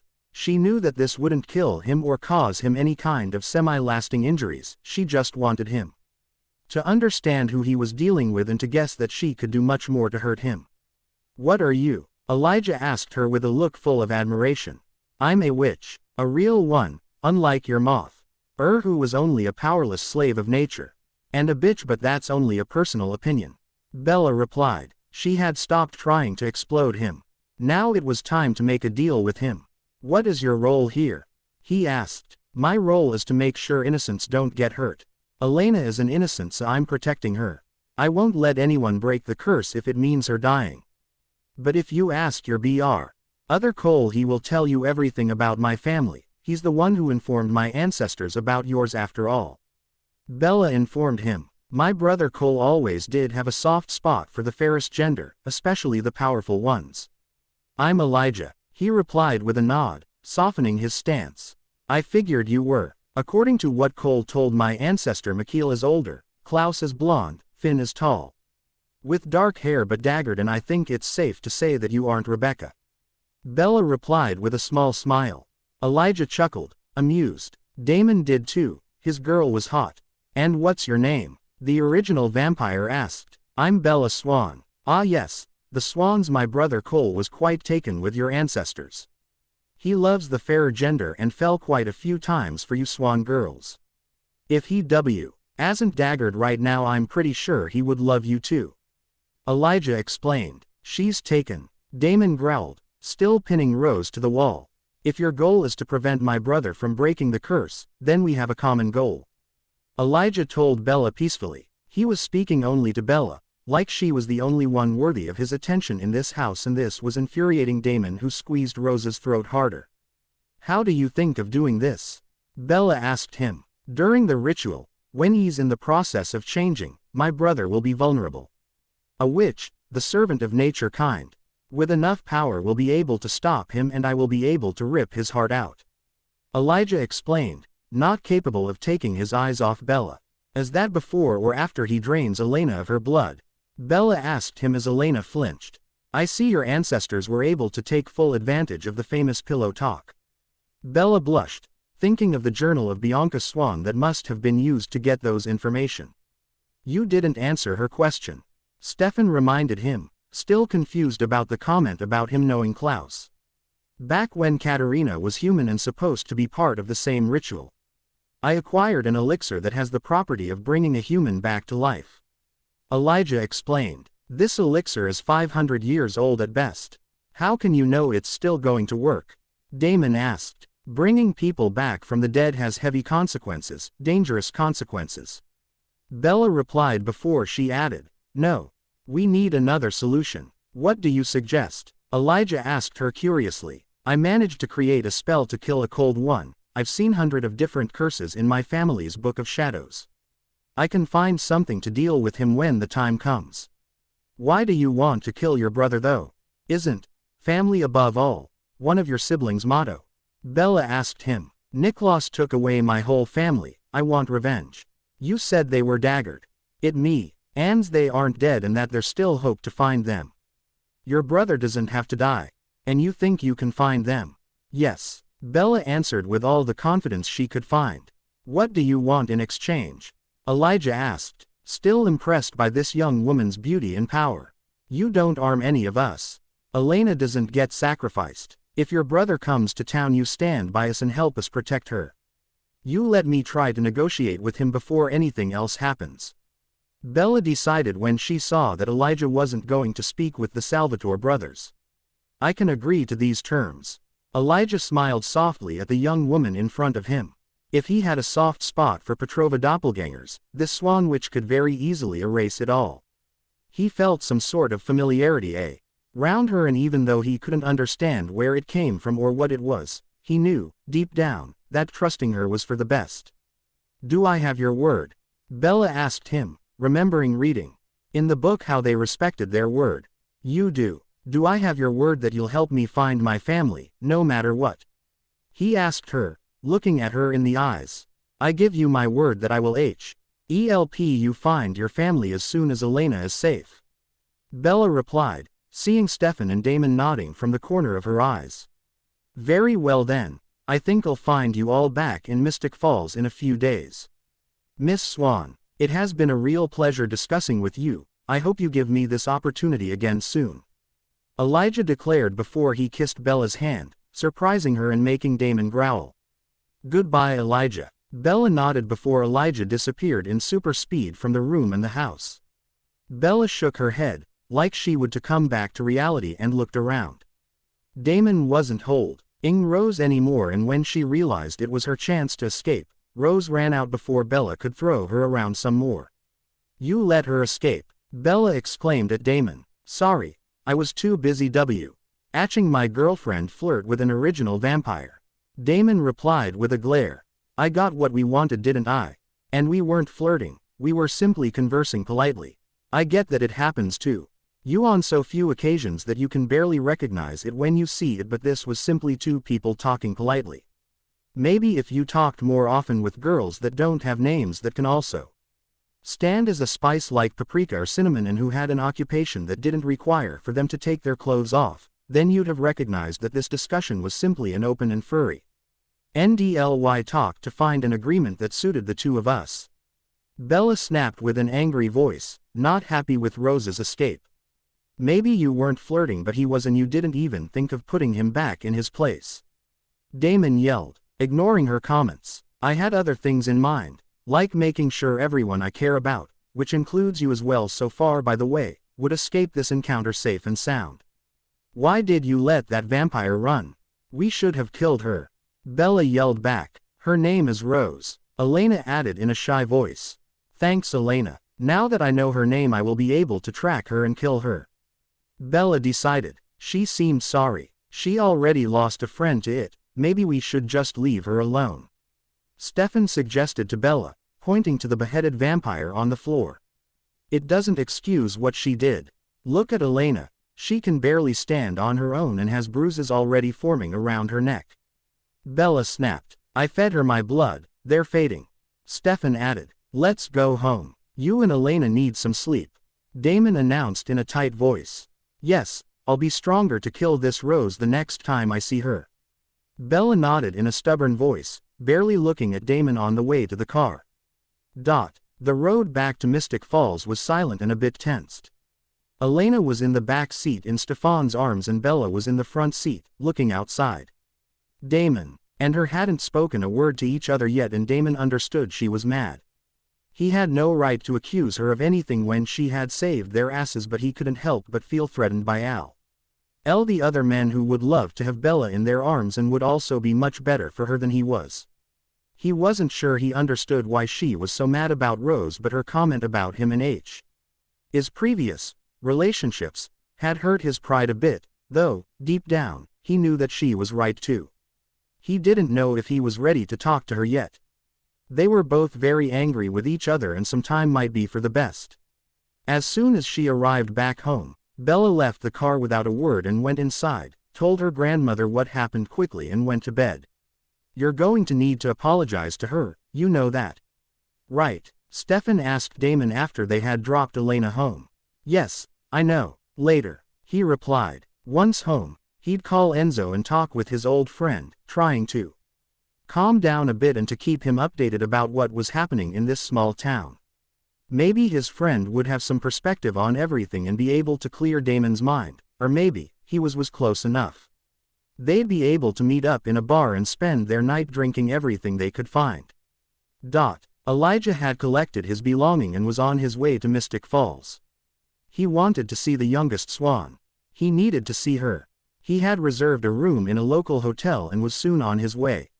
He'd keep an eye out on things in this town and try to collect as much information as possible about the little group that defended Elena. Maybe he'd find bigger allies against his brother and their multiple enemies. John Gilbert was back in town.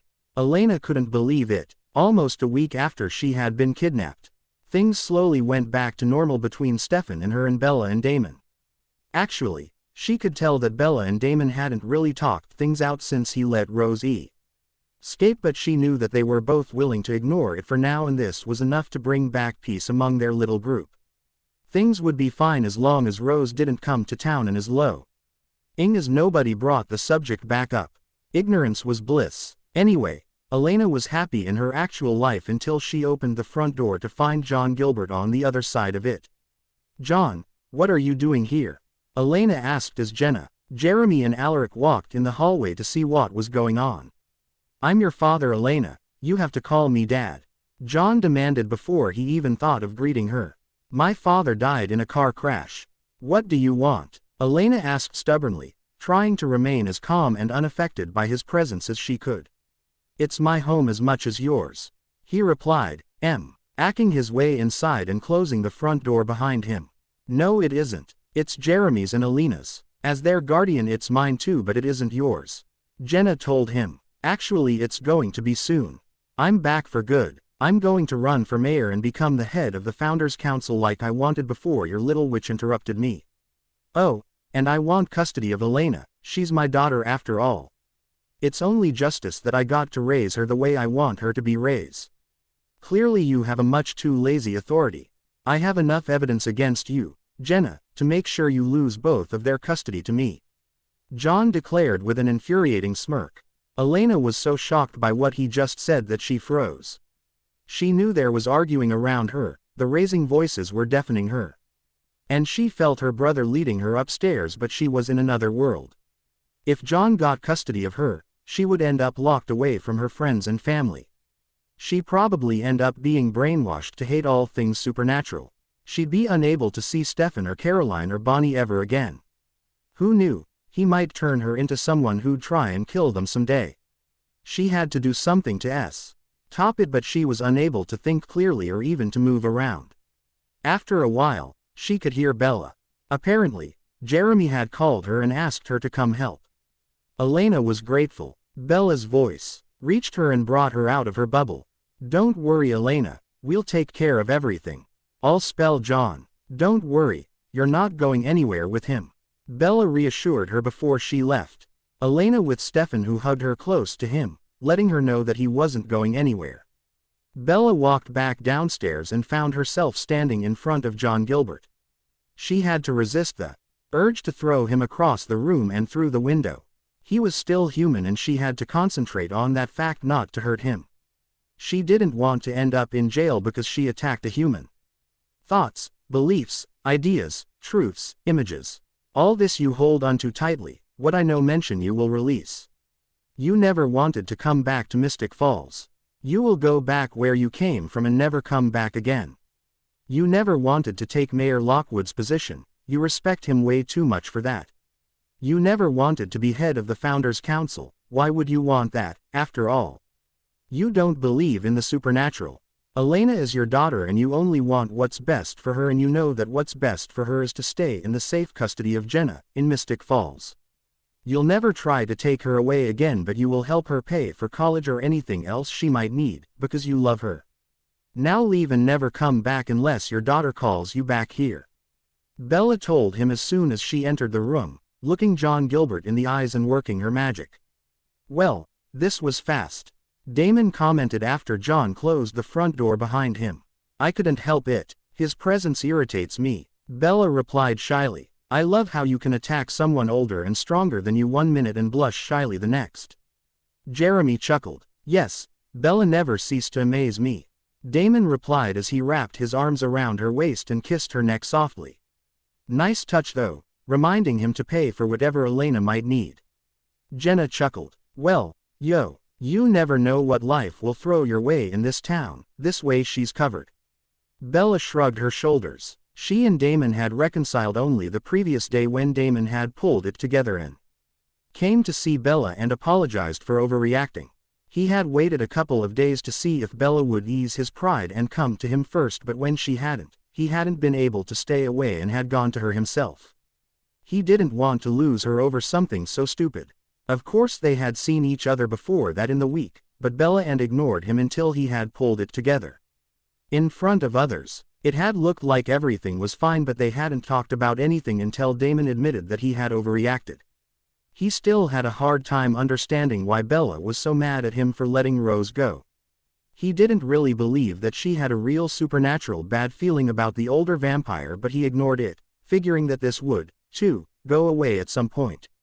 After that little intervention, Bella and Damon went to grab a bite to eat and she went back home to do some homework, refusing to let anything get in the way of her graduating at the end of the year. When Damon finally got home, Stefan was back too and trying to chase a female vampire around the house. He helped his brother and together they pinned Rose down. "I don't want to fight, I just need a place to stay," she pleaded. "You tried to have Elena killed, you don't get to stay here."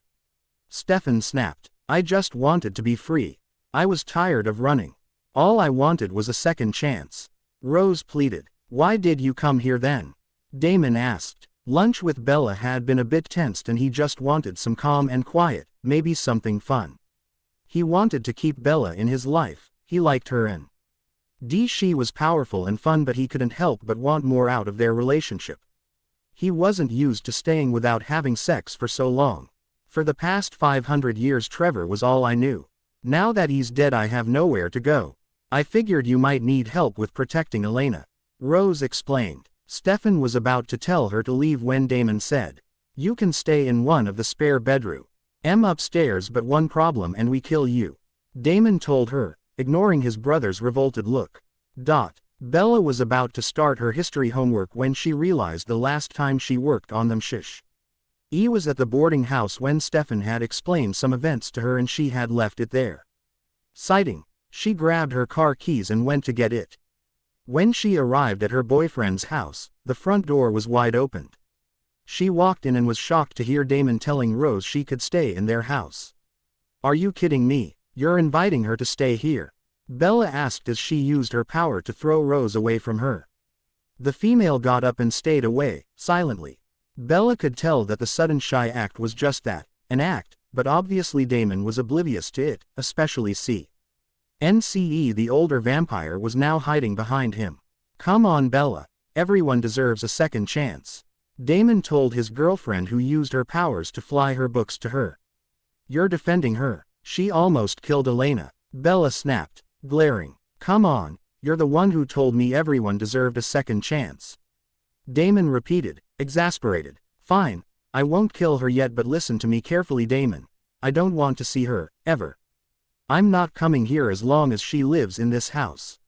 She better not talk to me or cross me anywhere or I'm going to make her explode.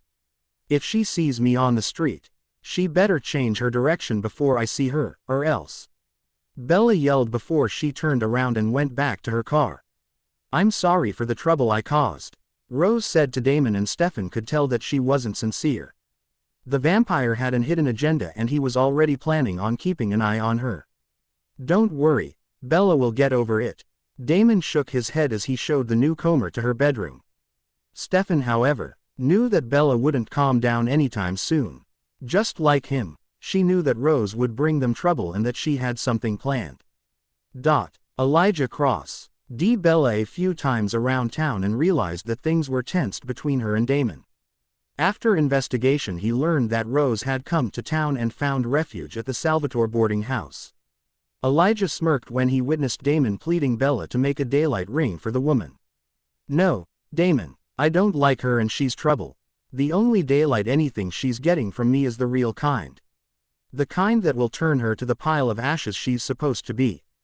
I actually know a spell for that if you insist," Bella replied. "Come on Bella, you're being unreasonable." Damon rolled his eyes. "If that's what you think, I'm leaving. Don't talk to me about that girl again Damon, or things will end badly, for you and for her," Bella warned before she turned around and left. She could explain her dislike of Rose, but the woman gave her a bad feeling, a supernatural kind of bad feeling. Bella was comforted in her idea when she noticed that Anna, Elena and Caroline didn't like her either and that Stefan didn't trust her. Bella was almost tempted to make a jerk move and tell the council about Rose so they could kill her, but held herself back. She could wait for Rose to prove her right. Bella knew she was here for another reason than simply not being alone anymore, and she wasn't about to change her mind or give up. A few days later, Bella was at the grill after school. She Was supposed to meet with Caroline, but the blonde cancelled on her at the last minute, so Bella was having a cup of coffee before going home when Elijah walked in. They exchanged small talk for a few minutes until Elena rushed in. "Bella, please help me," she exclaimed, but stopped in her tracks when she saw Elijah sitting in front of her. "Well, Bella, thanks for the company. I see the person I was supposed to meet has just arrived. Have a nice afternoon, ladies," Elijah told them as he stood and went to the other side of the grill. "What is it, Elena?" Bella asked. "Were you on a date with Elijah?" "What? No, I was waiting for Caroline because she needed me to help her on some homework, but she changed her mind. I was about to leave when he arrived and started a conversation. I'm not one to deny a good conversation, especially lately," Bella explained. "Oh, okay, well, anyway, Isabel is back in town. She says she wants to help me. She told me where she is staying," Elena explained. "You want her to survive?" Bella asked. "I don't care if she dies," Elena replied truthfully. "Okay then, come on, we'll take care of it ourselves," Bella suggested, seeing this as an opportunity to take our mind away from Damon and their constant arguing. Elena nodded and they both left the grill. An hour later, both Elena and Bella were in front of the foreclosure house that was Isabel's residence. With a quick spell, Bella opened the door and they came inside the house. Isabel rushed to meet them, but before she could do or say anything, Bella used her blast power several times in a row and the woman exploded. It was quickly done, and as usual, Bella felt bad afterward, but Isabel had turned her emotions off and would never truly care about her daughter. Now it was done. They both went home and never told their respective boyfriends what they did. Nobody knew Isabel was ever in town, nobody would even find out. Catherine was still in the caves and figured now was the time to trick Stefan into coming to pay her a visit. She turned her cell phone back on and decided a little lie wouldn't hurt. Elena is in danger. Petrova doppelgangers don't live past their 18th birthday without a special potion being drank.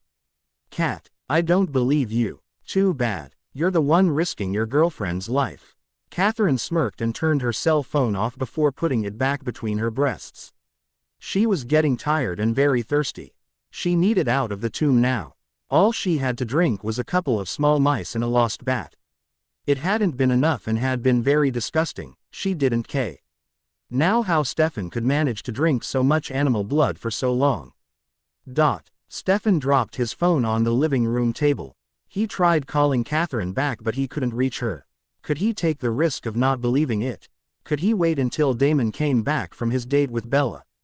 No, he couldn't. He knew he should call his brother, but things were so tensed lately between Bella and him and he didn't want to spoil a good moment.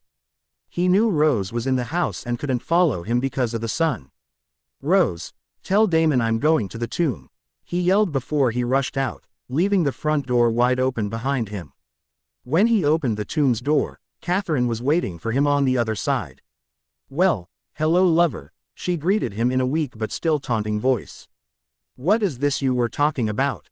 No small talk then. Right to business. It's a curse put on our line by Klaus.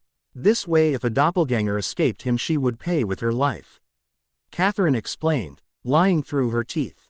"I don't believe you. Bella would have known. She would have told us." He shook his head. "Right, because these witches know everything, about everything, right? Well, too bad for you. I guess you should start saying goodbye to Elena soon," Catherine replied with a not at all sorry smile. She waited a few minutes and saw Stefan was biting her bait. "What do I need to help her survive?" Catherine jumped in joy inside. She had prepared for this before the party. She took a small dark vial from her bra. "She needs this." Catherine waved it in front of his nose. "Give it to me. Get me out of here." "You know I can't do that," he exclaimed. They argued with raising voices for a few more minutes, actually half an hour. Catherine was happy to see that Stefan was losing his cool. He was ready to pounce and she would get what she wanted. "Well, I guess I'll just pour this down on the floor then," Catherine replied and was immediately pinned against the wall. "Welcome in, lover. Wanna have some fun with me?" she asked in a wicked tone. Stefan looked around and realized his mistake. He was stuck in here with her. He was screwed. Catherine was weak and knew she needed blood, so she drank from Stefan a bit. She was now just as strong as before. When Damon got home after his tense lunch with Bella, he found the front door opened. As soon as he was inside, he saw Rose coming his way, looking worried. Stefan left. He forgot his phone. He went to see Catherine at the tomb and isn't back yet. It's been 3 hours. Damon rolled his eyes, growled and took his phone out to call Bella back. He quickly thanked Rose and left the house, running to the tomb where Bella would meet him. He decided to wait for her outside. When she arrived, she was followed by Elena and Bonnie. "What are they doing here?" he asked Bella, kissing her on the lips quickly. "I was helping Elena with her English paper and she called Bonnie." Bella shrugged her shoulder. Bonnie was obviously still mad at Bella by the glare she threw her way.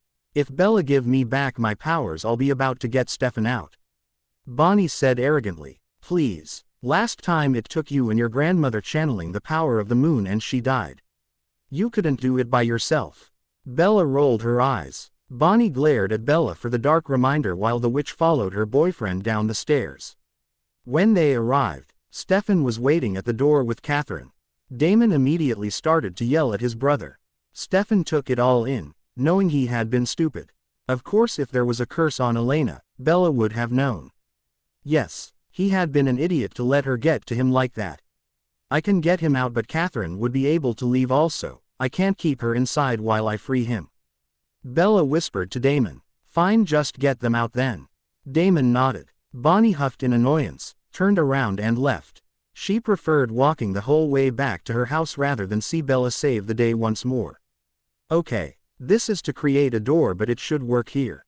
When you find your path is blocked, all you have to do is knock." Once she was done reciting that, Bella knocked on the shield. "It didn't work," Catherine stated. "Obviously. Okay, let's see this. This shield is in Stefan's way, please let him pass right away." This time, the shield was pulled down and both vampires were able to leave.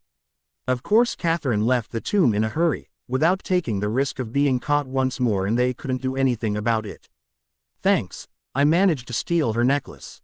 She won't be out in the sun before long." Stefan showed them the piece of jewelry. "She has several, Stefan. She's like a Boy Scout, always prepared." Damon shook his head as they all made their way out. Behind Bella and Damon, Stefan was being scolded by Elena. From afar, Elijah watched everything. He was about to step in and compel Catherine to stay in, but Bella worked faster than he thought she would and he was too late. He couldn't help but admire Bella. She was pretty. Her hair was so pretty in the sunlight, she was like an angel. He couldn't help but think that she didn't deserve Damon. Actually, he was pretty sure he wasn't the only one thinking that. From a distance, the original followed them back to their car, and then he watched as Stefan took Damon's car to drive Elena back as Damon got in the car with Bella. "I'm dropping you off at the beginning of your street," Bella stated. "Oh come on, Bella, this is getting ridiculous." Damon rolled his eyes. "I don't like Rose and I know she's bad news. You won't make me change my mind about that, and I know that eventually, you'll see that I was right all along." Bella snapped as she stopped her car. "She'll prove you wrong. She's actually nice and pretty fun." "What do you mean she's fun? What kind of fun are the two of you having exactly?" Bella asked. Damon just ignored her, rolled his eyes one more time, kissed her quickly on the lips and ran back to his house. Not noticing that Bella hadn't returned his kiss but had simply let his press his lips against hers. Of course Bella was fuming now. Fun. What did that mean exactly? She's Sue. Eldon pictured Damon sitting down for a game of Monopoly, so what did they do together that was so fun? Elijah smirked. The older Salvatore wouldn't be able to hold on to Bella if he kept being this stubborn and ignoring her wishes. It was so obvious that Rose wanted Damon. Everyone could see it. Damon was the only one who refused to admit it. He would only end up hurting Bella if he kept acting this way. Elijah smiled and decided to accidentally run into Bella again later in the day and try to cheer her up. Alice was happy. She got a phone call from Catherine. Her new friend was out of the tomb and ready to act. She knew she could count on her. They both had the same determination to accomplish their plans. They had been destined to meet and to become friends, destined to achieve their goals together and to stay together forever, happily ever after. Bella didn't know what to do anymore. Damon seemed frustrated that she wasn't ready to have sex, but he had known from the beginning who she was. She tried to help him understand that it was something big for her and she wanted to wait until she was completely ready, but he just didn't understand. To him, sex was a simple act of please. And he didn't understand why it was so important for her to wait. He needed some release and it was the only way he knew how. Damon wasn't just frustrated because of Bella's refusal to have sex also because she refused to go to the boarding house ever since Rose moved in. He was also jealous because he saw Elijah talking with her a couple of times and she was smiling and laughing both times. She didn't laugh and barely smiled now whenever they were together. The original could make her happy when he, her boyfriend, couldn't anymore, not for long anyway. To top it all, his old friend Enzo was far away, busy enjoying his new life and unable to join him in a tour of the local bars. It's not like Stefan was the kind of guy to join him in a night of getting drunk and having fun with people they wouldn't remember the new day. He was too moral for that. What? Can you repeat that? Bella asked Damon with wide eyes. I said I gave Rose Catherine's necklace. Damon replied like it was the most natural thing in the world. You gave her the possibility to go out in the sun. Bella was angry, very angry. What's so wrong with that? She's old and has control. She deserves a second chance. You're just being unreasonable about this. Damon snapped. I can't believe you did this. I'm tired of all this, Damon. Bella replied, shaking her head. Why are you so mad about this? God, Damon, I don't know. Maybe because she wants you and you're the only one too stupid to see it. Bella yelled. Don't be ridiculous. You're the only one who thinks that way. He rolled his eyes. Oh yeah, why don't you ask Elena, Caroline, Jenna, Grandma, Anna, Jeremy, Alaric? They all agree with me. You're the only one who ignores it, or maybe you're not ignoring it, maybe you're enjoying this. Maybe you like the attention she gives you. They were walking in town, going back to their respective cars, and their raised voices attracted the attention of people who, even though they were eavesdropping, tried to stay discreet. What are you saying exactly? Damon was mad now. That maybe you like that Rose wants you. It's an ego booster and you can't stop but want more. Bella yelled. You're being ridiculous, Bella. No, I'm not. That's it, isn't it? You like the attention she gives you. You like knowing that she's there in case you need some release. Bella argued. Oh come on, Bella. I'm with you, aren't I? But every time we're together you talk about her. You always find a way to bring her up. You can't seem to be able to talk to me about anything else lately. Bella replied in a raised voice that showed how hurt she was by that fact. Don't be stupid, Bella. Now you're inventing things. Damon shook his head. I'm tired of this, Damon. I like you, I really do. But ever since Rose arrived you've been different. If she stays here I don't know if I can be with you anymore. I know that you don't believe me, but I can tell that she has something on her mind, something other than getting you to pull down your pants. I don't know when you stopped trusting me about my instinct, but I'm tired of this. Rose isn't someone I want in my life or around the people I love. Bella told him as she turned around and went back home. You're one to talk. Do you think I haven't noticed Elijah hanging around you? You don't see me making accusations, do you? Damon yelled back, making Bella stop in her steps and turn around to face him. Probably because you know that I would never encourage anything inappropriate and because I don't talk to you about him constantly. You can try to justify what you're doing any way you want, Damon. It won't change the fact that you're wrong and that you're hurting me. Elijah and I are only friends, and that's all there is going to be. I'm not one to cheat or lie about things like that. Bella replied before she rushed to her car, trying to hide her tears. Bella, come on. He tried to call her back. Go kiss a frog, or Rose, whichever comes first. Bella snapped back without looking back at him, making a couple passing by chuckle. Damon sighed with frustration and turned around to his car. Then, he growled when he spotted Elijah standing not too far away, smiling. The original was obviously happy about their argument and it only enraged Damon more. Of course Damon couldn't know that Elijah's smile was only a facade and that underneath, he was actually concerned for Bella. Unlike Damon, he had seen her tears and was worried about her. He knew that Damon's actions toward Rose and his doubting of her was hurting her feelings a lot. Catherine saw Bella leaving her house and smiled. Now was the time to act. She had thought a lot about it and knew she would succeed this way. Slowly and silently, she made her way into the garden and waited, hidden. She had been watching the old woman a lot and she always came to tend to her garden around this time of the day. When Isabel left her house to work on her garden a while later, Catherine pounced on her without giving her the chance to fight back. She had procured herself with an amulet to protect herself from witches' personal powers, and when the old woman tried to fight her off, she was ineffective. Catherine did a good job. She was surprised when the woman tried to fight her off with her bare hands and managed to scratch her neck with one of her gardening tools, but it didn't change much. She was still stronger than the sickly old woman. Of course Isabel was dead quickly, but Catherine made sure there was a lot of blood and open wounds. The sight was horrible and she was confident it would traumatize the young witch forever. It would be the kind of sight that would come back to haunt her on stormy nights, if she survived long enough to see a stormy night. As she left, Catherine didn't realize she had left her amulet behind her. Isabel had managed to tear it off and Catherine was now defenseless. Once she was back in her hotel room, Catherine texted her new best friend. "It's done. Picture to follow." She sent a picture she took before leaving the scene and sent it next to Alice. She got a reply a few minutes later and read, "Good. See you soon. I'll be in town in a few days." When Bella got home, she was in a bad mood because of her fight with Damon. Why couldn't he see what everyone else was seeing? Did he really enjoy Rose's presence so much? What did why do when they were alone in the boarding house? Did Stefan know something and didn't tell her to spare her feelings, or out of loyalty to his brother?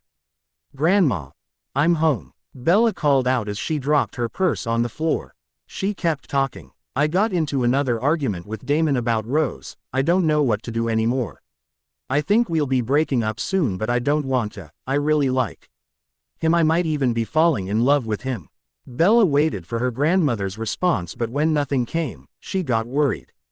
"Grams." She checked the kitchen. Nothing. Silence. She went looking into the living room. The basement. Nothing. "Grandma, what's going on?" Bella asked as she rushed upstairs to her grandmother's room to see it empty. "Grams, where are you?" She ran in the attic, in the magic room.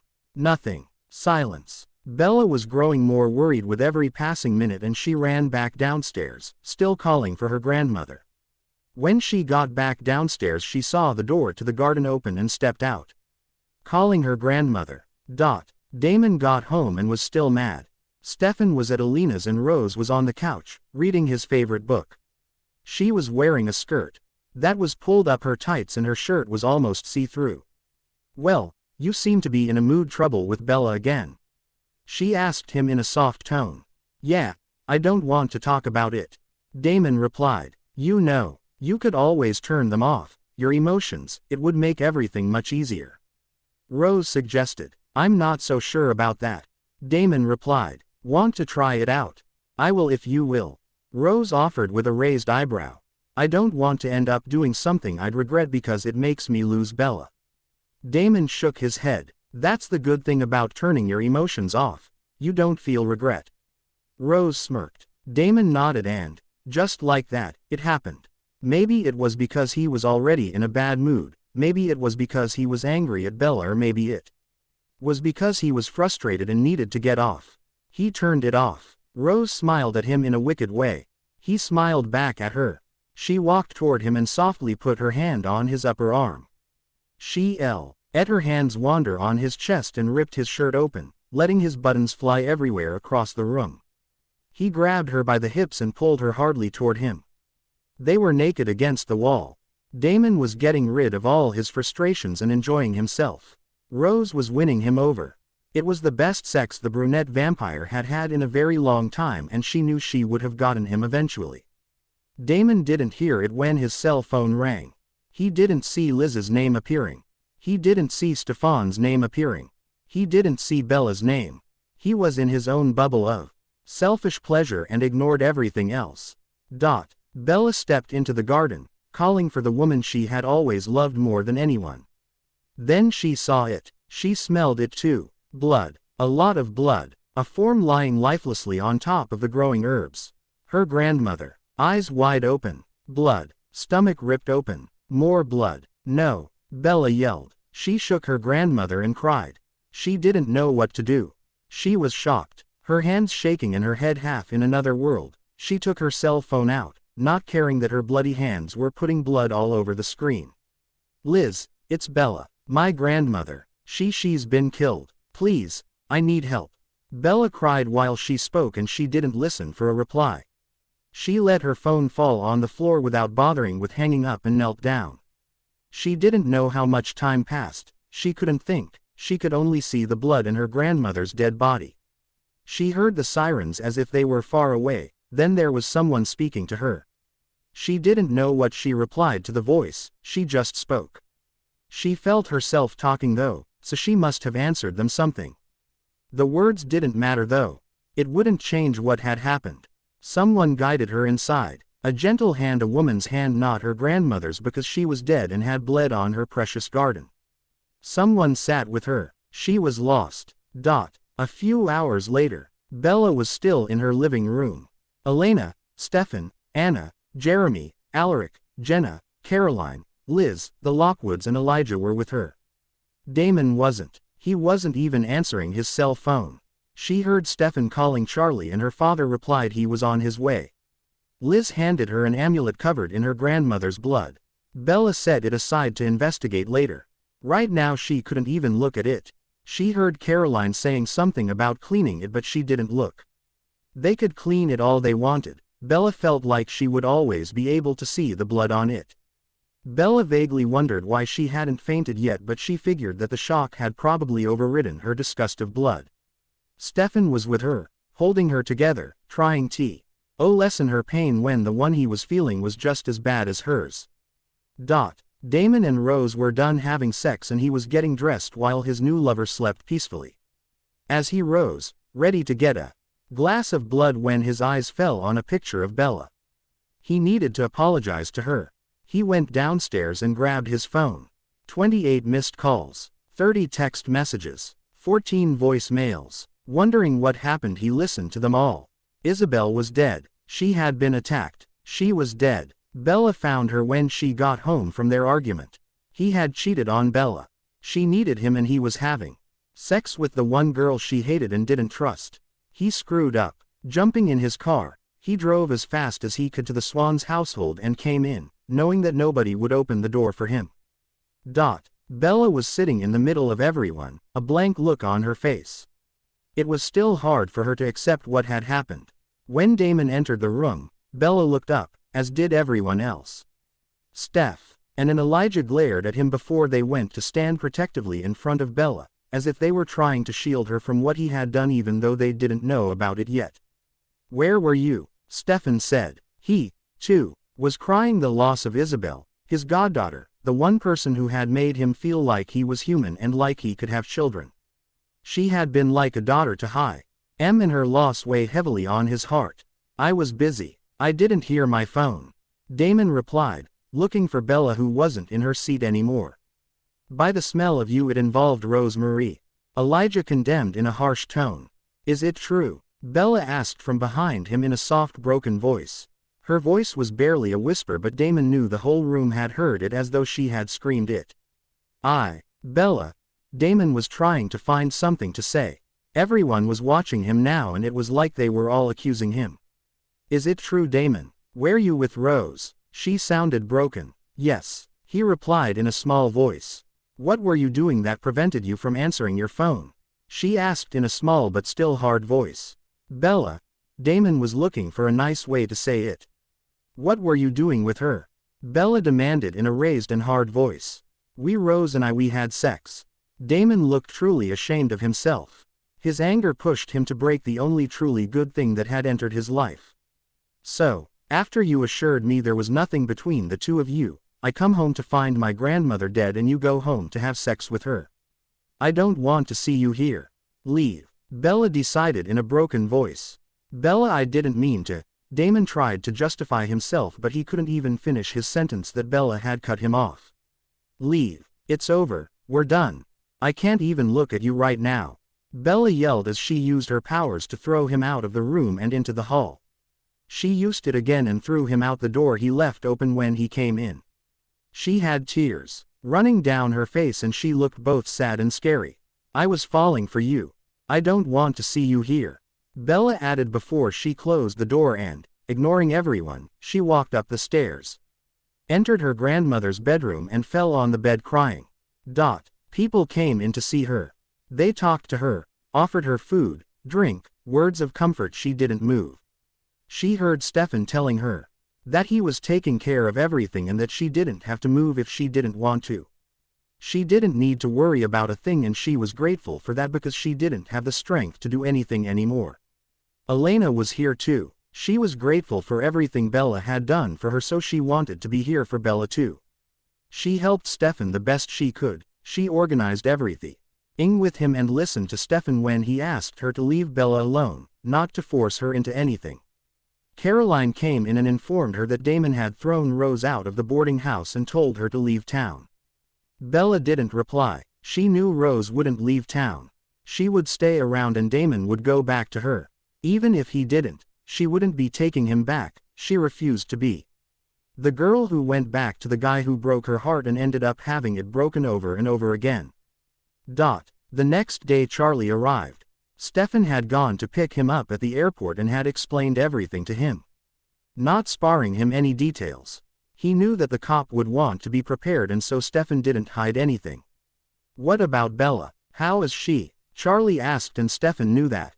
What he really wanted to know was if Bella had gone back to her zombie state. She's well. She hasn't spoken much since she found Isabel. She's been crying a lot. I made sure she ate and drank Eno. But I know she hasn't been sleeping well. Stefan replied. How do you know? She told you. No, I've been sleeping here, in one of the guest bedrooms to keep an eye on her until you arrived. None of us wanted her to be alone. She's been having nightmares, seeing the moment she found her grandmother's body over and over again. Stefan replied. Thank you for everything. Thank you. Charlie nodded. Don't mention it. I wanted to help. Isabel was part of my family too. Stefan replied. I remember you, you know. Charlie informed him. You do. You were just a kid the last time I saw you. Stefan replied, surprised. I know, but I remember. I remember you taller though. Maybe because you were so small. Stefan replied in a chuckle. True. I'm glad you were there for Bella. Don't worry. She's part of my family now. No matter what. Has her mother called? Charlie asked when they entered the town. No. When I'm not with Bella in the house, Elena or someone else always is, and though she received lots of calls, none of them came from Renee. She didn't even email her. Stefan shook his head. But you warned her. Of course. I left a message on her answering machine. Stefan nodded. So did I. Charlie replied sadly. A few minutes later, they arrived in what was now Bella's house. Stefan stayed in the car and told Charlie that he'd come by later to check on them. He waited outside just long enough for Elena to join him and he drove back to the Gilberts, leaving father and daughter to grieve together.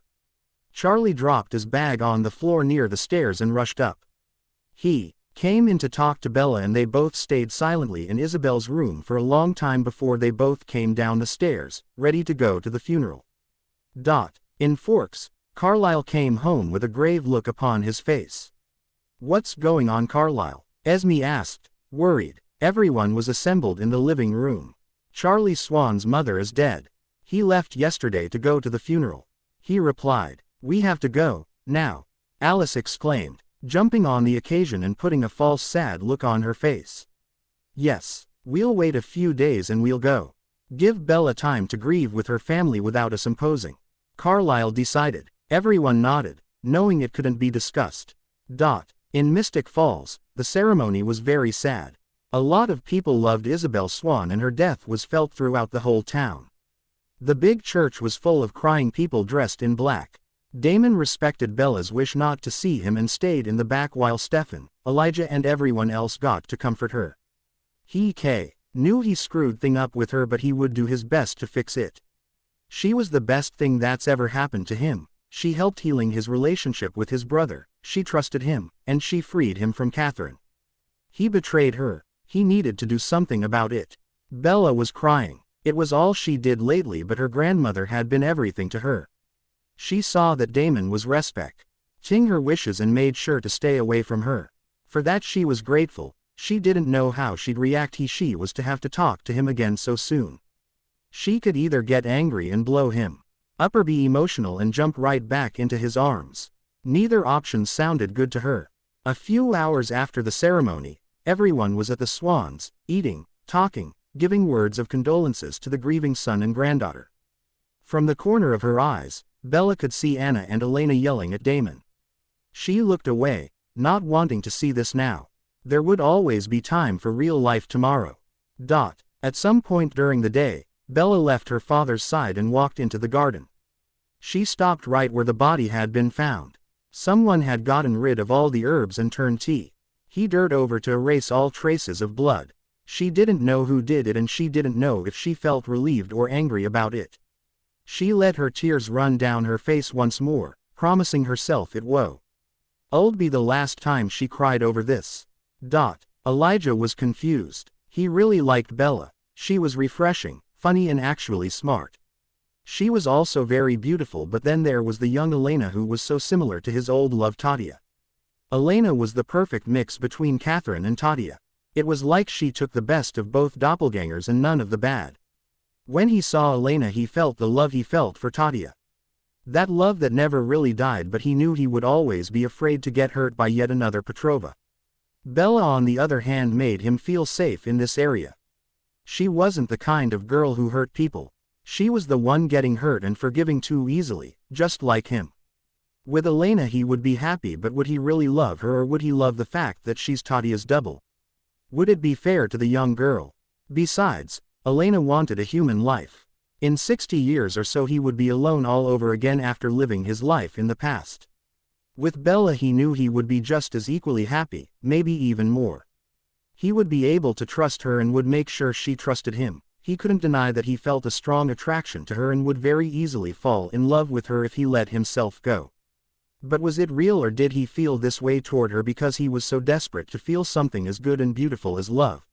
Shaking those thoughts out of his head, he looked out the window to see Bella crying by the spot where her grandmother had been found.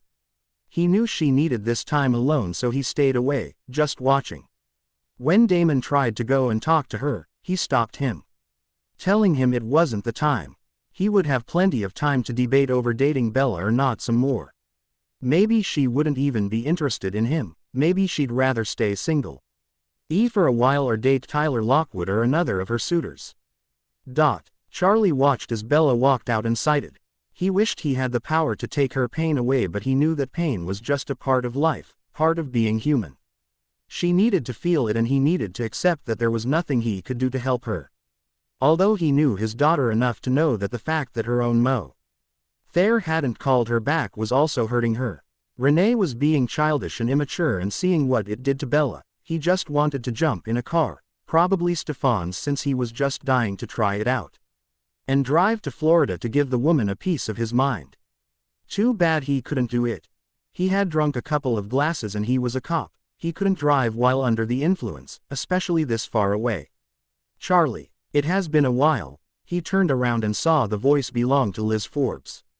Seeing her in his mother's house, shy and pretty, sent his back several years in the past. Back when they were both just a couple of teenagers in love, thinking that they'd be together for the rest of their lives. Liz, it has. How are you doing? He replied. Turns out that Bill was gay. We got divorced. You divorced too. Renee wasn't the right woman for me. She likes younger men much better, probably because they reach her maturity level. He replied with a small smile. Are you okay though? She asked him softly. Don't worry, I'm fine. I was ready for this to happen. I mean, not this violently, but ever since she got sick I was ready to lose her. Charlie explained to his old friend. You haven't changed much. Last time you saw me I was 18 and driving away. I'm sure I've changed a lot. Charlie chuckled. Not so much though. Not to me. You're still. Liz stopped before she said something else. You haven't changed much either. I heard you were sheriff. Guess we were not so different after all, hey? He told her, wondering if making small talk would ease the tension between them. He shouldn't be feeling like this at his mother's funeral. He should have prepared himself to face her again. He should have prepared what he would have told her. He was so sure that after all this time he'd be able to face her without feeling like this. Why did he still feel like he had butterflies partying in his stomach whenever he saw her? He wasn't a lovesick teenager, for crying out loud. I guess we would have fought over the job had you stayed, she replied softly. We weren't meant to be. High school showed us that. Charlie shook his head softly. Maybe we would have worked better out of school. In the real life. And I'm sure we would have found a way to work together. We always did well when we did something together, she suggested. Or we would have kept the on and off relationship we had back then and hurt our children. You wouldn't have Caroline and I wouldn't have Bella, he reminded her. You were always so wise. She smiled. I'm glad you're here for Bella though. I don't like her being alone, but I know you're around. I feel better leaving knowing you're around, Charlie confessed in a more serious manner. I'll always be around Charlie. She has so much of you in her. It was obvious that the two of them still felt something for each other. Liz, Charlie knew what she was thinking about and tried to stop her from saying it. Do you ever think about how our lives would be like now if I hadn't lost it? If I had passed the 3rd month and been more careful? She asked him, looking sad. Liz, do you? She insisted. Of course I do. Every time I look at Bella I think of that baby. But we were too young, it wouldn't have worked. Is it why you really left? To get away from the pain? She asked him. Part of it was yes, but I also wanted to get away from all the supernatural. It was easier to ignore its existence far away, this way I didn't have to accept it. I missed you a long time, I waited for you to come back. Even after I got with Bill. I almost came back a few times. But I just couldn't, it was too hard. He told her softly. When are you leaving? She asked him softly. I have to be back to work in 3 days, I guess I'll have to leave tomorrow. He replied just as softly. Maybe you could come over and have dinner with me before that. Tonight maybe, she asked. Is it wise? What's the worst that could happen? Well, now that you've asked it you can be sure it will. He chuckled. So, will you come? The house is still in the same place, it hasn't moved. She told him, adding a teasing smile on the last part. Sure, I'll come, he replied. They exchanged a few more smiles and soft words before they parted ways. Caroline had heard everything and made a mental note to tell Bella about it later. They almost became sister. Their parents used to be together. Under other circumstances, it would make her rush outside to tell Bella, but since this was Isabel's funeral, she decided it would be better to wait a few days before telling her. Later, after everyone went home, Charlie sat down with Bella and took a while to tell her about his past with Liz Forbes. The young witch was surprised and kind of shocked, but encouraged her father to go to his date. There is more, Bella. About the will of your grandmother, Charlie started to say but hesitated. What is it? I don't need to leave, right? I like it here, I feel like I belong. Not at all. She and I talked about it when she found out she was sick and I agreed with her decision. She's leaving you everything. Everything. But what about you? Bella asked. Don't worry, I have everything I need.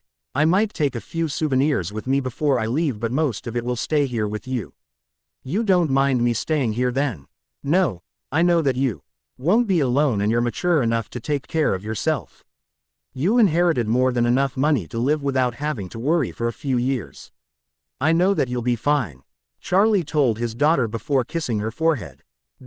After that, Charlie went to get ready and soon, he left and Bella was alone. The young woman walked up to the magic room, opened the Book of Shadows, placed 9 big white candles in a circle and pronounced the spell to summon a spirit she had used a few times before. Just like every time she used it, little lights appeared, but they didn't bring her Isabel Swan, but another woman whose portrait she had seen in one of the halls. Bianca Swan? Bella asked, intimidated by her ancestor. My, oh my, you are beautiful. You must be a real heartbreaker. Bianca complimented her with a smile that immediately made Bella think of the diary. I don't mean to be rude, but what are you doing here? I didn't call for you, Bella asked in an apologetic voice. I know you didn't. You wanted to speak with your grandmother. Bella nodded and Bianca kept talking. You're not ready yet and neither is she. Isabel needs to get used to the fact she is now dead and living in a whole new world. You must accept that she is dead. Only then you will be able to see her.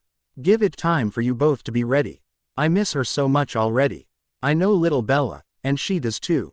Who did this to her? I think you already know. Alice couldn't have done it since she wasn't in town. Did she ask someone to do it for her? Bella asked. Alice doesn't work alone anymore. She's found an ally that is just like her. Together they are far more dangerous than they were alone.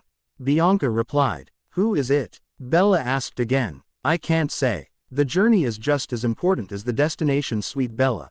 You know that. I have to go now. We're watching over you. You're never alone. And with a few more lights, Bianca Swan was gone, leaving Bella alone but feeling better. While Bella was living her disappointment, Charlie was having a good time reliving the past with Liz. They had always had a lot of things in common and they still did. For a minute, Bella's father old C himself living in this house with his old love.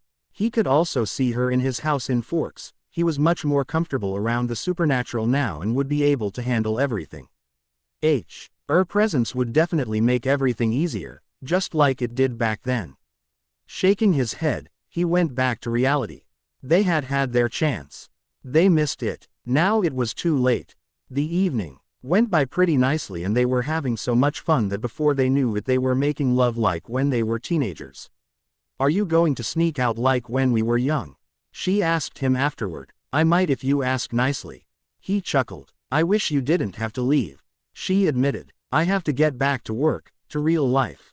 I'll miss you. So will I, Liz. So will I. A few more kisses later, Charlie Swan was gone, going back to his mother's house for a few hours of sleep before he had to take his plane. After talking with Bianca, Bella looked through the book some more. ND soon found a page she had never seen before.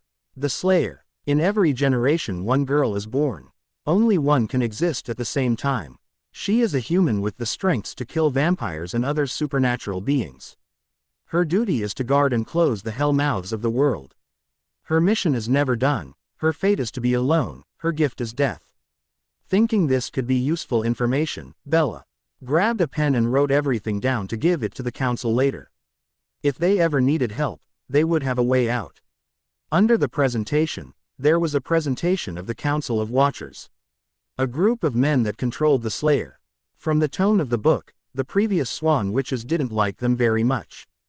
There was also a small map of the world with coordinates of hell mouths. Bella read the explanations and realized she really felt for the Slayer. Being alone with such a burden on her shoulders, it had to be hard.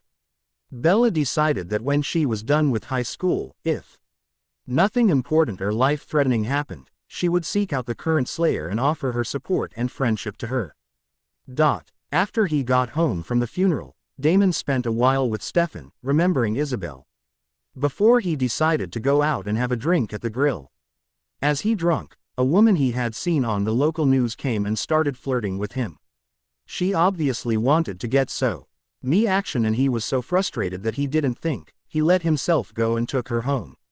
Of course the woman enjoyed herself. Women always did with him. However, when he woke up the next morning, Damon didn't want to see her face, so he woke her up, told her to get dressed in a harsh voice and ordered her to leave. The poor woman looked shocked at his harsh behavior but did as he asked anyway. The next day, Bella woke up and went downstairs. She prepared some coffee for her father and got herself some orange juice. She didn't have to cook anything since people had brought her lots of muffins and cupcakes the previous day. She packed a few for her father to take with him on the plane. When he got down, his bag were packed and he had an extra one with the few things he wanted to take with him. Bella and him kept things quiet and simple, as usual. Will you be okay, Bella? He asked her as she parked her car at the airport. Don't worry, I will.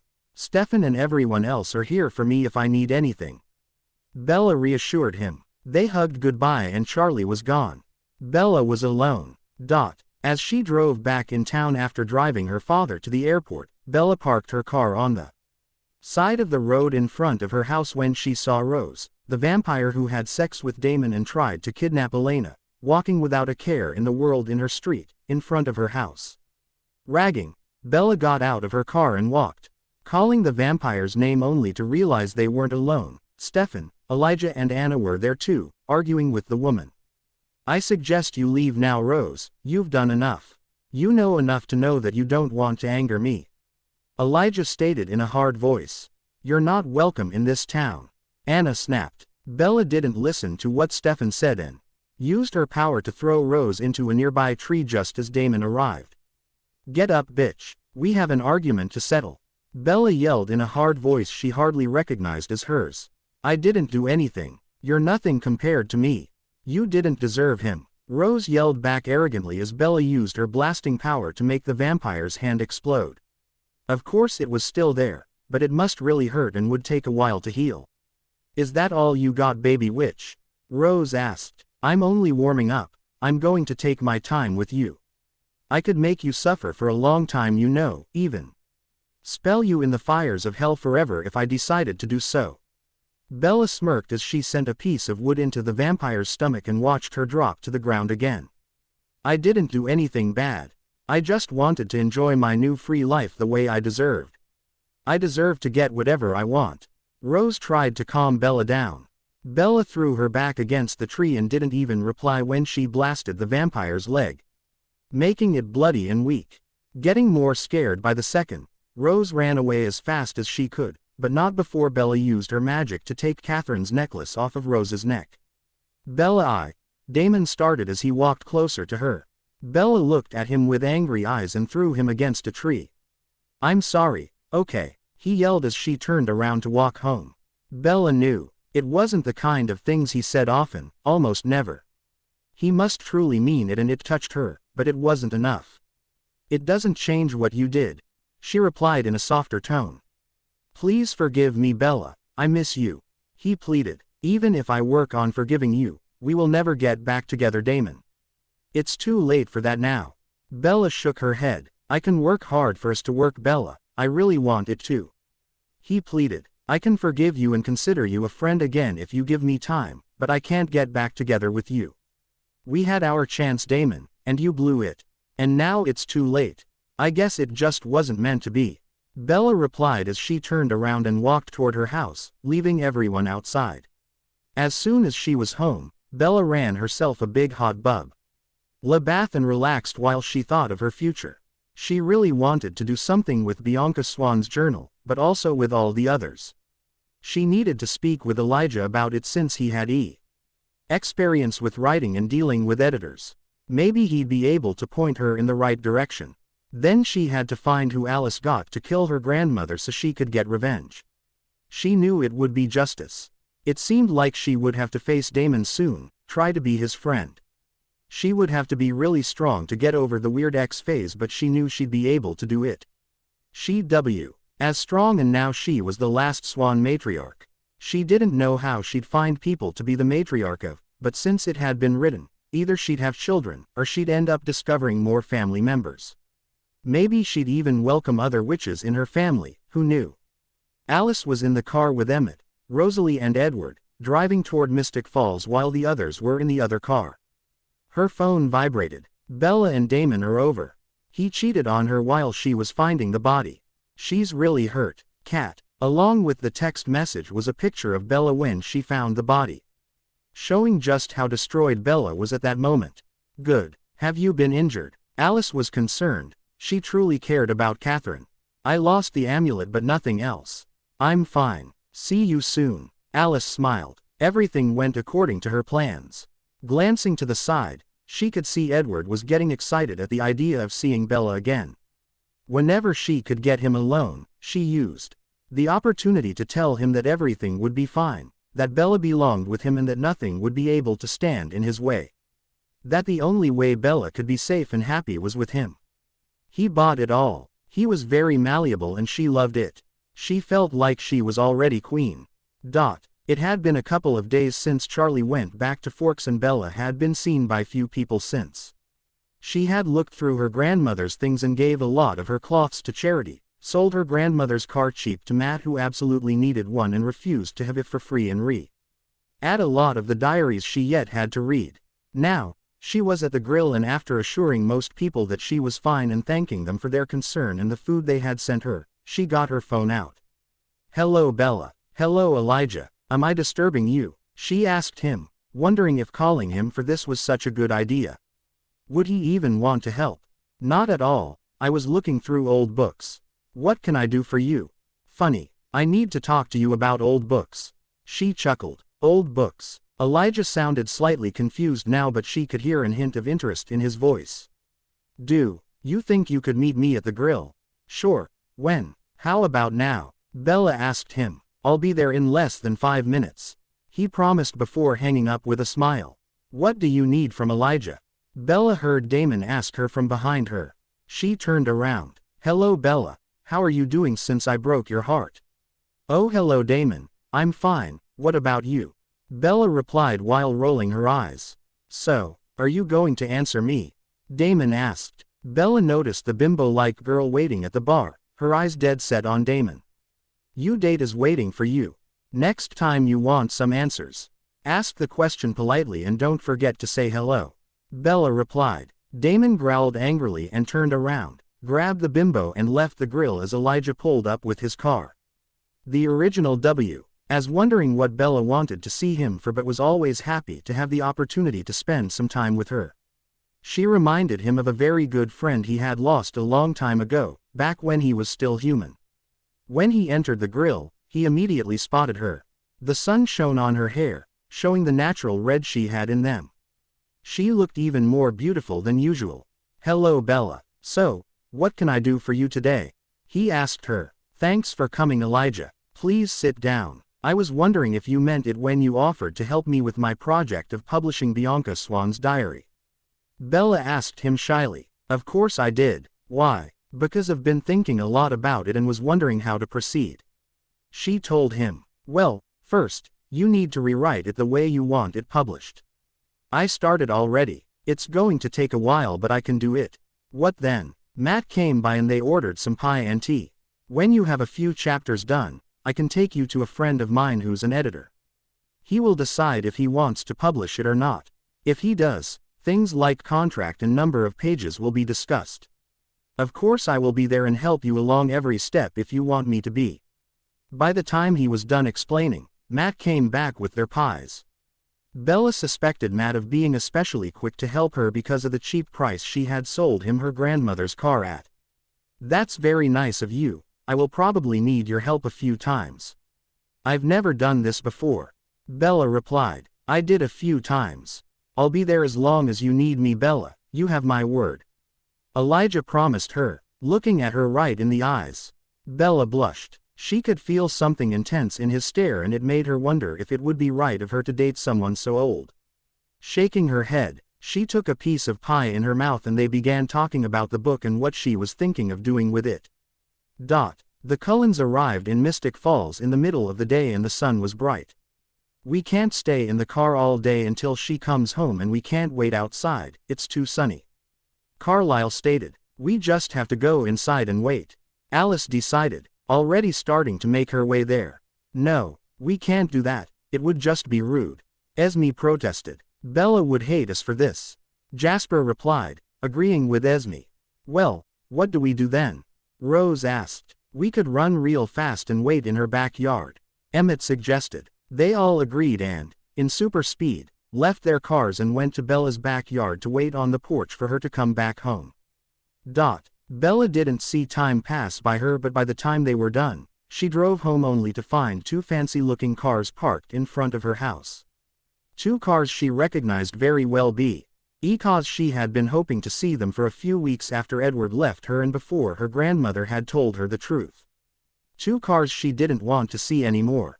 Two cars that had brought with them 7 people she wasn't ready to see so soon. Certainly not after what Alice dared do to her grandmother. She was angry and before she did anything rash, she took a big breath in to calm herself, got her cell phone out and texted Stefan. Caroline, Anna and Elijah. Cullen cars are at my house. Come help before I stop thinking and kill them all. She didn't even sign, she just sent it and took a deep breath before she drove past the 2 empty cars and parked hers in her driveway. She was surprised to see the 2 cars empty and wondered where they could be when a bad feeling came over her. They wouldn't have dared coming inside a witch's house without being invited in first, right? Seething with anger and power, she walked to the front door and opened it with her key. Apparently, they hadn't broken in this way. As soon as she had the front door closed behind her, she heard a big knock on the back door. Sighting, she considered walking in her room and pretending they weren't there.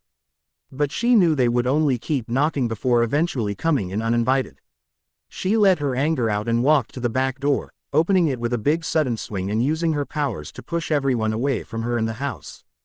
Just like she thought, they were all here, spread across the yard, getting up after being magically pushed away. They all looked surprised and Bella had conflicted feelings. She was especially angry when she saw Alice so close to the spot where her grandmother had been found dead. Bella, Edward greeted her but didn't say anything else when he saw Bella's glare. I missed you so much, Bella. I swear I didn't want to leave, Alice exclaimed, trying her best to sound innocent. However, Bella knew what to do. Let Alice, quick as freeze, stop this snit and quickly freeze. Bella recited it and immediately Alice stopped moving. Since she was supernatural, she could still move her eyes and hear everything. She was just frozen in place and unable to speak. How dare you come here, Alice? The other I can understand and even allow on my property, but you. Bella snapped angrily. I don't understand, Bella. What did Alice do? Edward asked, truly confused, just like the others. What didn't she do? She sent Victoria here to kill my grandmother. I found and killed Victoria, but obviously Alice sent someone else to do the dirty job. I want to know who it is and make them both pay. Bella snapped back as Elijah, Damon, Stefan, Caroline and Anna arrived behind her. Bella, are you okay? Elijah, Stefan and Damon asked in one voice. Bella nodded. So they are the Cullen? Caroline asked. Again. Bella nodded. Who's a sword? Anna asked. Edward took an offended look on his face and Bella pointed toward him. Do I know you? Carlisle asked Elijah. I'm Elijah Mikkelsen. I helped your father find and kill bad vampires when you were just a little boy. Had I known you changed into a cold one, I would have come to try and help you, Carlisle. Elijah replied, to the doctor who looked like he remembered suddenly. Yes, Elijah, the man with the fancy clothes and the nice gifts. Carlisle nodded with a nostalgic smile. Bella, get away from these people. That man has very bad thoughts about you. Edward ordered, nodding Damon's way.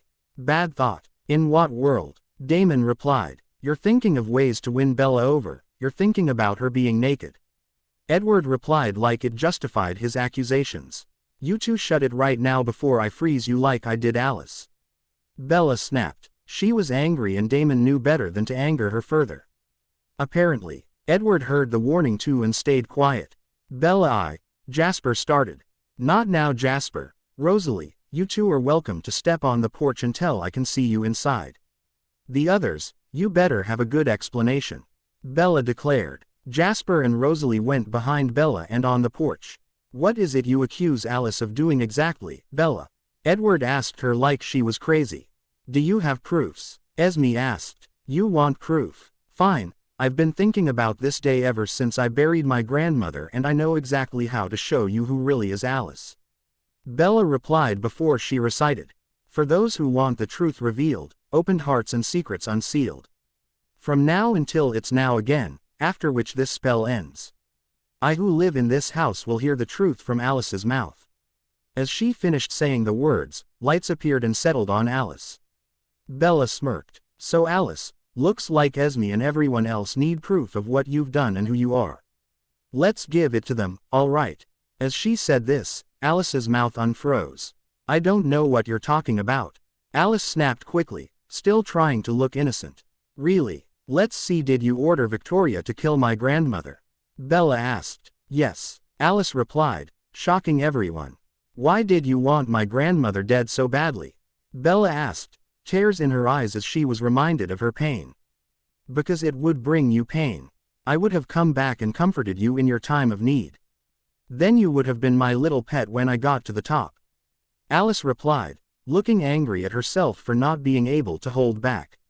What top? Carlisle asked. What do you mean when you get to the top? Bella asked, knowing only she could bring the truth out of Alice when Carlisle couldn't. I'm going to be the queen of all supernatural. Alice replied simply. Well, aren't you a little ambitious thing? Damon he rolled his eyes. Who did you get to kill my grandmother? Bella asked. My new best friend, my sister, my soulmate. We were meant to meet. Alice replied. Bella cited. She needed to be more specific. What is the name of the person you asked to kill my grandmother? Bella asked again this time. You know her, or so I've heard. Your two friends here definitely know her. They both used to be her pets. Catherine. Alice replied, and it was obvious she had been trying to resist. Katerina. Elijah exclaimed. Everyone was shocked, and a lot of the vampires who knew Catherine were growling. Out of nowhere and surprising everyone, Catherine appeared. Don't worry, Alice, I've got your back. The bitchy vampire announced quickly before she grabbed the still frozen cold one and ran off.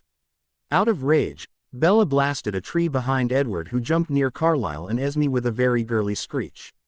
How come we didn't see it coming? Emmett growled angrily. She probably had more abilities than she told us. I wouldn't be surprised if she had been planning everything since she woke up as a cold one. Carlisle suggested in a sorry tone. Bella, love, Edward started to say as he walked toward her, only to be stopped by Elijah and Damon. Don't you dare call me love, Edward. You don't love me. If you did, you wouldn't have left me all alone in the woods. I don't want to have to deal with you right now, Edward. I want you to leave. Bella snapped very seriously and angrily. Maybe you should take one of the cars and drive to our hotel, Edward. Try to remain out of the sun. Carlisle told his eldest son. Maybe I can help you with that. Let's see, let the object of OBJ. Action become but a dream as I cause the scene to be unseen. Stop the present Cullens from sparkling so they can live their lives without worrying. Immediately, the Cullen present in Bella's backyard stopped sparkling. Go now, dear, Esme softly told Edward, who left, looking down. I'll go and make sure he doesn't cause trouble in town. See you later, Bella, Caroline offered as Anna nodded too, and followed the blonde vampire out of the garden. They would both keep an eye out for Edward, Alice and Catherine. Maybe you should go with them, Damon. We don't know who else is around and working with Alice. Someone like Rose might still be around town looking for trouble or allies.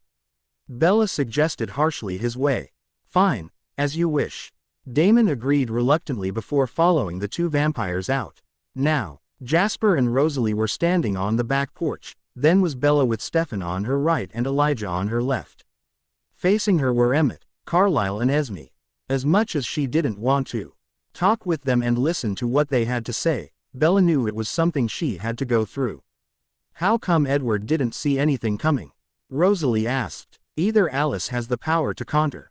The thoughts she lets him hear, or he is too distracted to notice.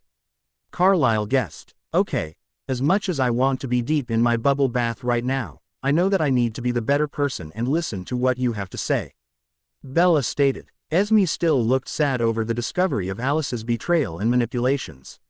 Even if everything still wasn't very clear and they didn't know why they were needed in her plan, at least they were warned. Bella, I can't even begin to tell you how sorry I am about what you had to go through because of us. We didn't want to leave this way, but when Alice told us it was for the best, that you would get gravely injured if we stayed any longer, we did what we thought was best for you and went against our better judgment. We missed you dearly, Carlisle explained. Yes, it seems that Alice got everyone fooled. Bella nodded. I swear I fought to stay, Bella. And then when it was clear that I couldn't, I fought to at least tell you goodbye. I didn't want to leave. You were my baby sister and I missed you so much. I fought with everyone, even with Rosalie. Emmett pleaded. It's true, he got mad at us and didn't speak with anyone for a while. Rosalie added. We were stupid to listen so blindly to what Alice told us. We never wanted to leave you, we really thought it was for the best. Esme added. I can understand how you were manipulated by Alice and I can forgive it. But I need time to be able to be your friend again. Bella decided. We understand. Carlisle nodded. Right now, I need to speak with Jasper, Rosalie and Emmett. It would be best if you and Esme left, Carlisle. Maybe Stefan. You should spend some time with them. Carlisle is on your diet after all. I think you will get along with him really well. Bella told the vampire she loved like an uncle. Good idea, Bella. I'm sure we have a lot to speak about. Why don't you follow me to my house? Stefan suggested. The couple nodded and followed him out of the property. Soon, a car was started and they were gone. Do you need me to stay, Bella? Elijah asked her. She could see concern in his eyes along with something else she couldn't quite identify and decided to ignore for now. No, I'll be fine. I can defend myself really. I just needed you all here to stop me before I used the spell I used on Victoria and killed them all. Bella explained with a smile. Very well then, I'll go to the boarding house and spend some time with Carlisle. I wonder how much like his father he is. Elijah replied before leaving. Once she was alone with the 3 remaining Cullens, Bella grew a little nervous. We should move this inside. Follow me, Bella told them as seriously and professionally as she could. You really destroyed Victoria on your own? Emmett asked with surprise. He sounded impressed. Yep, I was pretty angry, but then again, you saw what I did to your garage. Victoria was even easier. A spell strong enough can destroy anyone. Bella explained. Even me? Emmett asked. Of course, but I'm a good witch. I use destroying or banishing spell only on people who deserve it. She explained as they all sat down. Bella, I want to thank you now for the option you're about to give me. Rosalie spoke out and it sounded like she had been fighting to keep these words in ever since they arrived. You're welcome, Bella replied with a nod. I would offer you some anything to drink, but I don't have animal blood, she added. You have human blood here? Jasper asked her with surprise. My family has had vampire friends for a very long time and my grandmother is a strong believer that a good host always has what it takes to please her guests. My grandmother always told me that.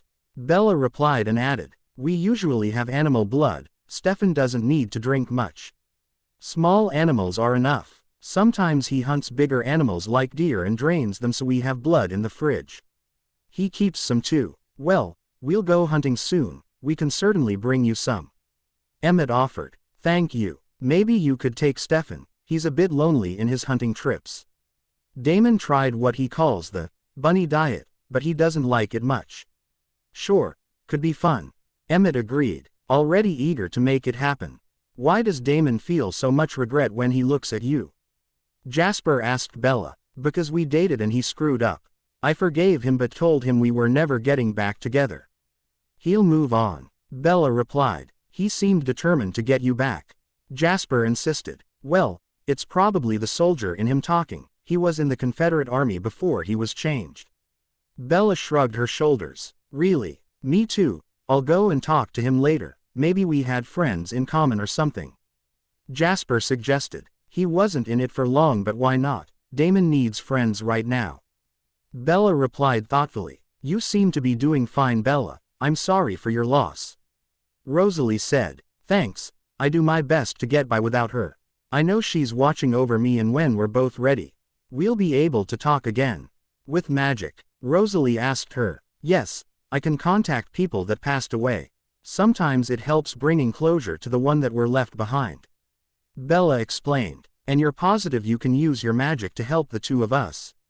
Rosalie asked Bella, pointing to Jasper and herself. Yes, I've done a few researches. I can do he spell on Jasper right now, but for you it's going to take some time, Rosalie. I suggest we take care of Jasper first, then I'll explain to you and Emmett the options you have.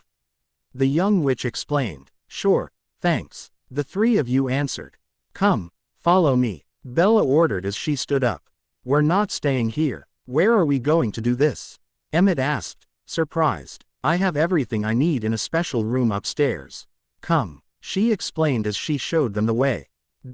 Once in front of the door, she opened it and went directly to the book where a piece of paper stuck out. That's one very big book, Emmett exclaimed. Don't touch it or it will shock you. Bella warned them with a smile. It's all spells, Rosalie asked softly. Yes, information about different supernatural species and spells that have been used by my family before. I added the one I used to destroy Victoria, and if the one I created to help Jasper works, I'll add it as well. Bella explained as she took the piece of paper out of the book and unfolded it. Bella looked over it for a while and decided it was good enough. Okay, let's see, Jasper. I need you to stand in front of me. Here we go. Hear these words, hear my rhymes. I need this done for all times.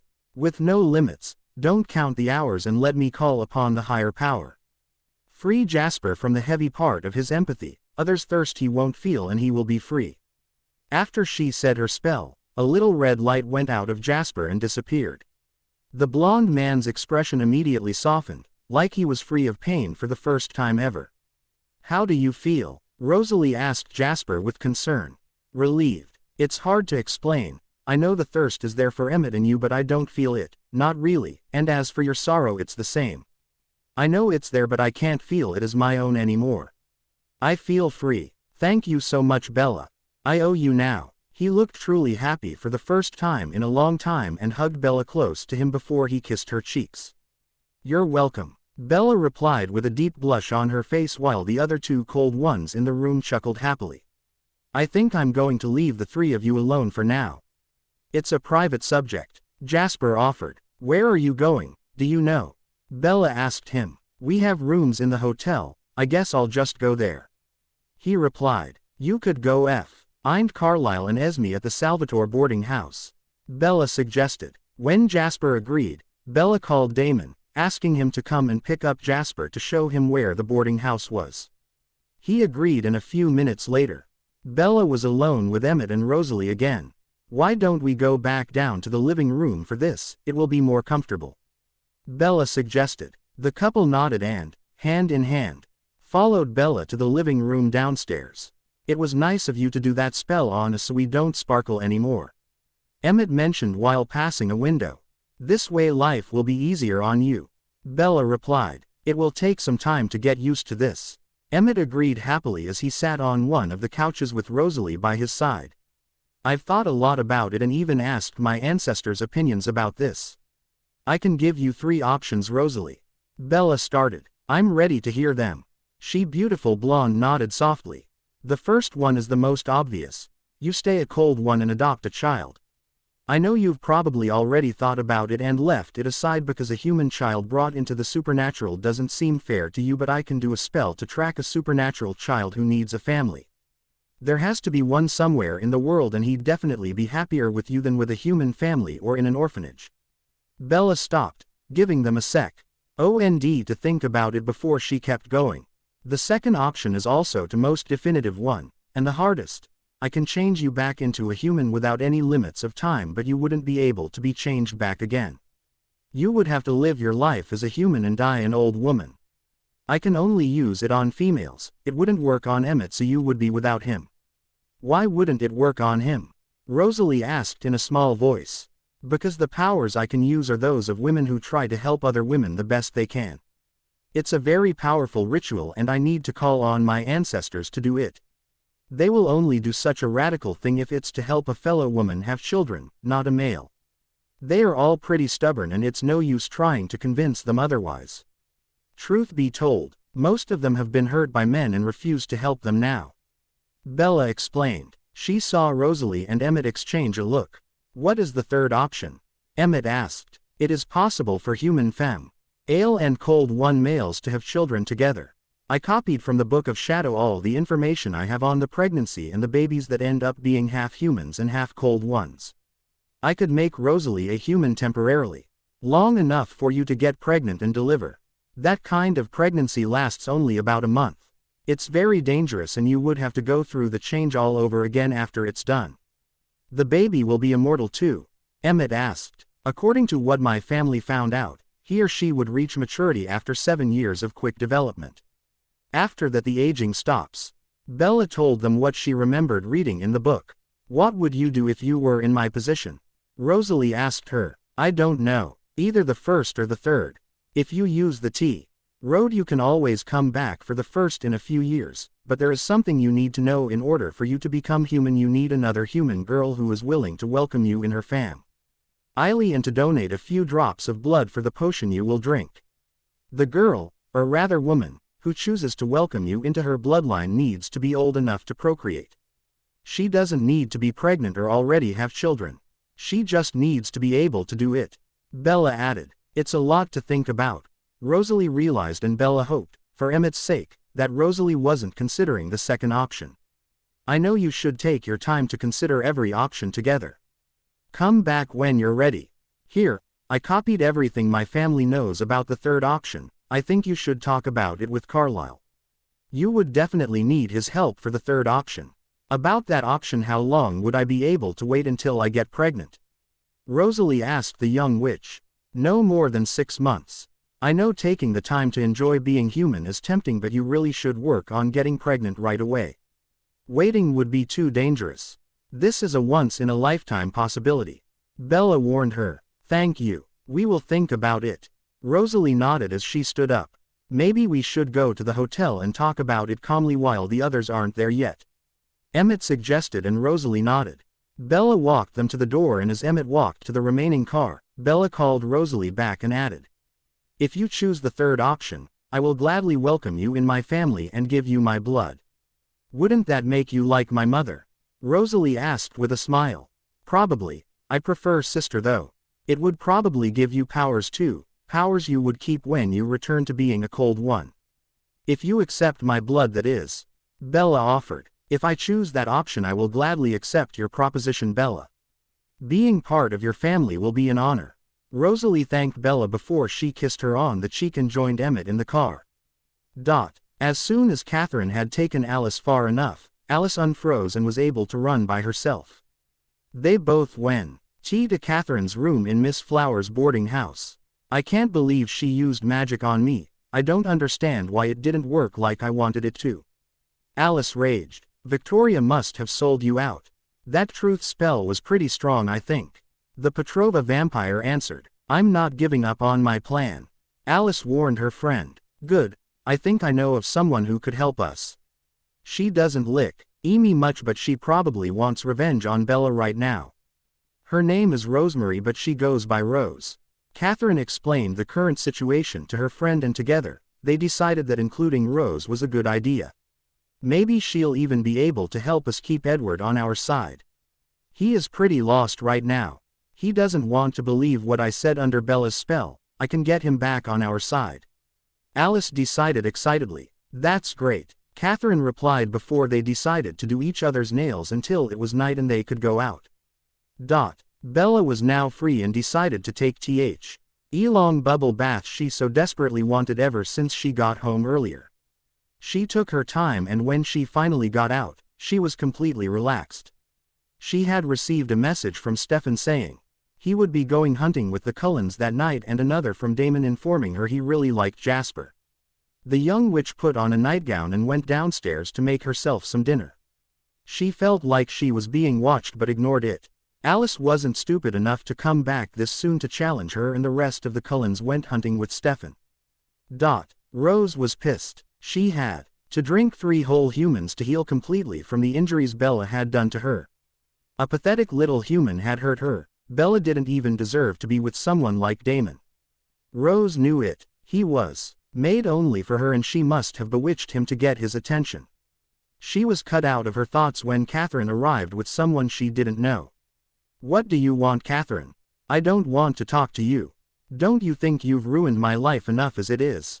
Rose snapped and growled. Now, it's not nice to snap at someone who comes to make a deal. "My name is Alice and we have a common enemy." "Who?" Rose asked, still glaring at the 2 women. "Bella, of course. She took my family away from me. She took Damon away from you. We should talk. I have a plan to fix everything." He told Rose in a soothing voice, and made the vampire drop her defenses and looked like she trusted Alice. "What do you want me to do?" Rose asked, completely under Alice's charm. Catherine knew her sister's gift would work perfectly on the weak woman that Rose was. "I need you to be sorry. I want you to go to Bella when my family is with her, to apologize for what you did and beg her to give you a second chance. I want you to make Carlisle want to take you in the help you. I want you to get closer to Edward. I'm going to talk to him and have him trust you. I need him to believe you are his mate," Alice explained. "How do you know it will work?" Rose asked. "Because I'm just that good," Alice replied simply with a smile. "I feel like I can trust you. Your plan looks good enough, but what is your ultimate goal?" Rose asked her curiously. "You don't need to know that right now. Bella will suffer and you will have the opportunity to see her in pain. My goal is none of your problem. Just know that Catherine and I are working together and we will reach our goal, no matter what." We can very well do it without you, you know, but Catherine mentioned that you had to be on the run for a long time because of her, and including you is our way of making up for it. Alice added again in the soothing voice she knew always worked. The day after the Cullens' arrival in town, Bella met with C. Carlisle and Esme and got talking about her new life, the loss of her grandmother and everything she went through since they left her. They were both happy of the way she had grown, and she knew in that moment that she had forgiven them. They were her family, even if she wasn't with Edward. They both seemed to understand that and looked fine with it. I'm glad you took Stefan with you to hunt. Even if his hunting trips are shorter. I think he's happier when he has company. Caroline, Anna and Damon go with him sometimes, but they really don't like this diet. They only go when they lost a bet or it's something wrong and need to be punished for it. Bella explained with a smile. It was our pleasure. Stefan is a really nice young man. Esme replied. He once told me he wanted to be a doctor.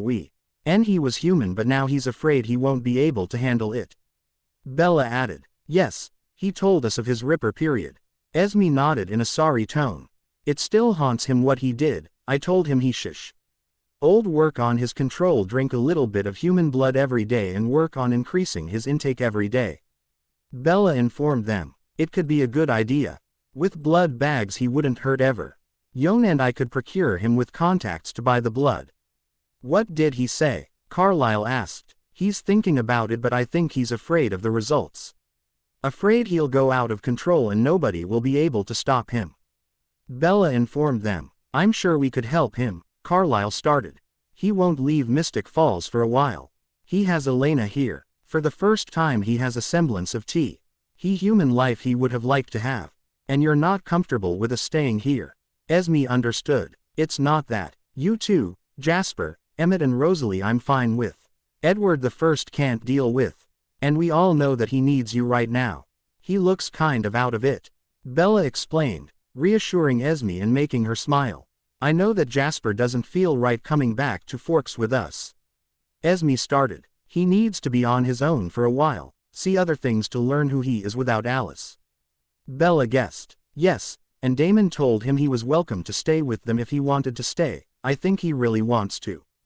The doctor agreed. That's great. He'll be able to help Stefan and Damon. Bella told them happily. Yes, it would be a good thing. Carlisle agreed. They talked for a long time and Bella liked it. It felt right. Carlisle, I was wondering if you could do me a favor, Bella started. Sure, anything Bella. He replied with a soft smile. I don't know if Stefan told you, but we, founding families, have a council in town that takes the role of protectors of the town against the supernatural. We have a doctor in it. She's pretty young and I was wondering if you'd like to come with me to the next meeting this afternoon and let me introduce you to everyone and then to her. It would help them all understand that supernatural creatures aren't all bad. Bella explained shyly. It would be my pleasure, Bella. When do you need me here? He replied. You could come back around 4 and I'll drive you there. Bella replied as he stood with Esme to leave. I'll be there, Bella. He promised before they hugged goodbye.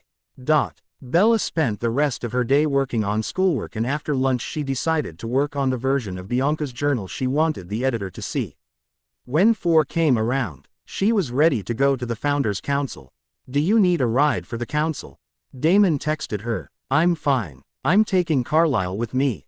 Thanks though, she replied. A few minutes later, Carlisle was here and she drove them both to the Lockwood house where the meeting was taking place. She had warned Richard and Carol that she would bring a doctor that was also a cold one, and everyone was nervous. When they entered the room, all eyes were on Carlisle and Bella introduced him to everyone as a friend of hers. The doctor then told them the short version of his history. They were all surprised and Bella could see that the women were not impervious to his charms. So you use your bloodlust to save lives? One of the council's members asked him. I don't really have a bloodlust anymore, but my heightened senses help me find what is wrong with patients when technology cannot do it yet, like smelling internal bleeding when it can't be detected until it's too late. Carlisle replied. It must be amazing. Meredith Fell whispered. I use what God gave me to help people as much as I can. Surely in a town where vampires come often you use their blood to heal gravely injured patients. Carlisle asked her. Sometimes, but only when it's the only way to save the person. And I always make sure not to leave them alone until the blood is out of their systems. Meredith admitted. The questions for Carlisle flew and the good doctor answered them with a smile on his face. He was always happy to help, and he even promised Meredith to meet with her at the hospital and give her a few pointers he picked up over the years. In the end, Carlisle decided to go to the hospital immediately with Meredith and help her as much as he could. He even offered to take a shift or two since they were understaffed. Thank you for this, Bella. Meeting Dr. Cullen was very interesting. He worked so hard to be good, Carol told Bella, obviously under Carlisle's charm. Yes, he's trying to make up for something that was never his fault in the first place. Bella nodded. It must have been hard. I mean, he was raised basically like me, like us. His father was a vampire hunter and a priest. Like me, Pastor Young admitted thoughtfully. Yes, he still has his father's cross. Bella replied. The reunion was over and they were slowly walking to their cars. Bella was happy to see that she got them all to think. Bella drove home satisfied with her day and found the front door broken. Quickly, she got her phone out and texted, "Someone broke in my house." And she sent it to Elijah. Stefan and Jasper, all the Cullens, had given her their cell phone numbers. Not wanting to wait for them, she walked inside knowing that she could defend herself. As soon as she stepped in the hall, something cold and as hard as stone grabbed her and pinned her on the floor, against the carpet. It was Edward, and his eyes couldn't stay fixed on one spot. They kept looking around the place like a crazy man. "My sweet Bella, I knew you'd come for me. I knew Alice was saying the truth," he whispered as he caressed the skin of her stomach with one hand while the other held her hands above her head. She couldn't blast him without her hands being free, and she was having a hard time pushing him off her with her power. "Alice is evil, Edward," Bella managed to say as she tried to escape he kiss he was trying to put on her lips. "Of course not, love. She's trying to help us, but your powers are getting to your head because you miss me too much. Once we unite you will be fine." He was going higher with his hand and soon he was stroking her breasts. "What do you mean by unite?" Bella asked, panicked. All he wanted was for him to get off of her, to stop touching her. "Making love, of course. Alice told me it would solve everything and make you all happy with me again," Edward replied in a very serious voice that scared Bella even more. She was trying to fight him, but now he had Mana G'd to press his lips against hers, and a whole new battle started for her to keep her lips closed when he tried to open them without hurting her too much. She would get bruised, she knew it. Bella panicked even more when the hand on her left breast disappeared right before she heard his zipper going down. A few more seconds of fighting and she knew he had his pants down. She assembled all her rage and fear and managed to push him away, far away enough so she could free her hands, and used her blasting power. She didn't stop to think and blasted the one thing he was going to use to hurt her. At the same moment, Elijah, Jasper, Emmett, Rosalie, Stefan, Damon, Carlisle and Esme came in. Rosalie immediately went next to a shaking Bella along with Esme as Emmett and Jasper held Edward down. "Bella, what did he do?" Carlisle asked. The shaking witch did her best to explain everything. "I probably won't have more than a few bruises tomorrow," Bella reassured them. "Here, drink up." Elijah suggested as he came back with a bit of his blood in a glass. Bella drank it thankfully while all the Cullen automatically looked at Jasper only to remember that he was perfectly fine now. "What did you do to him? Why is he on the floor like that? And why can't he stop sobbing? Did you curse him or something?" Emmett asked Bella. I had to get him to stop hurting me, so I kind of blast Ed the thing he was going to hurt me with," Bella explained with a blush on her face. It took a few minutes for her to see the other males understand, because as soon as they did, they all brought a caring hand to their own members.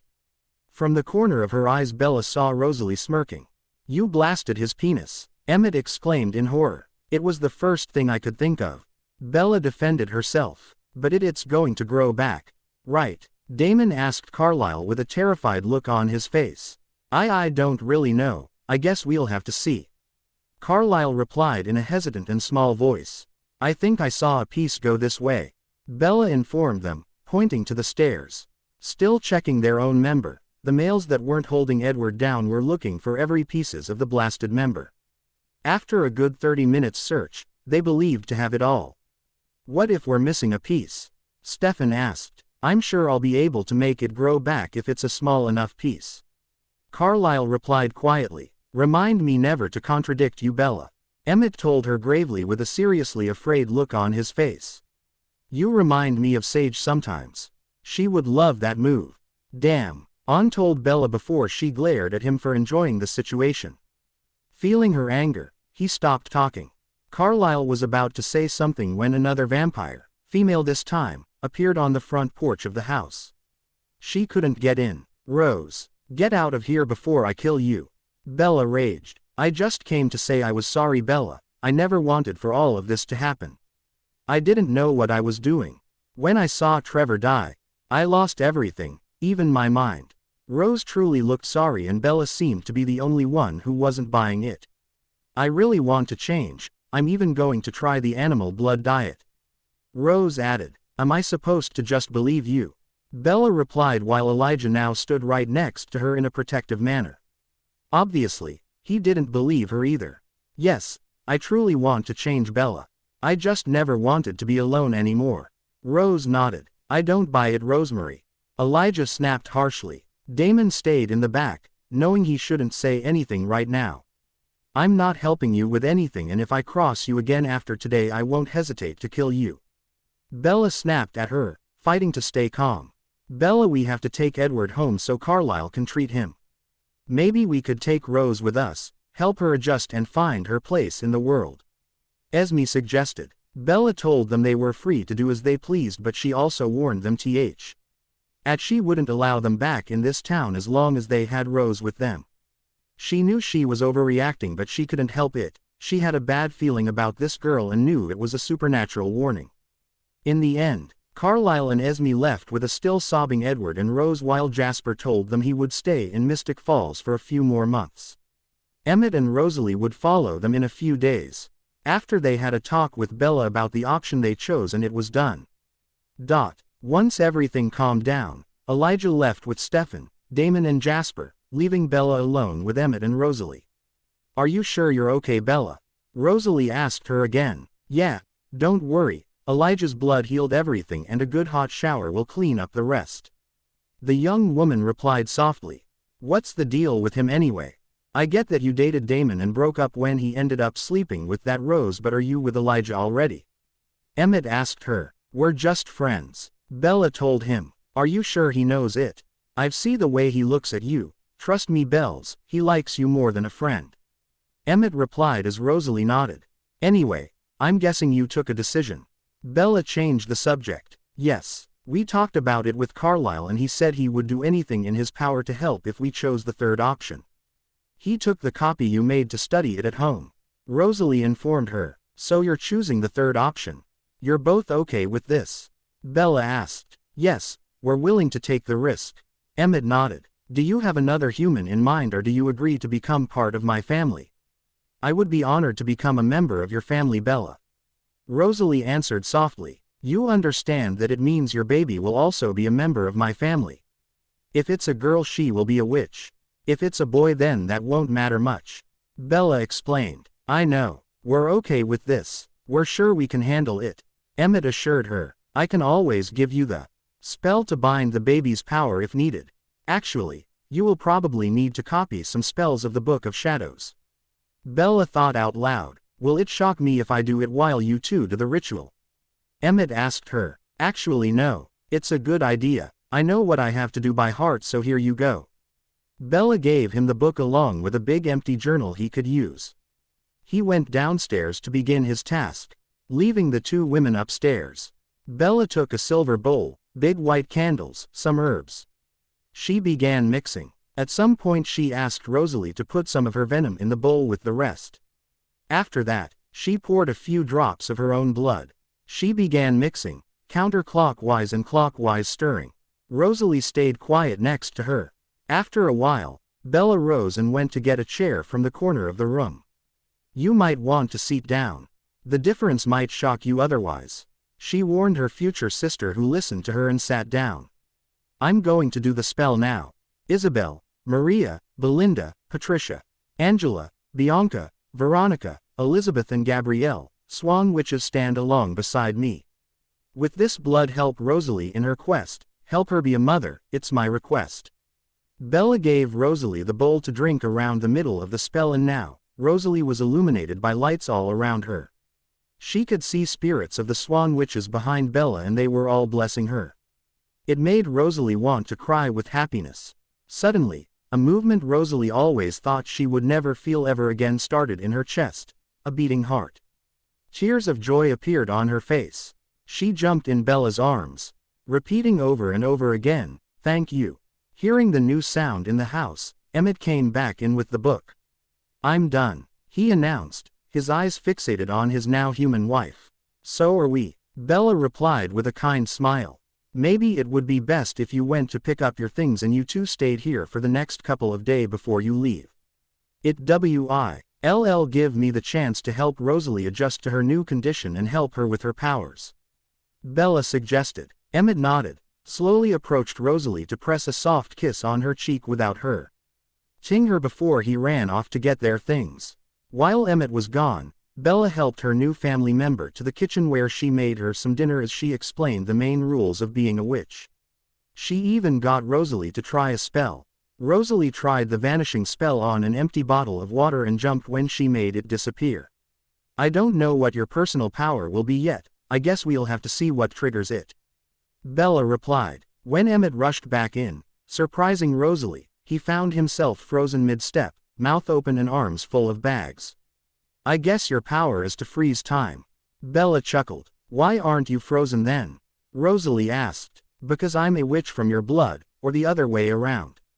Anyway, our powers cannot be used against our own blood," Bella replied. After that, the next couple of days were spent helping Rosalie control her power and learn a few useful spells. Emmett, too, managed to adjust to how he needed to move around his wife. He learned to be gentler, but in case there was an accident, Damon had given them a bottle of his blood. Before they went home, Bella gave Rosalie a list of things she would need to perform simple spells and reminded her to call her as soon as she needed anything. After Rosalie and Emmett finally left and Jasper was the only cold one left behind, Damon went to see Bella to try and ask her out. She turned him down again, reminding him they were friends and nothing but friends. Alice and Catherine decided to follow the Cullens from afar and went on their way to Seattle. They wanted to be close enough so they could control Rose and Edward, but far enough that they couldn't be spotted. In Mystic Falls, a new resident was entering his room in Miss Flower's boarding house. He had a witch and a warlock with him and a project breaking the curse his mother hatefully placed on him so long ago, and he was sure that nothing and nobody would be able to stand in his way. His initial plan had been very simple: arrive in town, find the doppelganger, break his curse, leave town and go make his hybrids. He hadn't even cared if he made enemies on the way. After having waited so long, he just wanted his damn curse broken. Why did Elijah have to go and spoil everything once again?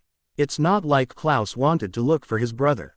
He was just taking a walk in town, planning on meeting the doppelganger, taking her with him when he spotted his brother in the terrace of a place called Mystic Grill with an exquisite and quite intriguing beauty. There were no other words. Klaus had never seen anyone who could capture his entire attention so quickly. He could feel something strong about that girl, and yet she seemed fragile, in need of protection.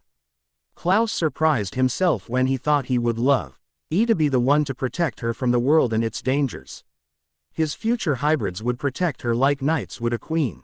He could love her if he decided to let himself. Shaking his head, the BLOND original didn't understand what took over him. He had a plan when he first arrived, and now, instead of staying in this boarding house for a couple of weeks until the full moon, he decided to tell the lady he would be staying in town a while longer. "Of course, Mr. Mikkelsen, you're probably eager to spend more time with your brother," she commented. "My brother?" Klaus asked, wondering how she could know. "You're not related to the other Mr. Mikkelsen that's staying here?" she asked him. "What's the name?" Klaus asked, pretending he didn't know who she was talking about. "Elijah Mikkelsen, he's in room 4, she replied. "Well, it's my big brother. I came in town for a special occasion. I should have known he came for the same reason."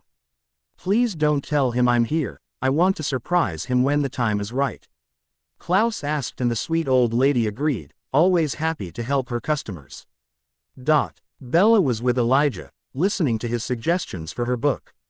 It was after school. Elle and they had made plans to meet and work together on her book a couple of times a week. She was having a good time as usual and loved how he always found a way to make her laugh. However, she couldn't help but feel like she was being watched. She looked around but couldn't see anything or anyone. Something wrong, Bella? Elijah asked her with concern. I don't know, I feel like I'm being watched. Bella explained with a shrug of the shoulders. Elijah looked around and didn't see anything. I don't see anyone, he assured her, still looking. The feeling is gone now. Anyway, thanks for your help again, but I need to get home. Bella replied as she rose from her seat. You're welcome, I'm only one phone call away, you know that. He assured her as he kissed her hand like the true gentleman that he was. Bella drove home only to find a familiar car parked in front of her house. It was Bonnie's car. Bella parked her car in her driveway and went to see what the girl wanted now. Bonnie was sitting on the front steps, waiting. What is it, Bonnie? I don't have time to fight today, Bella declared as she came to stand in front of the girl. I'm not here to fight, I came to apologize. Bonnie replied softly as she looked up at Bella. Really? Bella sat next to Bonnie. I was just jealous of you. You had more powers than I did, people were paying attention to you. Damon was even nice to you, and most of all you had your grandmother when mine had just died. Oh Bonnie. Bella didn't know what to say now. I did a lot of thinking lately, Elena and Caroline helped me a lot. And what came out of it? Bella asked softly. Not everything or everyone is all black or all white, just like not everyone is all bad or all good. Some people can be saved and you do that. You help save them, Bonnie replied in a small voice. Yes. I see you finally understood that. I'm not sure I'm ready to have my powers back, I think I would use them to attack Damon again so soon. Bonnie confessed. Why do you hate him so much? Bella asked the other within town. I don't know, you're lying now, Bella simply stated. It stays between us, Bonnie asked. Yes, it does, Bella promised. Because he is so bad. Damon is the ultimate bad boy and I was never that girl, but every time I see him I want to be. I don't understand. What girl aren't you? The girl who falls for the bad boy and wants to be with him so bad she feels like if she lets herself go she would disappear in his shadow. The girl that's being used and doesn't do anything about it. Bonnie replied sadly. Oh my God, you're in love with Damon. Bella squealed. Shish, don't say it so loudly, you never know who's around. What's the problem then? Bella asked Bonnie. Have you seen Damon? You know how he is. You've dated him. I do. I know he's just afraid of letting people in and of being hurt. He cheated on you. Bonnie added like it explained everything. He did, but we were both at fault, Bonnie. I stopped sting him when he gave Rose a chance and he was hurt that I doubted his intentions. Hurting other people's feelings is his way of dealing with pain. Bella explained. That's why you forgave him. Yes. But the fact that I'm not in love with him is why I'm refusing to give him another chance to be with me. He's just running after me because he thinks I'm the only one willing to give him a chance. Do you think I should give him a chance then? Bonnie asked curiously. I think everyone deserves a chance at happiness, but I also think it could take time. Bella warned her. What should I do? Bonnie asked Bella, a little lost. Start by being his friend. Show him that you care about him, that you're sorry for the way things used to be between you two and that you want to start anew, but don't be afraid to call him out on his crap if you want him to see you as his equal and to respect you. Bella warned her. Thanks, and again, I'm sorry. It's all good, don't worry. We're good, Bonnie asked before she left. We're good. Bella nodded before going inside her house to start on her homework before she had to make some dinner. Rosalie and Emmett were back in Forks with the rest of their family and things were good. Rosalie was human and happy. Emmett and she had been making love for the past few days without her getting too hurt, and she was excited to see if she would be pregnant soon. Whenever she would get a bruise, she would drink a bit of the vampire blood they were given and she would heal instantly. However, she couldn't stop thinking that Rose had a bad vibe. She had to agree with Bella here. She didn't like Rose one bit. The brunette vampire was always hanging out with Edward and the two of them were growing very close very fast. Rosalie, who wanted to protect her family more than anything, didn't like how dependent on the new vampire her brother was becoming. On another hand, she practiced magic on a daily basis and was becoming quite good at it. She met in town with Sam Yulee, the Pax Alpha who had been warned by Bella about what happened and why. She was now welcome on the reservation, along with Emmett since she was able to stop him if he was to lose control. Bella and her talked about 4 times a week and Rosalie loved it. It was like having a real sister, which, technically, Bella was now. Klaus had been in town for about a week now and he was still unable to stay away from Bella. He watched as she went to school, aced her classes, helped her friends, met with his brother to work on publishing one of her ancestors' journals and went home to do her homework and take care of her house. It didn't take him long to find out she was a witch, a real one. She was powerful enough to destroy him and yet he didn't worry. She was the kind of girl who would do the right thing and she would try to make a deal as soon as she learned he was in town. She was the kind of girl who gave second chances, just like the other witches from her family. As He watched her work on the herbs in her garden, he couldn't help but worry. Why did he care so much? Why didn't he want to see her dead? Why did he put a bounty on Rose's head as soon as he learned she had hurt Bella? Did Elijah love her? How much did he love her? Were they more than friends? It didn't look this way but he couldn't help but wonder why did he want Bella so much? What was it he was feeling every time another male dared touch her or flirt with her? Had someone bewitched him? Elijah was worried. He could feel that his brother Klaus was in town and he even smelled his boarding house and around Bella's house. Should he tell her or take care of it and be done with it? He didn't know. Bella would disapprove of him killing his brother without giving him a last chance to redeem himself. He decided to call for a meeting at Bella's house. A couple of hours later, everyone was at the Swan house. What's going on? Why are we all here?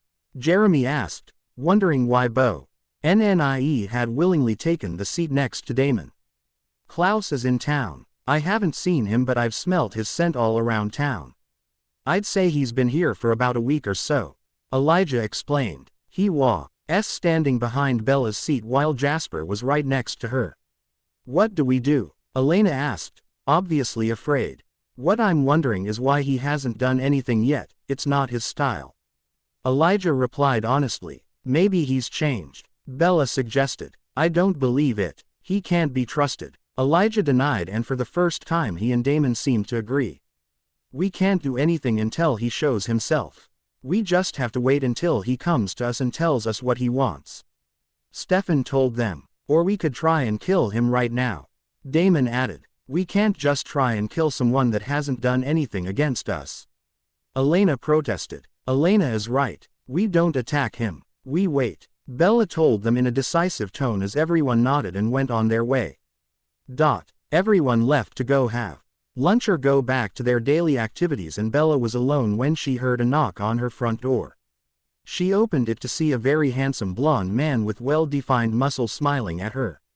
Hello, I'm Klaus. He introduced himself in an enchanting voice. Bella shook herself. She needed to concentrate. If she let him see that she was attracted by him, he would get the upper hand and she couldn't have that. She really hoped he didn't have bad intentions though. She'd hate to have to kill him. Figures, she muttered and added in a louder voice, Hello Klaus. I suppose you know who I am, so can I ask you what you're doing here? She asked him. Sweet Bella, I'm here to see if we could possibly reach a deal. Klaus told her, never parting with his smile. His tone wasn't threatening and neither was his posture. He really looked like he just wanted to talk. Bella couldn't help but notice how different he was from Elijah. While Elijah dressed up in a suit every day and appeared to be serious most of the time, Klaus dressed and acted relaxed. He was full of confidence and Bella was positively charmed by him and his dimples. Why don't we meet up later to talk about this? She realized he could take it the wrong way and added quickly. No offense to your honor or anything but I would prefer if we had this discussion in a public place and not alone. She explained with a smile. I understand. He really did. He had been expecting this and would have been surprised had she not asked him that. "Why don't we meet tonight at the grill then? I suppose my brother will be accompanying you?" Klaus asked, and Bella got the feeling Klaus didn't like Elijah being so close to her. Was it wrong of her to feel good and flattered that both original brother, who were both over 1,000 years old, seemed attracted to her? "The grill is fine. Around 7 maybe," she suggested. "I'll be there, pretty Bella. I'll be paying for dinner," Klaus replied before he turned around and left in his car. Bella closed the door and sighed. Another charming vampire with incredibly good looks. She took her phone out and called Elijah. "Bella, what's wrong?" he asked her as soon as he answered. He sounded worried, and she wondered if he always answered his phone this quickly or if she was the only one he answered for this fast. "Klaus was just here. He wants to make a deal," she told him in a calm voice. "Are you okay? Did he hurt you?" "No, he didn't even try. He just came to my door knowing who I was and asked me if we could make a deal. I'm meeting him tonight at 7 at the grill. Do you want to be there?" she asked Elijah. "Of course I do. I'll meet you there," he declared before Bella hung up. She really hoped Klaus was in a peaceful mind because she would hate to have to hurt him. He was too good looking to be killed. Shaking her head at her crazy thinking, she went back to eating her lunch, unable to keep her thoughts away from Klaus for long. After leaving Bella's house, Bonnie decided to try and get closer to Damon. "Hey Damon, I was wondering, could we talk?" she asked nervously. "What is it, Judgy?" he asked her, obviously wondering what was wrong with her. First she sat next to him and there were so many other free places, and now she wanted to talk to him. Still, he decided to hear her out instead of jumping in his car and hurrying home. Jasper, who was supposed to go home with him, gave him a thumbs up. Sign that Bonnie's intentions were good, and told him that he would find his own way back to the boarding house. "I just wanted to apologize for almost killing you on Founder's Day. I'm really sorry, and if you want I could buy you lunch. A peacemaker if you will," she replied with a shy smile. "What's the catch?" Damon replied. "There is no catch, I'm just trying to chan. Ge and Bella told me it would do me good to spend some time with you. You know, see how nobody is all bad and all that," she told him, hoping he would believe it. "Okay then, let's go to the grill." Damon agreed as he pointed to his car for her to go in. The drive to the grill was awkward, and when they finally arrived, things were definitely weird. They got in, and after finding a free table and ordering lunch, they began talking, and slowly the conversation began flowing comfortably. They were both having fun, and Damon was surprised that the young witch could be so much fun. She wasn't as boring or judgy as he first thought she was. "Don't worry about it, Bonnie, I had fun, I'm paying," Damon declared as Bonnie got her wallet out to pay for their meal before they left. "Are you sure?" she asked. "Yes, I might be an ass, but I still know how to be a gentleman. You can be fun, I don't mind paying," he replied with a small smile. "Thanks. Come, I'll drive you home," he offered as they left the grill and went to his car. Once he stopped his car outside her house, she turned toward him in her seat and said, "We should do this again sometime." "Sure, why not? Text me whenever," he replied, wondering if she had been spelled or something. He shook the question off. He had fun, and that was what was important. He had a good time, so why not give her a chance to have more fun with him? Still, he wanted to make sure of something, so he took his phone out and texted Bella. "Did you put a spell on Bonnie or something?" A few seconds later, Bella replied, "No, I would never." "Why?" "Just wondering why she's being nice to me." Damon replied honestly. "Everyone can change, Damon, you more than all people know that. Give her a chance, she might surprise you in a good way." Bella replied a couple of minutes later, making Damon smile. Bella spent the afternoon doing homework, and when the clock showed it was time to head to the grill, she was ahead in her lessons. She grabbed her purse and ran to her car before she drove off. She was pretty sure everything would go fine. She usually got a bad feeling when things were about to go bad, and right now she didn't have it. When she arrived, Ella didn't see Elijah's car, but since he wasn't staying far from the grill, it didn't mean he wasn't already there. She opened the door and walked in to find Klaus waiting at a table while Elijah was in front of him. They both looked pretty tensed and Bella rushed with a smile on her face to diffuse the tension. She wouldn't be surprised if the two brothers hadn't exchanged more than short and tense greetings before she came. "Hey, sorry I'm late. I was doing homework and forgot the time," she apologized with a bright smile. They both looked at her and smiled back. "No problems, Bella," Elijah replied. "It's okay. I just arrived myself," Klaus added with a charming smile. Just then, both brothers stood up to offer Bella a chair and pulled the same chair for her. They looked up and glared at each other while Bella blushed and sat down, wondering if this had been such a good idea. "So, what have I missed?" Bella asked them. "Nothing. We were just getting done with greetings when you arrived, fair Bella," Klaus replied charmingly. "Yes, why don't we get to the point right now?" Elijah suggested, annoyed with his brother's presence. "Good idea," Bella nodded. "I'm guessing you know what I want," Klaus started. "To break the curse that your mother cast on you," Bella replied. "Yes, that's all you've been trying to do for the past 1,000 years. You kind of have a one-track mind when it comes to this," Elijah added. "You would too as you were in my position, Elijah, but then again, you never really tried to understand why this curse hurt me, did you?"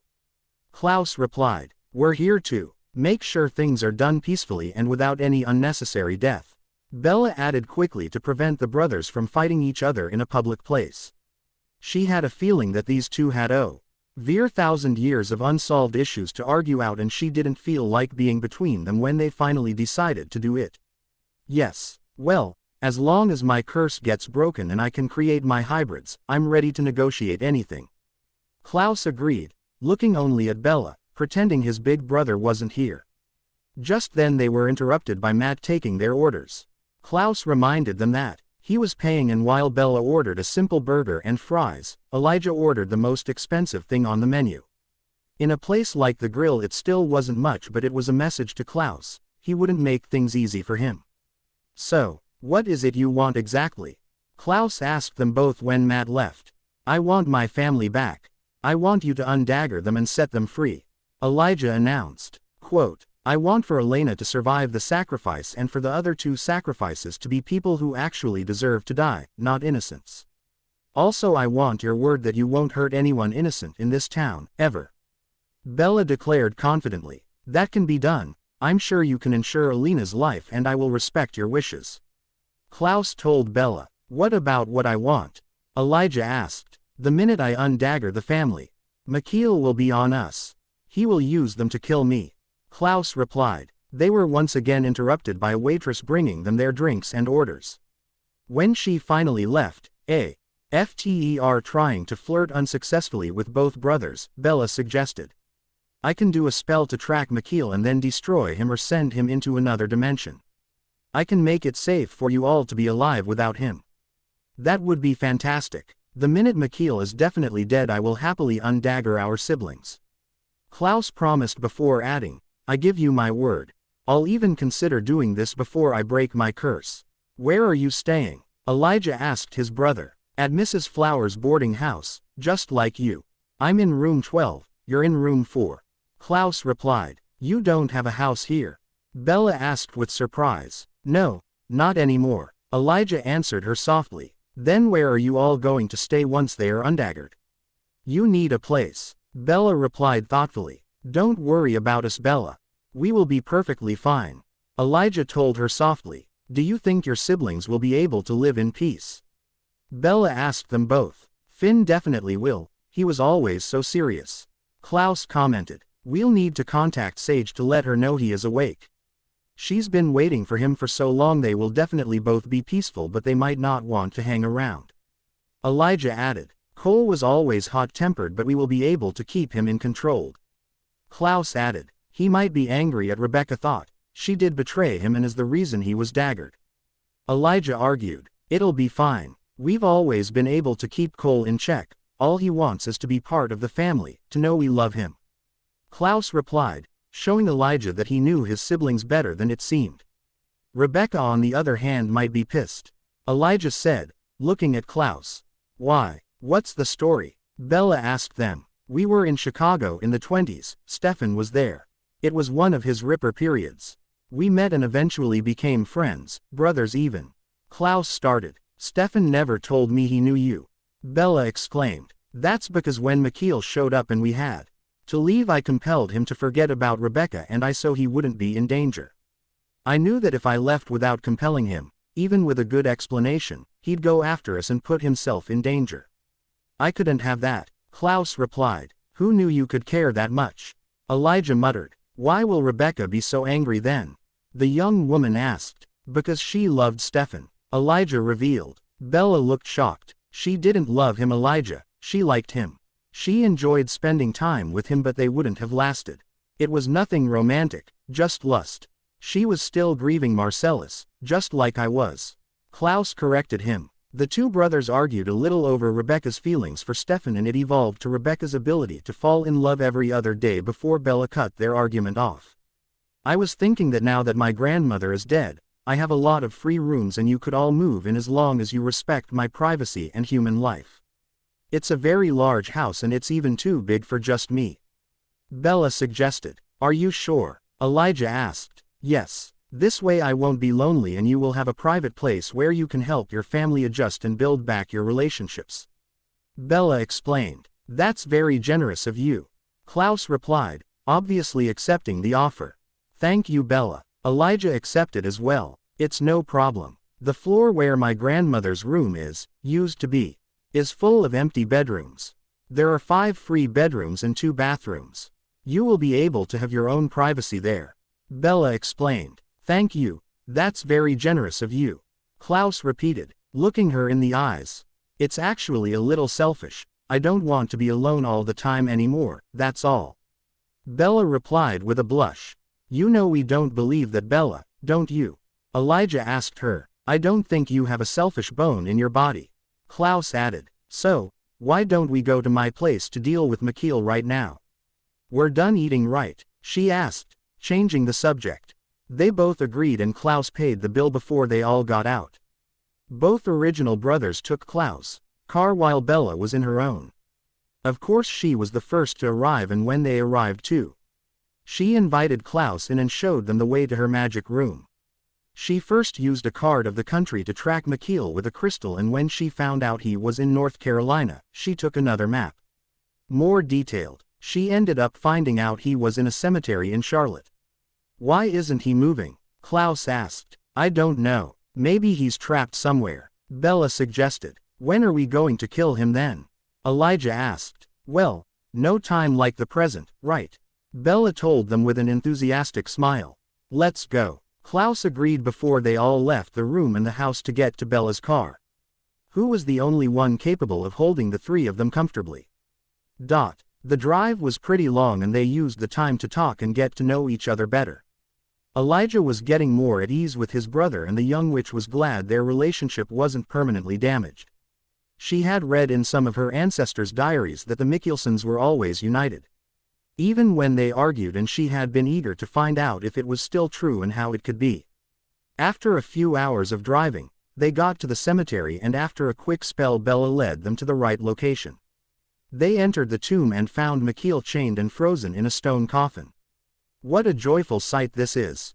Klaus chuckled. We can leave him like this or I can destroy him. Bella offered. If we leave him here, someone might find him someday and free him. Elijah shook her head. Mikhail had his eyes opened and was looking at them. It was really creepy. Okay then, do you want a minute with him or should I destroy him right away?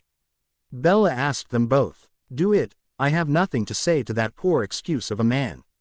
His last sight will be of me, alive and standing before him, that's enough for me.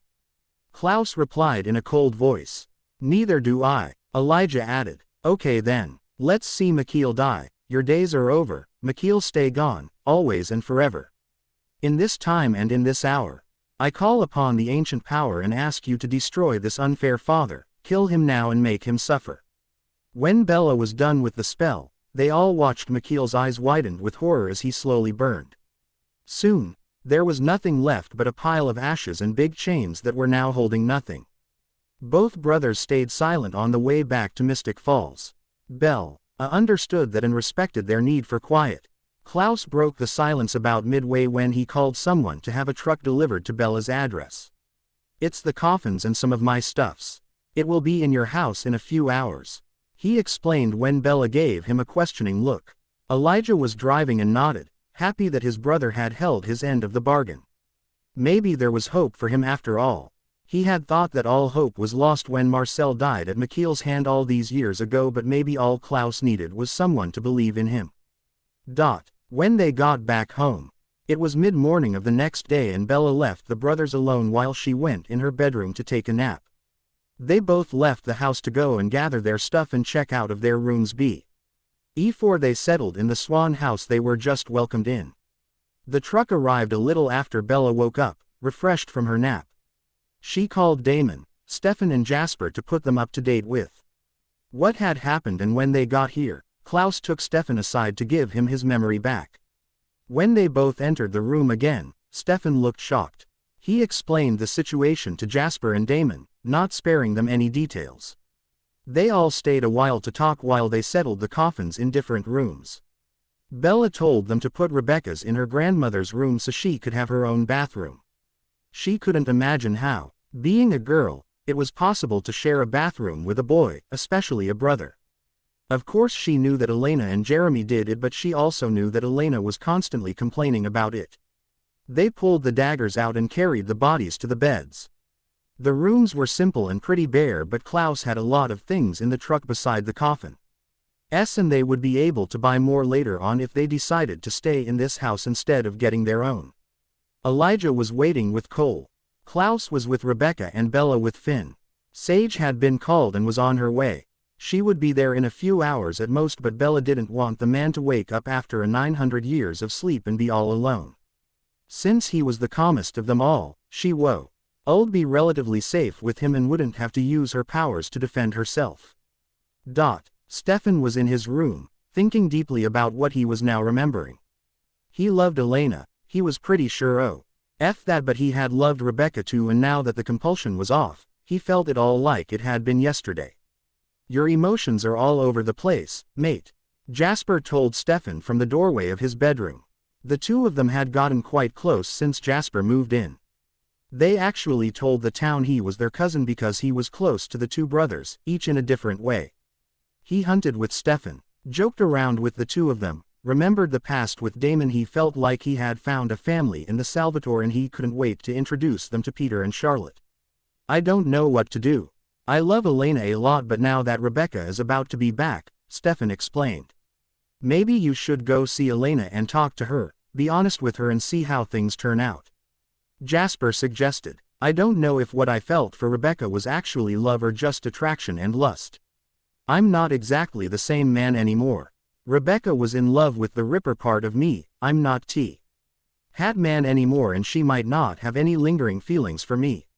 Stefan admitted. You just have to wait until you see her again to know how you and she really feel. Jasper suggested. I think I should talk to Elena right away. Stefan asked his new friend. Yes, I do. Hiding this from her could only result in pain for the two of you. She needs to know, Jasper replied. Stefan nodded and left his house to go see Elena and tell her what was going on. It was morning once again and Bella was reading a book in what was now Finn's room, waiting for him to wake up or Sage to arrive, whichever came first. Suddenly she heard a gasp and the tall original sat up. It's okay, you're safe. You're in my house, Klaus and Elijah undaggered you. McKeel is dead, Sage is on her way. Bella told him quickly in a soothing voice, trying to keep him calm. I can't breathe, Finn managed to say. Bella frowned before she hit her head. Of course, I forgot to invite you in. Finn, Cole, Rebecca, you're all invited in. Bella declared in a loud voice. Where am I? Finn asked, wondering where he was and what was going on. You're in Mystic Falls. It's the name of a town on the land you used to live on as a human. Bella explained. Who are you? I'm Isabella Swan. You can call me Bella. It's my house. I invited your family to stay as long as you respect human lives and don't hurt people in town. I'm a witch, not like your mother though, a real one. Bella explained, giving him time to get used to being awake.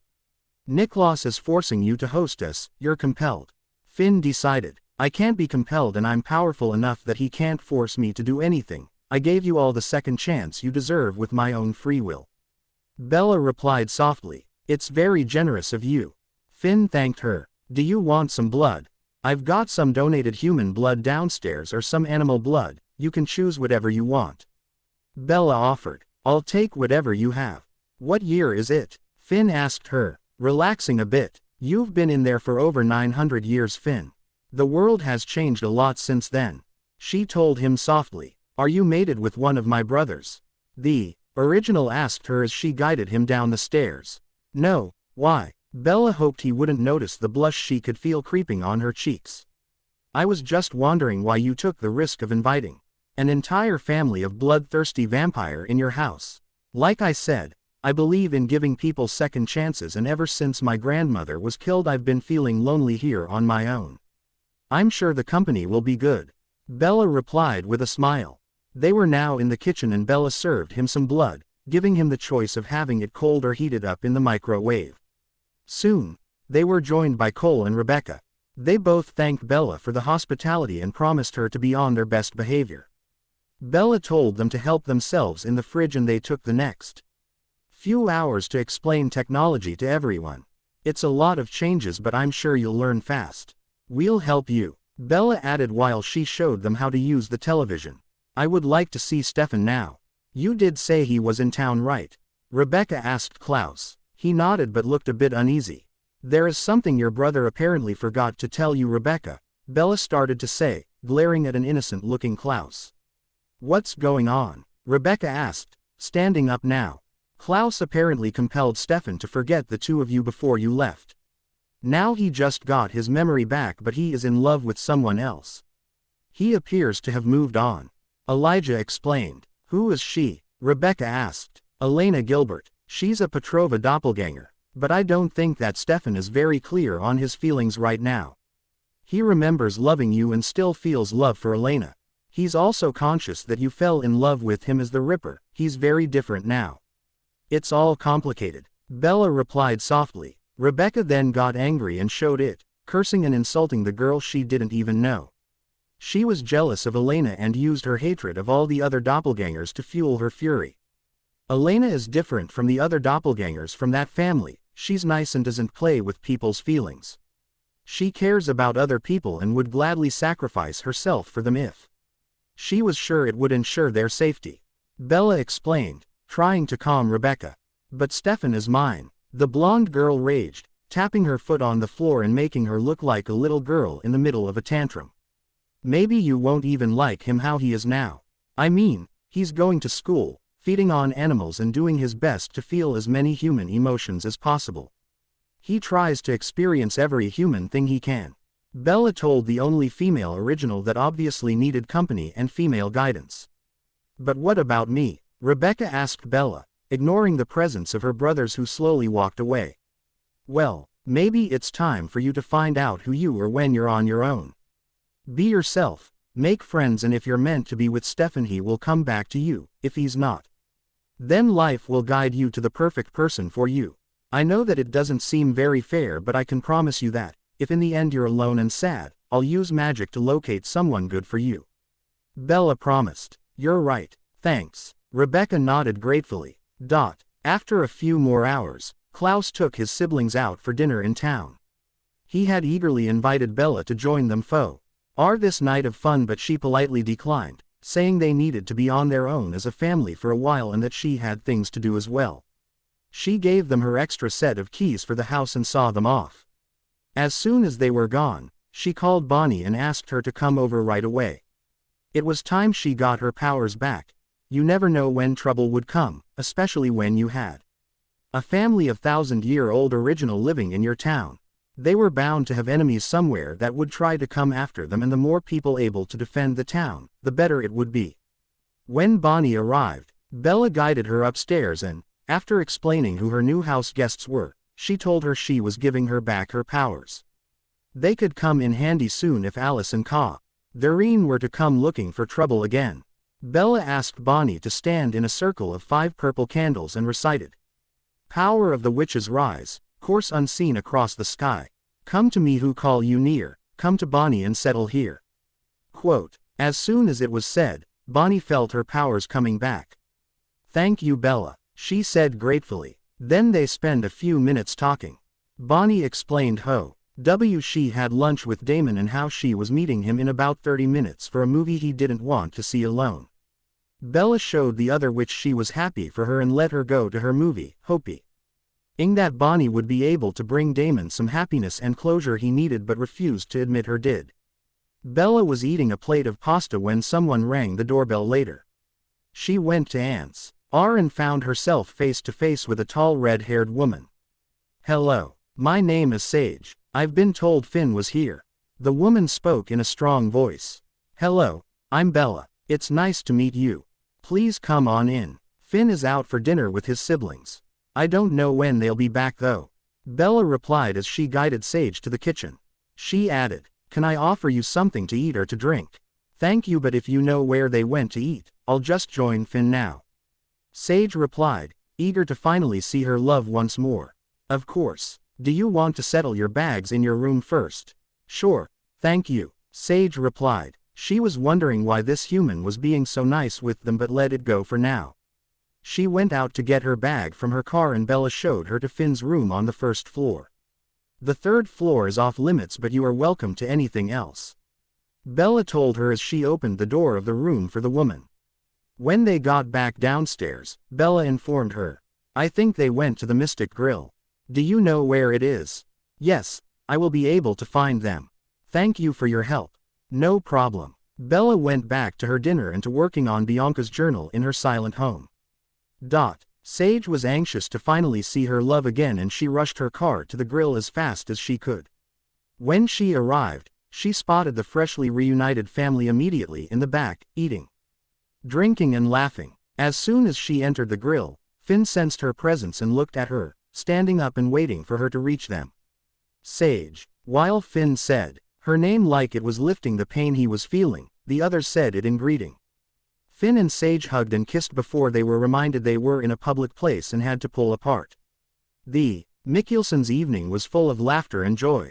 They made a point not to bring up subjects that could hurt them or start an argument, leaving the explanations and arguing they needed to have for another time. They stayed a while longer in the grill before they decided it was time to go back home and get some rest.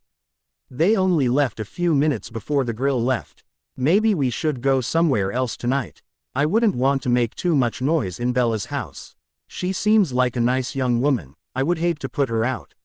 Sage suggested. She is nice. Klaus and Elijah replied in one hard voice, glaring at each other while everyone else smiled. Don't worry, Sage. Earlier Bella told me that a silent spell has been cast on every bedroom in this house for the past century. Nobody will hear what happens inside. Rebecca explained. I wonder how she can still be single. She seems like the perfect mate. Sage wondered, noticing how Klaus and Elijah were eyeing each other. Well, I'm going to try my chance with her, Cole announced, getting glares from Klaus and Elijah. Don't you even think about hurting her, Cole. Not only she is powerful enough to end you with one little spell, but she is well loved and protected around town. Klaus told his brother in a threatening tone. I will personally kill whoever hurts her, no matter who he is. Elijah growled. Well, looks to me like Bella will have her choice of suitors, Rebecca stated with a smile before they all went into the different cars to drive back home. When they got home, Bella was in the living room talking on the phone with her father. She greeted them silently and as Finn and Sage ran upstairs, the others sat around her, wanting to spend some time with the young woman before the day really ended. She hung up and smiled at them. The next few hours were full of the three brothers openly flirting with Bella while Rebecca was happy to have finally found a friend in her. She knew that Bella would be a great friend, maybe even a sister to her someday. In Seattle, Alice hung up her phone. Rose said that Edward will be ready to join us soon. Alice announced with a smile. Great, it's good to know that she can at least do one thing right. So, what do we do until then? Catherine asked with a smirk. Well, we're two hot women. We're thirsty and bored, let's go have some fun, Alice suggested as her friend squealed and they both rushed to go changed into very expensive dresses they had stolen a few days ago before going clubbing. Back in Mystic Falls, Stefan was done explaining the situation to Lena, and even though he reassured her about his feelings, she still doubted. Would he break up with her to be with Rebecca? After all, she made it clear she wanted to remain human. Would Stefan prefer going for someone who would live longer than her? You want to break up? Elena guessed. No, not really. He shook his head. What do you mean? I don't know what I want. I still love you as much as I did yesterday, but the feelings that Klaus compelled away in the 20s are back, and now it feels to me like I'm in love with two women. Only I'm not the same man as I was when I fell in love with Rebecca. So I don't know if I'll still love her when we meet. Stefan tried to explain to his upset girlfriend. So I'm just supposed to accept that there's this person between us for the next few days until your heart makes up his mind? Elena asked him, her voice reaching a higher note. I'm sorry, Elena. I just don't know what to do. Stefan whispered. Then maybe we need a break. Maybe you need to be away from Ma until you can make up your mind. Elena suggested. I don't want that. You can't have us both. You can't have it both ways. Elena shook her head. I'll try to see her tomorrow. Everything will be clearer then. Stefan promised Elena, who simply nodded and turned her back on him, letting him know that he was done here and that he could leave. The end. Thanks for watching. Don't forget to drop your review in comment section.